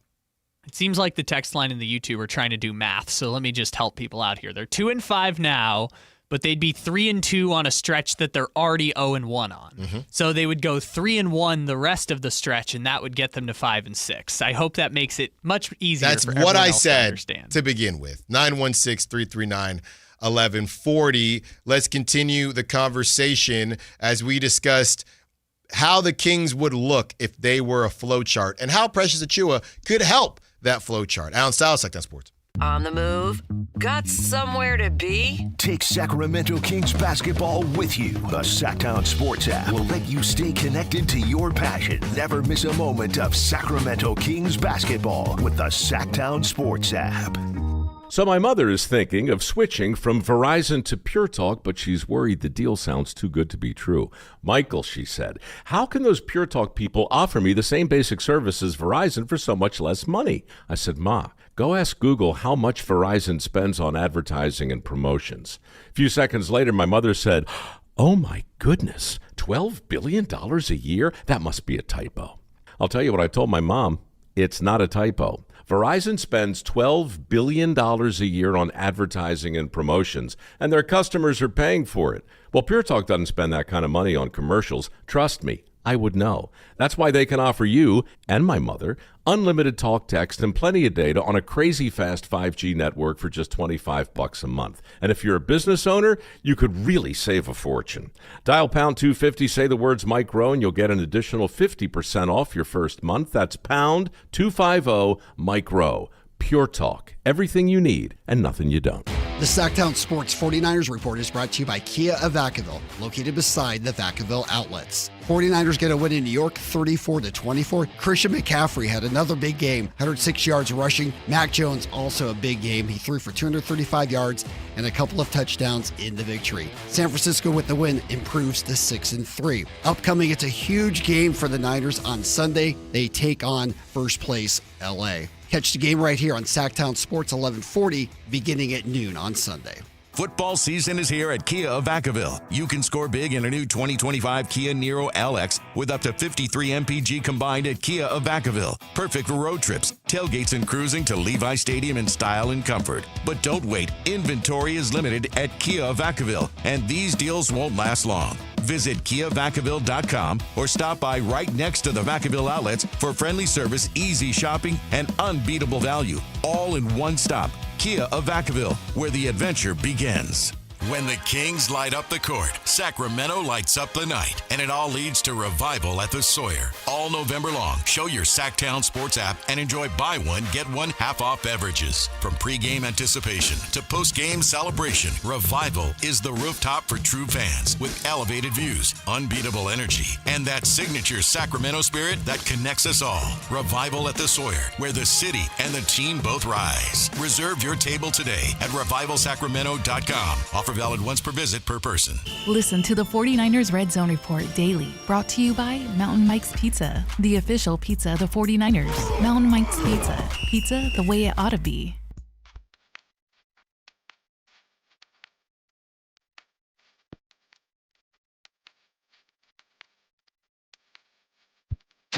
Allen Stiles You can join the show by texting 916-339-1140. on Sactown Sports. We have some news that we want to share with everyone. I wouldn't call it breaking news, but this is, I don't even know if it's surprising, right? I just think with the names and how good he looked at the college level, people were really excited about this guy, and we just got knocked a little bit back to reality from Matt George. The Sacramento Kings have assigned Maxime Reynaud to Stockton, and for a second rounder to be assigned to Stockton, that's not that big of a deal. That's very, very common. It's more common that happens than that doesn't. But And I'm part of it too. When I was out there at Summer League, I was talking to a Western Conference scout, and he said he thought Maxime should have went in the first round. And look, there's some first rounders that end up in the G League to start. But yeah, talking to Frankie Cardicelli during the roundtable, Maxime got out there, what was it, that first game, and it just didn't look great. It didn't look great. He was trying to figure everything out, and there have been a lot of good stories come from the G League. We've highlighted a couple of them as well. Isaac Jones was that story. Keon Ellis was that story. I know those guys were undrafted, but he's a second rounder. And I think this is good for everyone, myself included, just from the expectations point of view, to see where Maxime is going to be. He's got to get down there. He's got to get some reps and feel better, get his confidence back right, and then we'll see him when we see him, right? Obviously, he goes 7-1. He's 22 years old, out of Paris, France, went to Stanford. We're all very excited about it. We're all very excited about him, but clearly he has some work to do just from the speed of the game, how things have changed for him, who he's going to be in this league. Is he going to be a forward? Is he going to be a center? He's going to go to the G League and find himself. He's going to go to the G League, find himself, figure out who he is as a player, figure out what works, what doesn't, and we will see him hopefully sooner than later. But this is not a negative thing. No. And I'm looking up the G League schedule here. So I guess the G League is doing a new thing this year where they play 2-game series, which I assume is for travel reasons. But Stockton Kings' first 2 games are Saturday and Sunday. So I would imagine Maxime's going to play in both of those games, which technically means he would only be unavailable for the Friday Thunder game and the Sunday Timberwolves game. Yeah. And outside of those two, he'd be right back on the roster. They don't have to worry about a games limit like with two-way players. So they just decided that they would rather, and now that they have Precious Achiuwa, they would rather Maxime Reynaud play a couple games against the San Diego Clippers than they would to have him sit on the bench against the Thunder or sit on the bench against the Timberwolves, which is a thing they did all last year with Devin Carter. Yeah, and it also goes to the creation of this roster and the setup of this roster. Clearly what they need is defense, and that's what they feel they want to focus on. I don't know that anybody is surprised at this, because when Dylan Cardwell was starting games, even though Kyle didn't believe it, but when Dylan Cardwell was starting games, when Dylan Cardwell was getting called before Maxime Reynaud, I don't believe that Dylan Cardwell is a better player than Maxime Reynaud, but Dylan Cardwell fits a need, okay? And you have Precious Achiuwa, who fits a need. Right now, they don't need what Maxime Reynaud is supposed to give, and then on top of that, they don't necessarily know that Maxime Reynaud can actually give what he's supposed to give right now, because this is the NBA. And when we did see him, it did not look like what it looked like in the Summer League, because the Summer League is not the NBA. The Summer League is, I guess, the middle ground between the NBA and college, with a couple other guys floating around.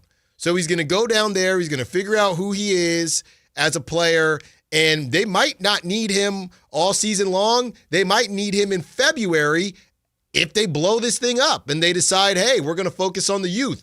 But the other thing to remember is that this team, and I don't want to say cosplaying because that sounds disrespectful, but I'm going to say it anyway. This team is cosplaying as a team that is ready to compete, right? They're not actually going to compete for a championship, because, and the reason I say cosplaying is because if you're competing for an 8 seed, you're not actually competing. You're, again, trying to put there's competing and there's putting together a competitive roster. And those two things are different. The Kings are not competing.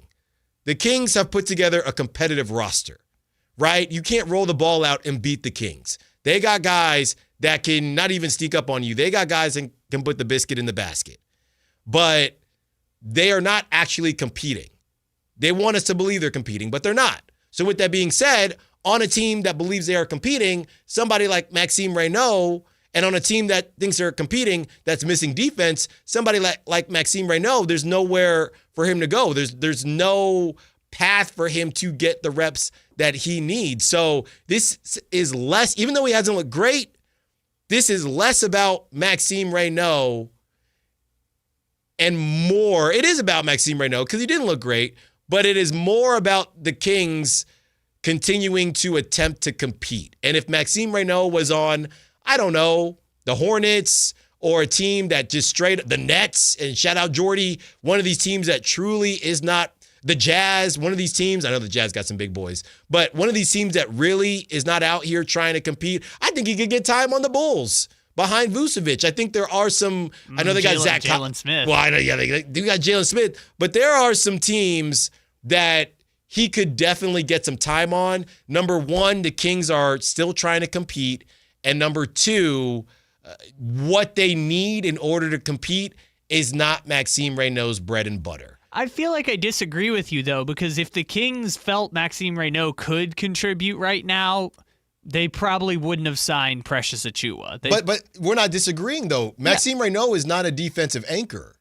I get that, but this is where I'm struggling with him being able to fit a role in the NBA, is he's going to have to be kind of the tall man. He's Walmart marketing. Or Chet or someone like that. Yeah, he's Walmart marketing until he's better than marketing or as good as marketing. That is the path that I see for him. And meanwhile, the Kings are looking for, because again, going back to it, Kyle, the difference between Chet and marketing is that Chet is a shot blocker and Chet competes defensively. Marketing does not. So when we talk about who Domantas Sabonis needs, we've talked about how good the Kings would be offensively if they added marketing, but they'd be a complete disaster defensively. Yeah, but marketing's also a 3. So is Maxime going to play the 3? No, but I don't want to get too caught up. I think he could play 4 too. Don't get me wrong. He's the 3 because that team has 12, 7, 5 dudes. Sure, but they've done that by design, right? They've built around marketing and decided in drafting Filipowski and drafting Ace Bailey and keeping Walker Kessler and bringing in Nurkic, like they've decided that is the best path forward in building, is that is what Markkanen's role is going to be. So that's kind of where I'm struggling with it with Max. And again, it's not an indictment of the player. He could get better, but they just were looking for any kind of shot blocking and rebounding. Mm-hmm. And they went and got Precious Achiuwa, which is not Maxime's style of play. No. But I mean, they would have played Maxime if they could have gotten something on the defensive end of the floor. No, but that's not why they got him. They took 2 swings. This is what we always knew, right? And Nick Clifford, by the way, that alley-oop he had, I know a lot of you were saying, Allen, Nick Clifford could be a star, and I said, hey, let's just make sure he's an NBA player. I am starting to agree with you Texers and Sack Chatters. Nick Clifford, he's got something. I want to see him shoot the 3-ball better, but he's got something there. But the reason I bring that up is because Nick Clifford was your, I got to go baseball here, Nick Clifford was your 2-1 count, right? Maybe even 1-2 count, 2-2 count. Let's just get a base knock and maybe you get a double out of it, right? That was Nick Clifford. He was the oldest first rounder taken. It was essentially a sure thing that he would be ready, not a high ceiling, not a ton of launch angle going to baseball. Let's just get a single and get on base and see what we can do. Maxime Reynaud was the 3-0 count. I know Vladdy missed it, but Maxime Reynaud was the 3-0 count. Let's see if we can hit something out the ballpark. You're going to have to work on it, and you might miss, but let's see what we can do. Because of that, Nick Clifford is ready to help the team now, and Maxime Reynaud is not ready to help the team now. But I think, like you just said with the Jazz, that was by design. Where I struggle with it, though, is with the second-round picks, you only got 2 years to figure it out, because then you got to discuss third-year team options and what kind of contracts you're going to sign and things like that. You got kind of 2 years to figure out if that player is going to be a contributor. You can disagree with it. I'm just saying that felt like what their approach was. And again, this is a team that we don't know what it's going to be in February. Maxime might be playing in February as a starter. Yeah. He might be the backup. We don't know. So that was just, again, and they don't have nobody 7 foot. So let's just go get a 7-footer. The prototype of player that Maxime is, they do not have.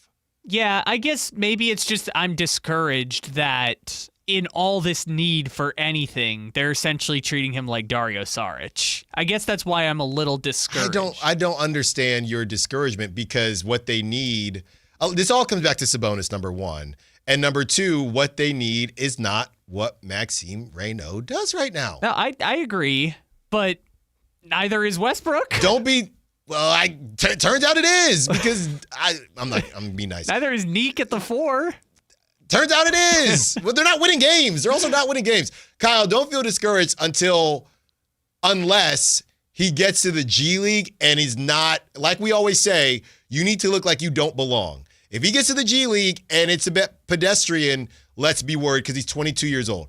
But going to the G, let's see what he does. Because remember, there are a lot of guys out there. I remember with Colby Jones dropping 40, Mason Jones. Let's see what he does in the G League before you get discouraged. When we return, the 1 o'clock hour is upon us. Let's take a trip around the league. And I want to have a really interesting conversation. You don't have to be a parent per se, but this is a conversation that I've had with a lot of people. And there is a clip going around of Zach LaVine, and it's about hard work. So it's an argument about hard work versus your talent that you're born with. And it was very fascinating how people were going back and forth about Zach LaVine. So we're going to take a trip around the league, and then we're going to argue about should you tell your kids, hey, your jeans stink, do not waste your time. Allen Stiles, Sactown Sports. Visit SactownSports.com and join the Sactown Sports 1140 newsletter. This is the story of the one. As a safety manager at a manufacturing plant, he does everything he can to keep his coworkers safe. From finding ways to reduce risks to keeping safety supplies in stock. And for that, he relies on Grainger. Grainger offers a broad range of quality products and next-day delivery, so he can always play it safe. Call 1-800-GRAINGER, click Grainger.com, or just stop by. Grainger, for the ones who get it done. At Valley Strong Credit Union, we know that local businesses are the backbone of the Central Valley, investing in our neighborhoods, boosting the economy, making the Valley stronger. But when it comes to their finances, where can they turn? A big bank that just sees another number? That's not good enough. Valley businesses deserve Valley support for payroll, credit, cash flow, and everything in between. Valley Business is Valley Strong. Learn how our cash management services can support your business at valleystrong.com. When I was a kid, I remember my dad, a lineman, leaving in the middle of the night. Families were depending on him to get their power back on to keep them safe and warm. Watching him taught me that this work isn't just about wires and circuits. It's about people and the trust they place in us when the lights go out. That's why I started Maverick Electric Heating and Air, to carry on that same promise of showing up, doing it right, and protecting families when they need us most. Visit callamaverick.com. Capital Casino, Sacramento's #1 poker room with primetime football. It's back. Capital Casino is giving away $500 per game in high-hand bonuses for every Sunday, Monday, and Thursday night primetime game. Offering the best food, best service, and the best action with the most variety of games in the region and conveniently located at 411 North 16th Street in downtown Sacramento. For more information, log on to capital-casino.com and please gamble responsibly. 1-800-GAMBLER. The winter service event is on at Maida Subaru Sacramento. Now is the time to get your Subaru road ready for the winter weather ahead with exceptional savings on tires, brakes, wiper blades, and more. Maida Subaru offers the largest Subaru service facility in the Sacramento area. Factory-trained technicians, express service, and the all-new cafe now open inside the dealership. Don't miss this chance to get everything you need to get your Subaru winter ready at the Maida Subaru Winter Service Event. See all the service specials at maidasubaru.com. KHTK HD1 Sacramento, KYMX HD3 Sacramento. From the Power Business Technology Toshiba Studios. Sactown Sports 1140.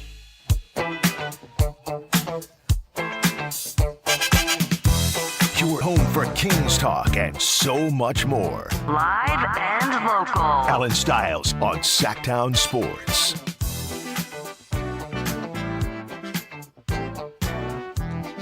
One more hour with you. It's been a fun one.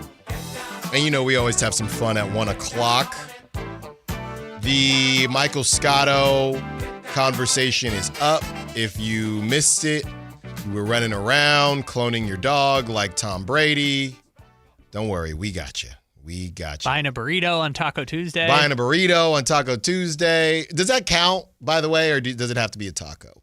Like, did you celebrate Taco Tuesday if you get a burrito? I don't know. Is a burrito a taco? No. Is a burrito a sandwich? No. I mean, it is, but still. I'd say yes. It's a wrap. No, burrito's a sandwich. No, it's a wrap. No, it's a... We're not doing this.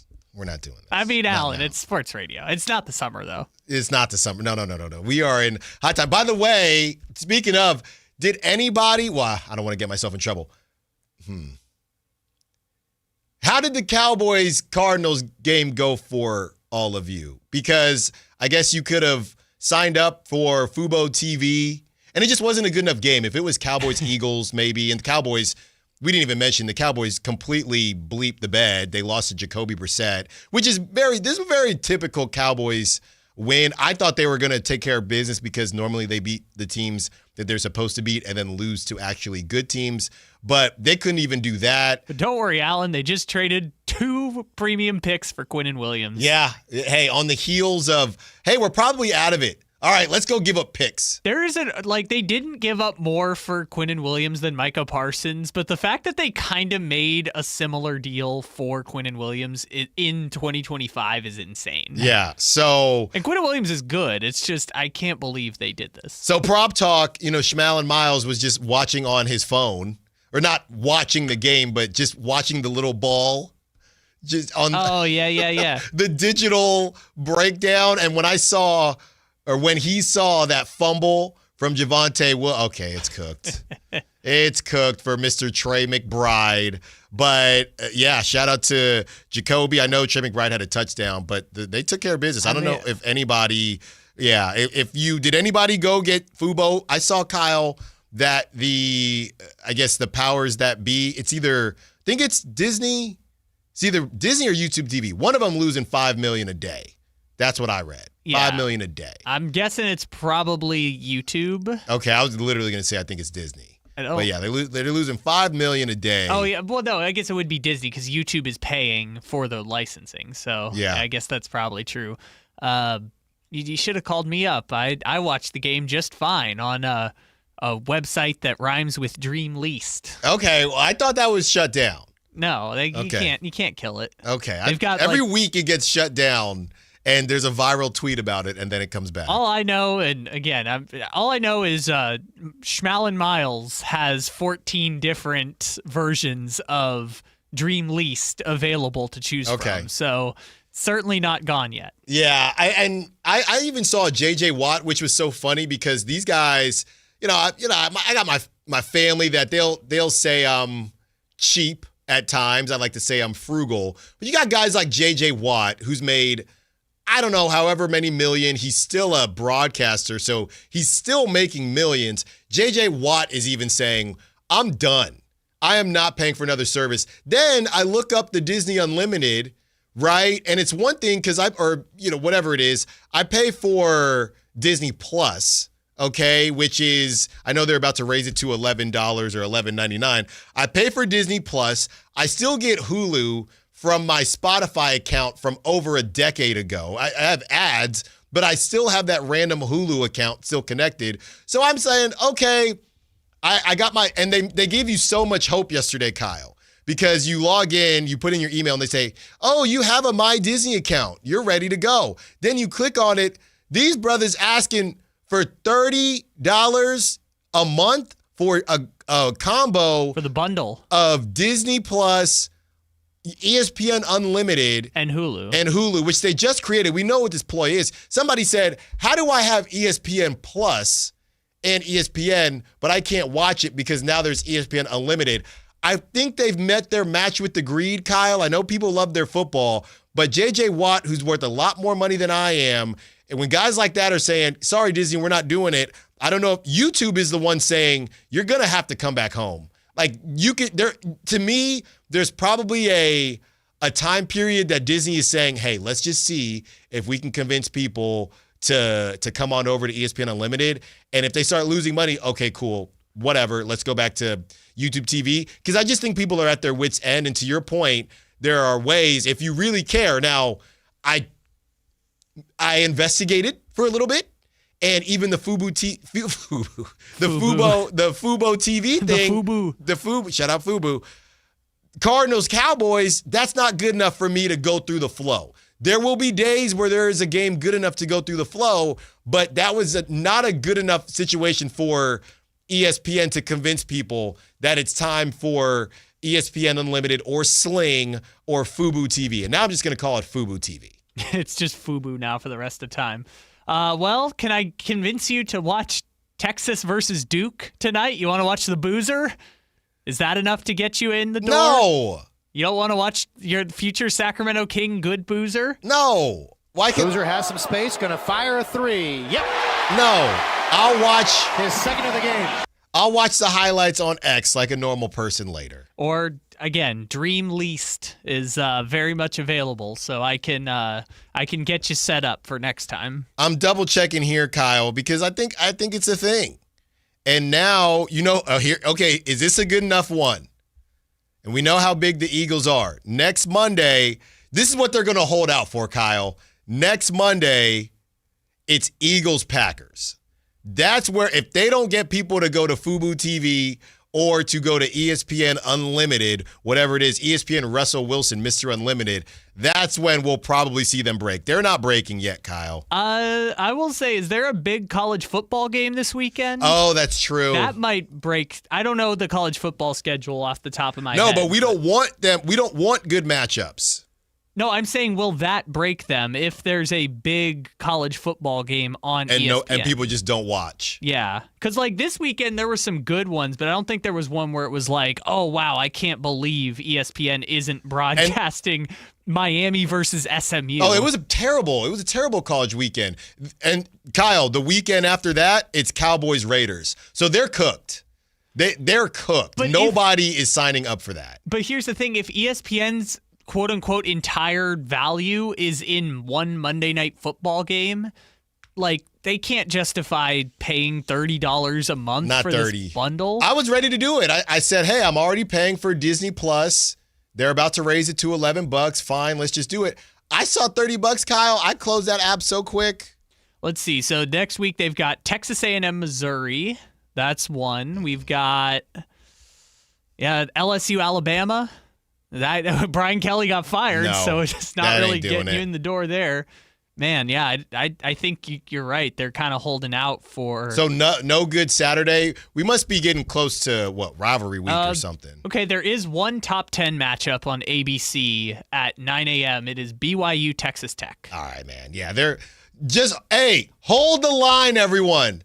Do not go to Fubo TV. Do not go to Sling. Why not? Do not sign up for ESPN Unlimited. Hold the line. There is trash. Cancel your YouTube TV. Go to Fubo or whatever it's called if you think it's worthwhile. Like, hold the line, people. I feel like I'm not really losing out by not having the ESPN properties. Like, it sucks I'm not going to get to watch the good Boozer tonight when there's nothing else on, but like I'll go to Peacock and watch it glitch as I'm watching Thunder and Clippers. You know what was really weird though about and that's a good point, because as we get closer to the end of the season, the Netflix NFL games are going to pop. These weird things are going to pop up. So ESPN picked a terrible time for this. But you know what was weird, Kyle? It was very weird to me that what they use, and I think this goes to show how powerful they believe this show is, and I think also they want the ratings to stay really strong. The one thing, if I'm not mistaken, the one show that they said, hey, we're going to let you do it because I thought you would just have to go through some annoying flow and you were still going to get to watch your stuff and not pay $30 a month. The one show that they said we'll give you free access to, because number one, they care about the rating so much, and number two, I guess that was going to make people feel good about it. The one show, not NFL, NFL Live on Sunday, not anything else. I woke up Saturday morning and they gave everybody College Game Day. That was the one that I thought, okay, cool. They're just going to let us, all you got to do is go to the app. That's what I thought. I woke up Saturday, watched College Game Day, and then after that, Sunday woke up, NFL Live, nope, $30. And I said, okay, well, I guess I'm not watching College Game Day. I think that is the NFL Live. I think that is College Game Day is kind of their signature property now. Yeah. Like in terms, and I get they own inside the NBA, so I guess they license inside the NBA, so it's not technically theirs. But like the two like premier studio shows are College Game Day and Inside the NBA. Mm-hmm. And I don't think ESPN was willing to let College Game Day ratings go down when that's such a big moneymaker for them. Yeah, I guess you could look at it and say enough people would have bought it because they want to see it, but I think it was really quick because didn't it come out on Friday that it wasn't going to happen? I think it was a quick flip, and they didn't want a chance just that being because I'm sure it still had a big dip in ratings because a lot of people probably didn't even know that you could just go on your current app, and then it got taken under you. The 916 says you can watch ESPN on Hulu and other sports. I say another name, but you can watch ESPN on Hulu. I don't know. I got to check because why would maybe you could? I don't know if I can because I got the free one from Spotify. If you have the bundle, like you can't just watch ESPN on Hulu. I can't watch it on my Spotify free Hulu account. No, you have to have the ESPN Disney Hulu bundle. Give us some more information, 916, on that. Yeah, that's the whole point of this is they're trying to direct people to this bundle by saying they can't have it on YouTube TV. Which, by the way, is making a lot of people mad because YouTube TV has the Sunday ticket. So, like, you're going from having YouTube TV for all your other football to just this one thing you have to go to ESPN. So, like, now it's a YouTube versus ESPN, and the NFL is kind of in the middle of it because the NFL's partnered with both. When is somebody, and this is the tinfoil hat, when is somebody just going to create a multi-view where you can combine your different platforms? In the corner, you got Stranger Things if it ever comes out. On the right, you have The Bear. Bottom left, you have, because specifically with sports, the most annoying thing is Prime, right? Because there will be, and I know the Kings don't play on a ton of Thursdays, but to watch that football game, and I know it's first world problems, you have to go into the Prime app. And it would have been very simple to just do multi-view with Prime and then whatever basketball. I guess during that time, it was the World Series was going on. I'm like, okay, I got to go check in on the football game. Now I got to go to Prime. Clearly, the technology is out there and they are refusing to release it because the whole point is I want you on the app. I don't want you spending half time or whatever it would be slotted as on the app. Well, I think that's also why the local, like NBC Bay Area and NBC Sports California, you can't do multi-view with other stuff. Mm-hmm. Like it won't. No, you can't. Yeah, and that's for the same reason. They want people to stay on their broadcast specifically. And I got into it with YouTube because even if you have Red Zone, you cannot pair Red Zone with the games that you are getting locally.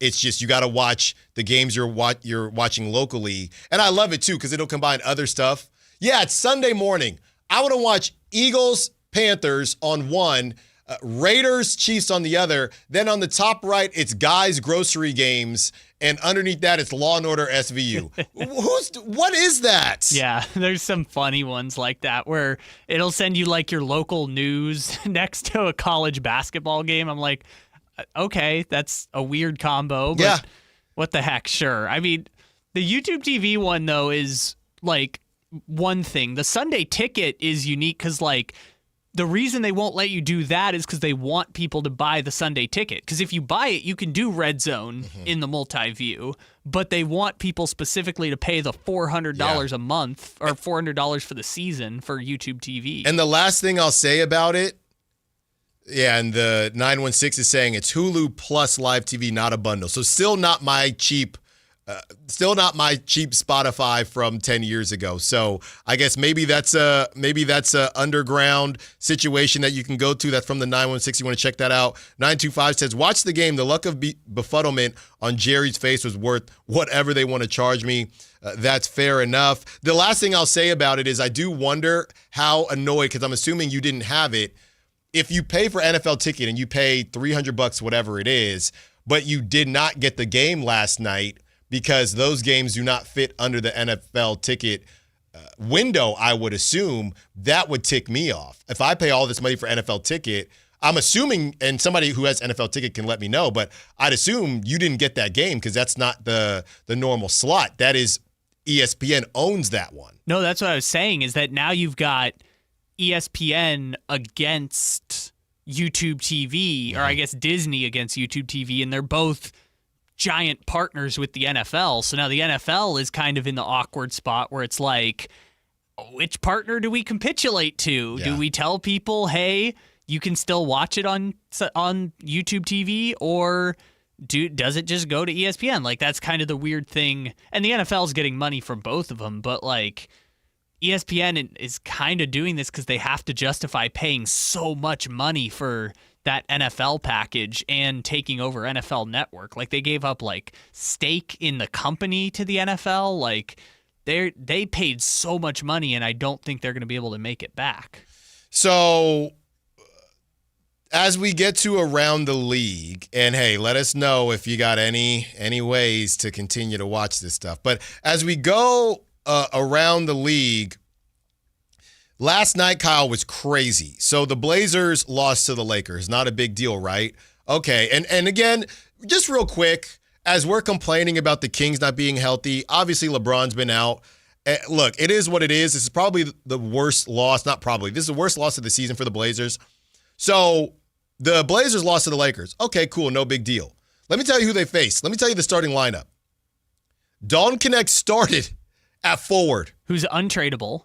Rui Hachimura, the other forward. DeAndre Ayton, center. Revenge game, by the way. Jake LaRavia, guard. Marcus Smart, guard. No Luka, no LeBron, no Austin Reeves. They lose 123-115. Rui Hachimura, my guy, drops 28 points. DeAndre Ayton, 29-10 in his homecoming. Jake LaRavia, 11 points. And Nick Smith Jr., yeah, you heard that right.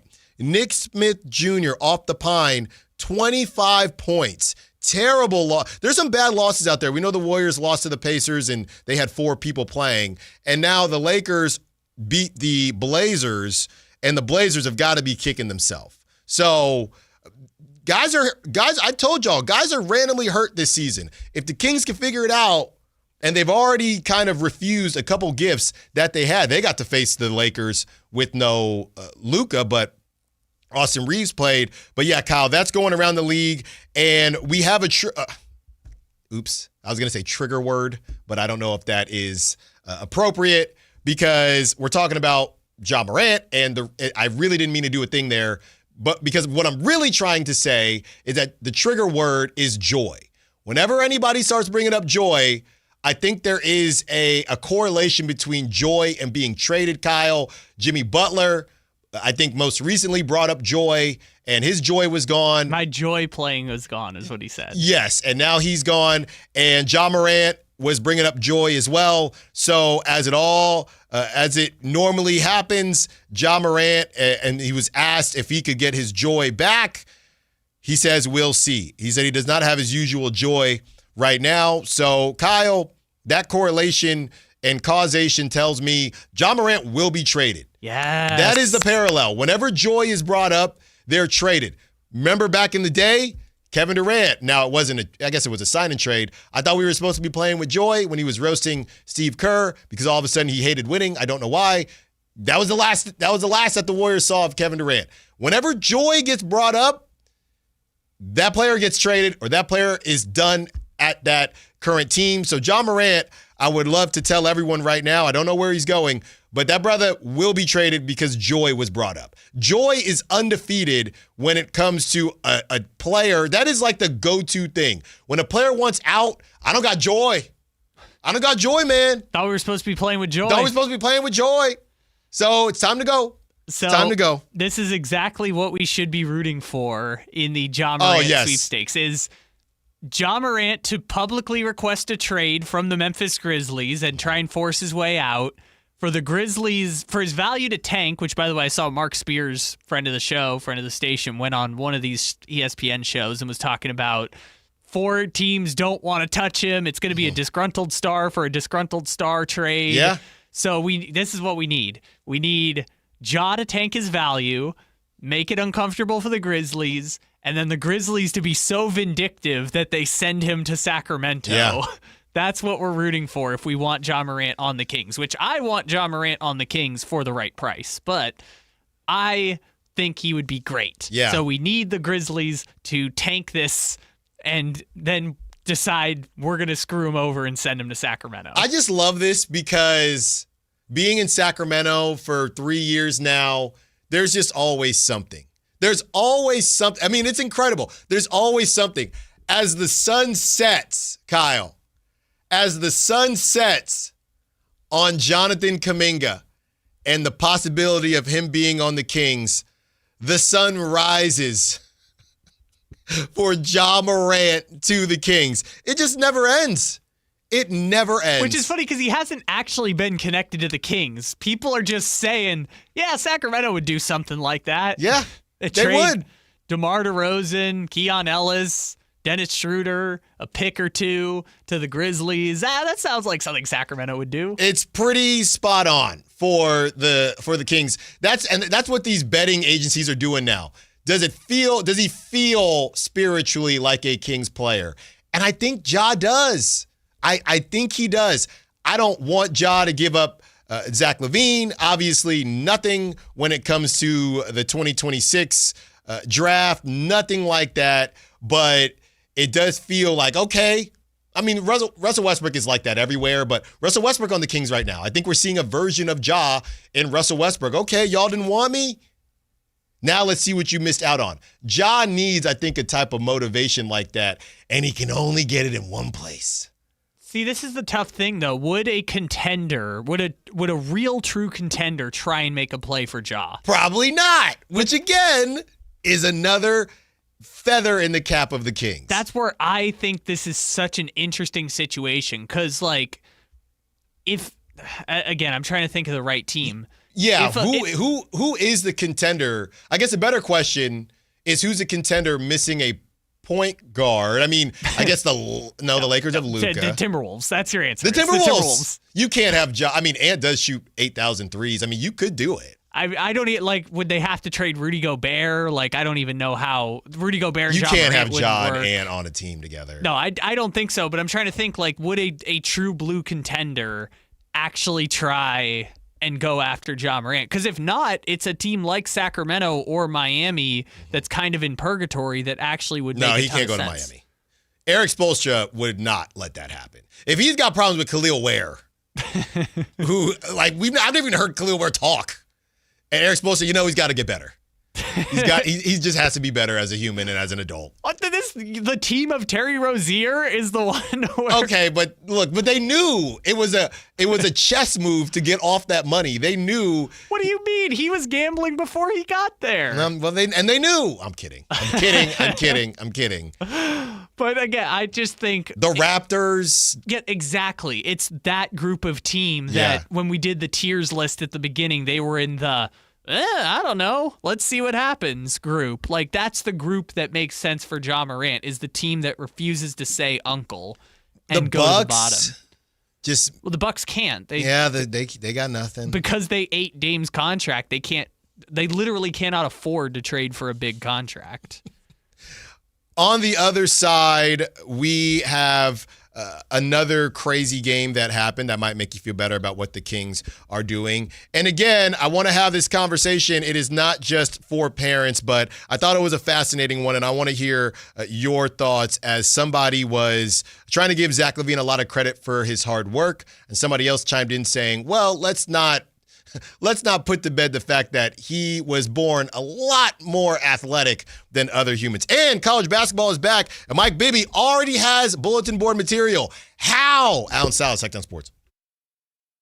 Ready to pregame for your next big arena event? Head to Beach Hut Deli, a Sacramento tradition for over 40 years where aloha is served daily. Located just steps from the arena, whether it's game day or a concert night, it's the perfect spot to gather with friends and enjoy amazing sandwiches. Planning a bigger get-together? Beach Hut Deli offers endless catering options to bring those fresh, delicious flavors to your next party or event. Beach Hut Deli.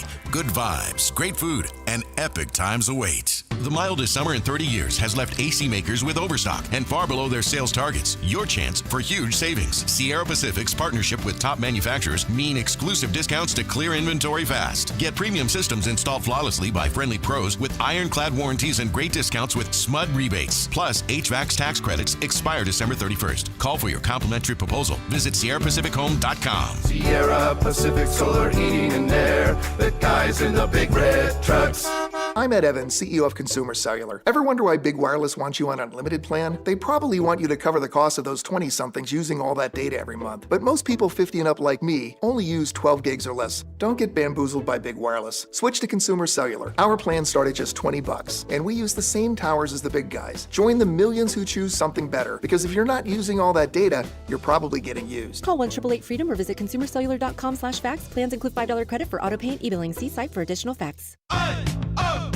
Let's go! You're still glowing, flirting, grooving. You've still got it. But your immune system weakens as you age, making it harder to fight flu, pneumococcal pneumonia, RSV, and COVID-19. Vaccines are a key part of any health routine and help strengthen your immune response. Ask your doctor or pharmacist which vaccines you need. Schedule in minutes at vaxassist.com. Sponsored by Pfizer. We just want to have enough money for retirement. And travel to visit our grandchildren. I understand. That's why at Fisher Investments, we start by getting to know each other, so I can learn about your family, lifestyle, goals and needs, allowing us to tailor your portfolio. What about commission-based products? We don't sell those. We're a fiduciary, obligated to act in your best interest.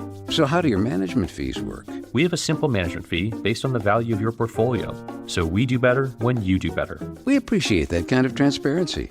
We also check in with you regularly to keep you up to date on the markets and your portfolio. Well, what other services do you offer? As a client, you have access to resources on investing, financial planning, estate planning, Social Security, Medicare, and more. Wow, sounds like Fisher Investments has everything we need. At Fisher Investments, we're clearly different. Learn more at FisherInvestments.com. Investing in securities involves the risk of loss.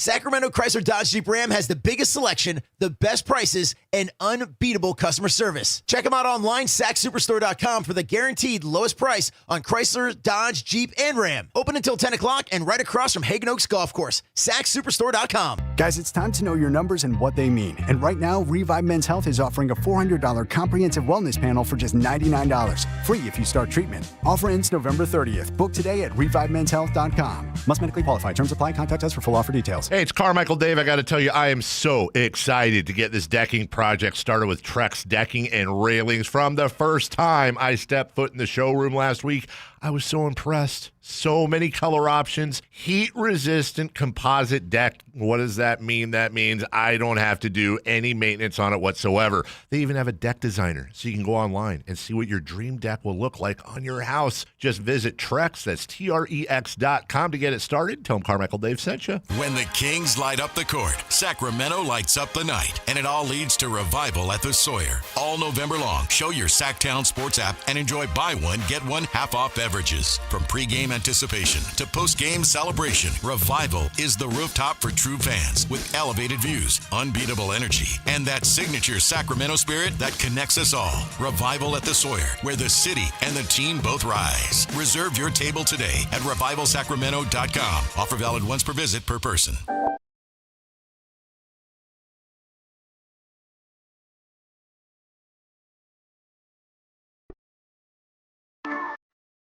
Allen Stiles You can join the show by texting 916-339-1140 on Sactown Sports.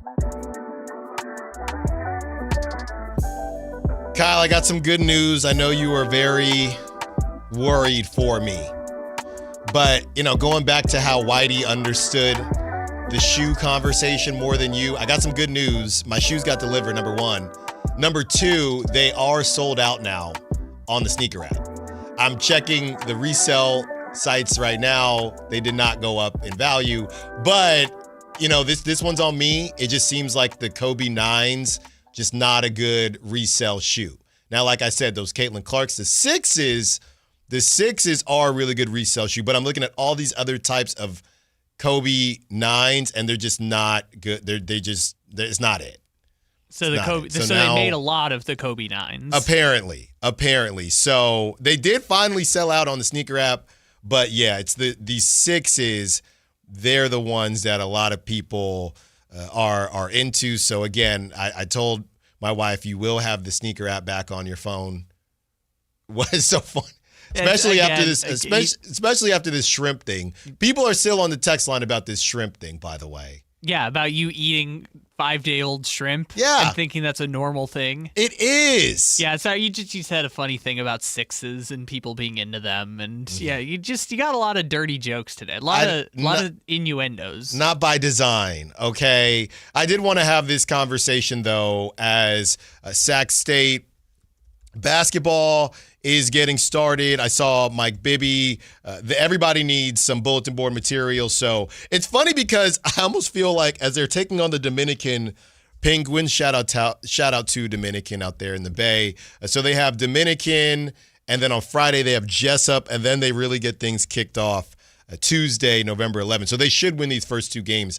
I don't believe Dominican or Jessup are D1. So they should get these done. But it almost feels like Sac State, everything is being affected by what's going on with the football team. So now Sac State, the basketball team, is having to cash some checks. So I'm very excited to watch that and see how things unfold there. Mikey Williams, I was in on Mikey Williams early on in high school when he was all over all of the highlight tapes, and then he had a couple legal issues that happened, and now he's on, I don't even know if he's on School 3 because he was incarcerated, he never went to jail. He was just dealing with legal issues for a year. Yes. I think pleaded down to a lesser. Right, but he was found guilty, but was not in prison or anything like that. And he was out for a year.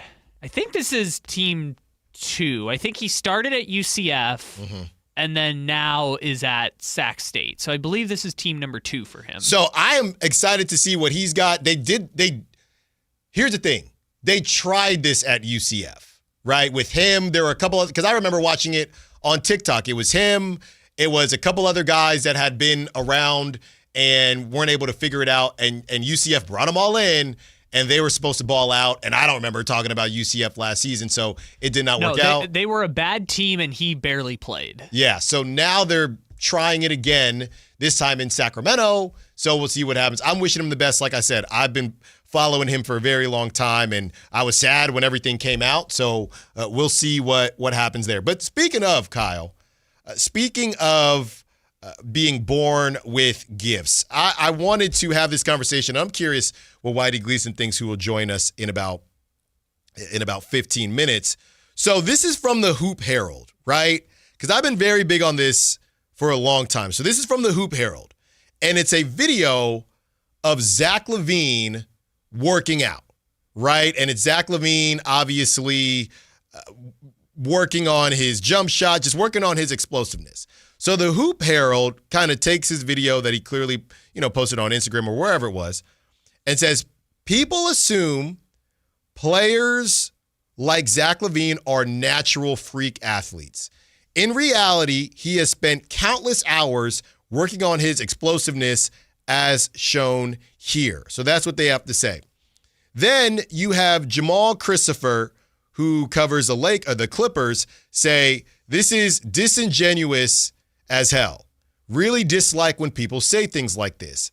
Zach LaVine obviously worked hard, but yes, he and others like him are natural freak athletes. The implication here is that if you spend countless hours working on your explosiveness, you too can be this, and that's false. So, in the words of one tweet blowing up and then another tweet blowing up even bigger than that, Jamal Christopher's tweet kind of blew up bigger than the Hoop Herald. And this has been a very big conversation for me with my buddies as well. when you talk about, and Frankie Cardicelli, we'll joke about it too with kids, just your genes and everything like that. Yes. And everything like that, when you discuss how hard your kid should work, or it doesn't have to be a kid. It could be if you're in the Big Brother program. I know Kevin John from ABC 10 is huge in the Big Brother program. But then again, you wouldn't know that person's gene pool per se the same way. But how much you should work hard versus, and how hard you work versus, hey, you're probably not going to be able to do that. We talk about it with baseball all the time, how there's always that kid that every year I played baseball, there was that kid. His dad loved baseball. He loved baseball. He's a hard worker, but he doesn't have it. And I hear what Jamal Christopher is saying. I would never tell my kid not to do something, but the facts are the facts sometimes. And hey, you could get a random gene here or there, but there are certain things that you're born with. And I'm looking at, I use Mike Trout for an example, right? And there's levels to everything. There's the manager who's just not very good at baseball. And then there's the Allen Stiles, if you will, who will never be able to hit the ball 450 feet. I don't care how hard I worked. So I saw this. I found it very fascinating that Jamal Christopher picked up on something that I don't hear a lot of people talk a lot about. Because when you have these athletes and they're helping out kids, young kids that are, maybe from lesser neighborhoods or whatever, and you say, hey, keep working and you can be like me. And maybe that one kid could be, and you're at that age, you just want them to focus on something and stay on the right track and stay in school, things like that. But there does come a point where it's, hey, yeah, specifically in basketball, where obviously height is involved. In football, if you can cover things up. If you're small, but you run a 4.1, you'll be okay. If you're big, but you're not fast, you'll be okay. You got to check one box. Baseball is kind of like that, but I honestly think football is the most like that. Basketball is the most, you have to be given a certain package to work with. Obviously, there's Isaiah Thomases out there and things like that. But I just wanted to touch on this, Kyle, because it's something that we don't talk a lot about. It's just tell your kids that they can be whatever they want. Okay, but at some point, do you tell them, hey, you can work on this. I'm just telling you, this is the situation. Maybe you should play a different sport, right? And ultimately, it's going to be hard to make it professionally in any sport ever. But I just saw this and Jamal Christopher calling it disingenuous because the Hoop Herald saying people assume players like Zach LaVine are natural freak athletes as if he isn't. But brother, he is. Okay, so there's like 3 different points there that I think are interesting. The smaller ones first. One, I think baseball and football are unique in the sense that baseball is the sport where the most unique types of skill sets can succeed, and football is unique in the sense that the most unique group of like body types are able to succeed, right? You could be a punter or an offensive lineman, and those two people still play the same sport. So it's like the meme of people who put, Rodrigo Blankenship next to DK Metcalf and saying both of these people play the same sport. They do this stupid thing in baseball, and I hate it, with Aaron Judge and Jose Altuve. Right, but Altuve is the one that I think is an interesting case, which is there are always going to be exceptions to every rule, right? People will point out, oh, Jose Altuve made a Hall of Fame career. But that's what annoys me about it, because they post that picture when Aaron Judge is standing at second base and Jose Altuve has his tag on him, and they say, man, baseball's just the sport where anybody can make it. When in reality, that's not baseball. There are always exceptions to the rule. To your point, Kyle, there are more exceptions in baseball than basketball, but I think there's the most exceptions in football, to be completely honest with you. Yeah, that one's interesting. We could save that conversation. But the one that I think is most interesting is in the new day and age of personalized trainers and science that understands how to succeed in these sports in a way that has never happened before. Like I was hearing Oral Hershiser talk about like Yamamoto was way better than I was in 1988 because they have all the data on him and all the data on the hitters, and he's still able to strike people out and no one can touch him, right?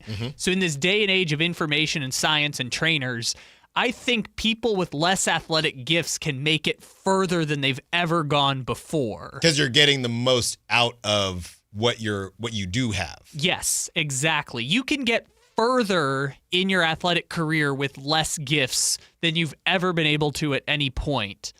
But that doesn't mean you're going to make it to the very top 1% of 1%, right? Yeah. You can make it very far, but that does not mean you're going to be Zach LaVine if you just work hard. And that's what was clearly disingenuous about it. It's like speed. Speed is another one, right? You can do I don't know, what do you think is a realistic change? Let's say you were born a 5'2" person. How fast can a 5'2", what is the best case scenario for a born 5'2" person? Is it, because in my mind, 5'2", let's say you do all the training in the world, you get that bad boy down to 4'8", I'd be very impressed. But that's basically the limit to me. You were born a 5'2" person, you are never going to be 4'2". You're not. Yeah, I mean, again, but then it's different sport, right? Because Messi is 5'6" and shorter than all these other soccer players, right. But he's by far the best of all time. But I'm saying speed, I'm saying specific measurables that you are set at, okay, I can get to here, but there's only so much I can get to. Mookie Betts is another good example. What is Mookie Betts doing dunking? Like, Mookie Betts is dunking at 5. Like, he's not tall, but he has a set of quick twitch muscles that 99% of the world does not have. Yeah, I think that's a fair, if we're just talking about I am 5'2" and I want to commit myself to being a sprinter. Yeah. I don't think you're ever going to get to a world record. I don't think you're ever going to get to the Olympics. Mm-hmm. But I think you can make it much farther than you've ever been able to at any point. Although sprinting is tough because sprinting is one of those that's always just been universal, like how fast can you run kind of situation. Like the science is better, but the rules of that haven't changed as much. Like it's pretty simple, just running fast. And that's what's so funny about Sha'Carri and Noah Lyles. I mean, even getting to the Olympics, you can have a bad race, but everybody knows what your best race is. So you come across somebody, like you were just not going to beat Usain Bolt because his best is better than everybody's best. But he also classifies as the freak athlete level, where it's like at his size, he should not be that good. Right. But he is just like a one in a billion athlete. So I just thought it was interesting because they tried to get away with it, and NBA Twitter did not let them get away with it because, you can work hard, and that's all fine and good, but let's not sleep on. Like, I will say this. There is a pool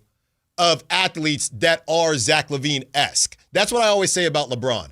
They worked harder than, because there's somebody at the local In Shape or wherever that might have similar skill set to Zach LaVine. They worked harder than that group, but they're still in a different group than everybody else. That group is separate than everybody else. Or maybe those people started later in their training, so they did not have the growth or development that Zach LaVine, who's been playing basketball since he was 2 years old, had. Whatever it is, it's a different starting point than other people. Speaking of races, Whitey Gleason joins us on the other side, and who knows who else? We'll find out. Don't move. Allen Stiles, Sactown Sports. $5,000. That's the average amount of money people in the U.S. are now spending on gas in a year. $5,000. That's crazy. If you drive, you have to download Upside, the free app that gives you cash back every time you get gas. That's right. You can earn real cash back with Upside just by buying the gas you're already buying. You can literally start earning cash back today. I use Upside every time I fill up, and I've already made around $200-$300. You're putting gas in your car anyway. Why not get real cash back? If you like free money, download Upside. I'm saving the cash I earn from using Upside to help pay for a vacation later this year. Download the free Upside app now to earn cash back every time you buy gas. Use promo code BOOST25 to get an extra 25 cents per gallon on your first tank. You can cash out anytime right to your bank, PayPal, or a gift card for Amazon and other brands. Just download the free Upside app and use promo code BOOST25 for a 25 cents per gallon bonus on your first tank. That's code BOOST25 for a 25 cents per gallon bonus. Carmichael Dave here for American Energy Heat and Air. Right now, breaking news, they're upgrading their offering to include plumbing, bringing that same expertise and experience to the plumbing space. They're no longer just heat and air. They're now your American Energy Home Pros. You hear me talk about them as your second opinion partner. Now you can still get second opinions on any HVAC service or replacement, and now you can get a second opinion on any of your plumbing services. They'll come out to your house for free, and they'll give you a second opinion and almost certainly save you money. Oh, but wait, there's more. With winter coming up, how about a free furnace special? With full system installation, you're getting a free furnace, not a discounted furnace, a free furnace, and up to $4,000 in rebates while that funding lasts. So get there right now, 916-520-9990. That's 916-520-9990 or AmericanEnergyAir.com. American Energy, making the uncomfortable comfortable. Hey, this is Greg Papa. Are you working through a major insurance claim? SunPoint Public Adjusters can help. SunPoint prepares, presents, and negotiates your claim with the insurance company, working only for you, making sure you get everything you're entitled to, not what just some adjuster working for an insurance company thinks you should get. Call SunPoint today at 888-247-7865 or contact us at sunpoint.us. SunPoint Public Adjusters, the gold standard in public adjusting. License number 2N14884. Bonneville International Radio Station contests are open to participants at least 18 years of age and older that are residents of California and who reside in one of the 6 counties that make up the Sacramento metro area, unless otherwise specified. Employees or agents of the station, Bonneville International Corporation, other area radio stations, or any entity associated with the contest are not eligible to win, unless the station otherwise specifies in its own discretion. Persons who have won in the last 30 days from a station contest or event may not be eligible. For a copy of the general contest rules, visit khdk.com. When I was a kid, I remember my dad, a lineman, leaving in the middle of the night. Families were depending on him to get their power back on to keep them safe and warm. Watching him taught me that this work isn't just about wires and circuits. It's about people and the trust they place in us when the lights go out. That's why I started Maverick Electric Heating and Air, to carry on that same promise of showing up, doing it right, and protecting families when they need us most. Visit callamaverick.com. This Saturday at 11 a.m. on the next edition of The Travel Guys, brought to you by Sports Leisure Vacations. Our special guest is Gary Gerald, the G-Man himself, the ultimate travel guy. That's this Saturday at 11 a.m. right here on Sactown Sports 1140.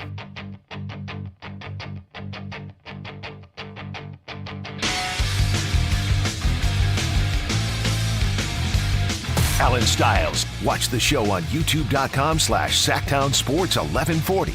Or listen on the Sactown Sports app. Joined by Whitey Gleason. It feels a lot different in here today, Whitey, with just me and you. Now it feels empty.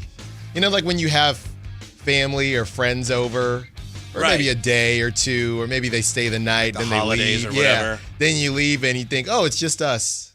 You know, and I'm happy it's just us, but it feels empty in the house, right? How was that last night or yesterday?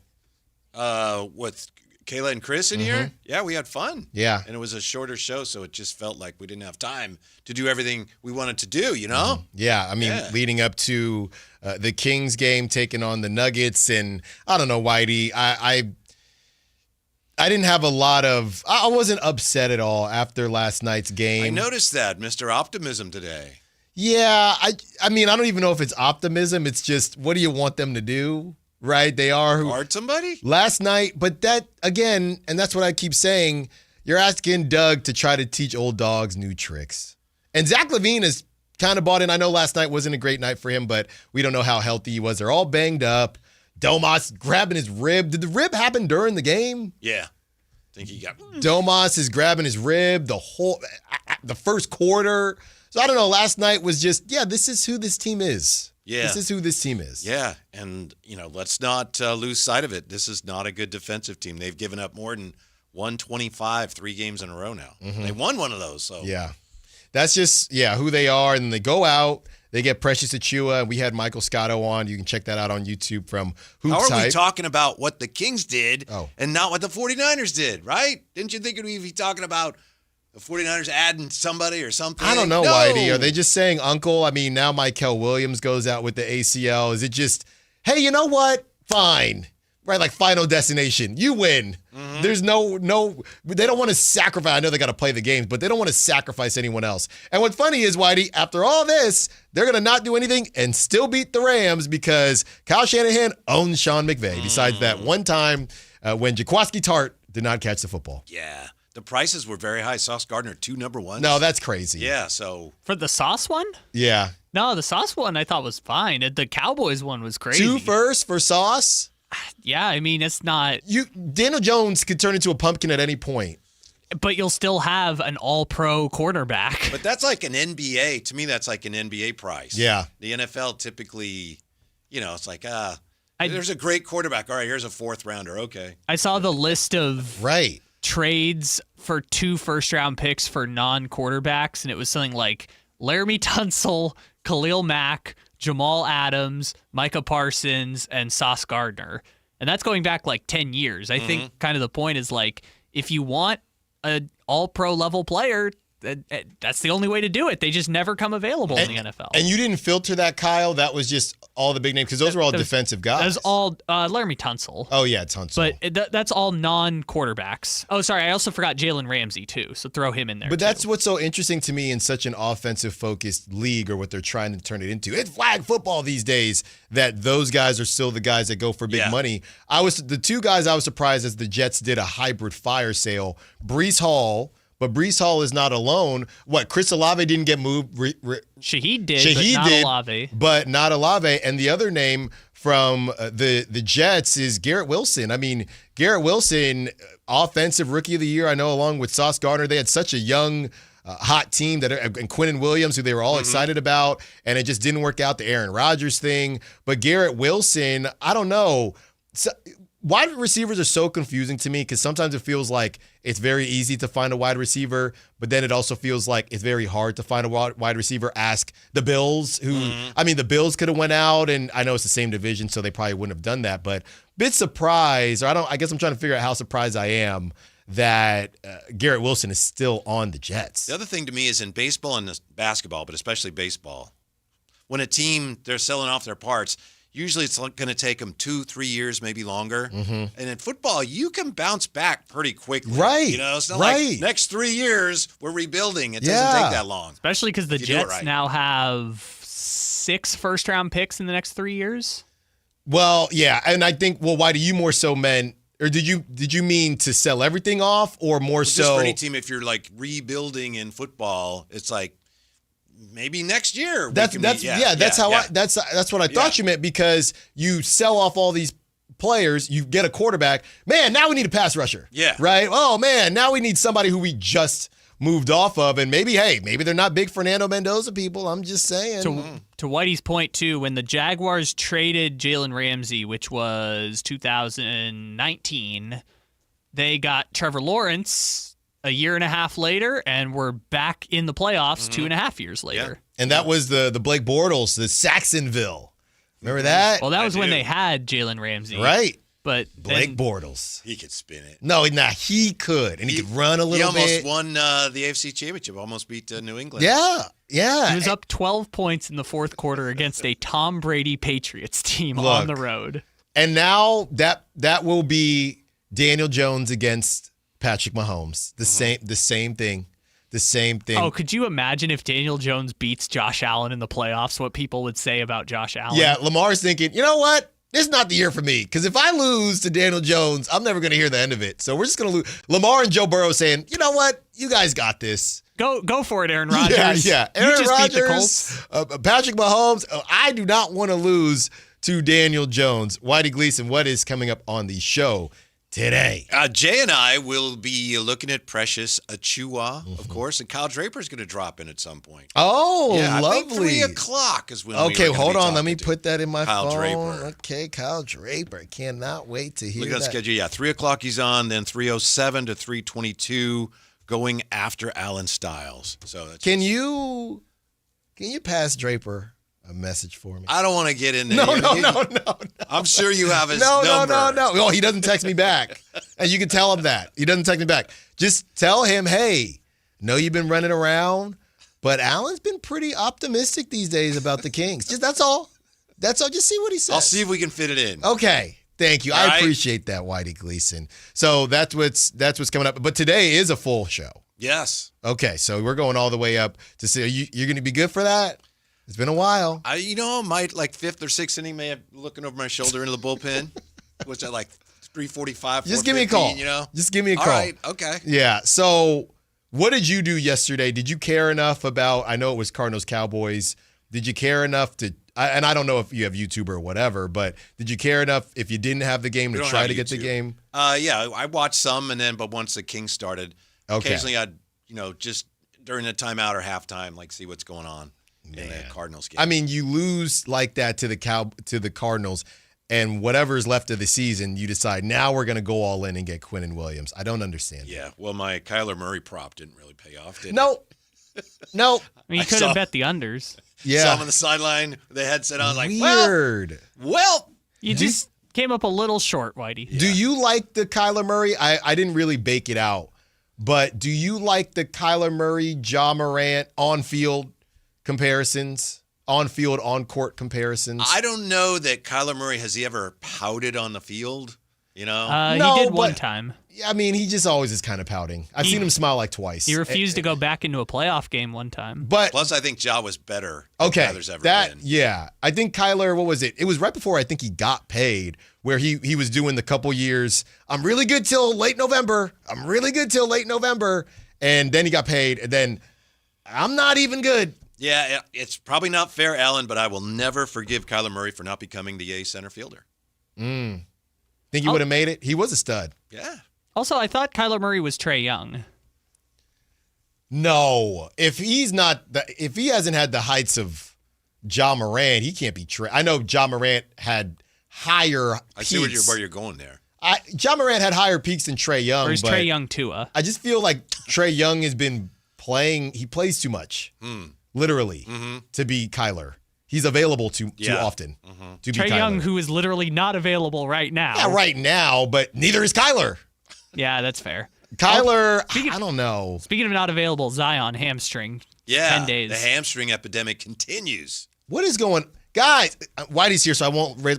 Guys, just touch your toes. All right. Apparently, that's not working. Don't not bend. Doing it. Were you a static stretch guy or a dynamic stretch guy? Don't even know. If it makes you feel better, Whitey, the Niners are going to be dynamic stretching their way to the Super Bowl this year. Yeah. They didn't need new players. All they needed is dynamic stretching. That's right.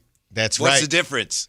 Well, dynamic is when you're not necessarily sitting there, touch your toes. You're warming your body up, or you're walk, kick foot up, walk, kick foot up. That's dynamic. Static is when you're just standing. Yeah, I know when I was an ace wiffle ball pitcher, I didn't throw to warm up. I would warm up to throw. Yeah. That's why, this thing going, there's too many podcasts these days, right? And there's something going viral on TikTok where somebody was talking. They said, at first I wanted to love my job, but now I want to job my love. And then the other person says, that is so deep. I love that. Kill the mics. Besides Whitey Gleason, Jay Johnson. And apparently Kyle Draper will pop up. Give him my best regards. Thank you to all the callers, texters, sack chatters, for Michael Scotto, for Kyle Ledbetter. I'm Allen Stiles. Until tomorrow, let's go to bed. Right to me. Don't forget about my podcast.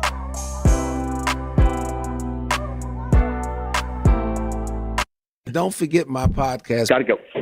This 49ers Red Zone Report is being brought to you by Mountain Mike's Pizza. Pizza the way it ought to be. Takes the shotgun snap. Start trying to step up. Now he rolls left. Behind him. He's walloped. Still the back. He gets the carry up the middle. It's all run for the Niners on this drive. And he trucks a defender at the 10. And along the right numbers, just gallops into the end zone for a touchdown. From the 3-yard line for 16 to play in the fourth. Niners already up by 10. Shotgun snap for Mac Jones. Inside handoff McCaffrey with a nose for the goal line. Is in for the 49ers touchdown.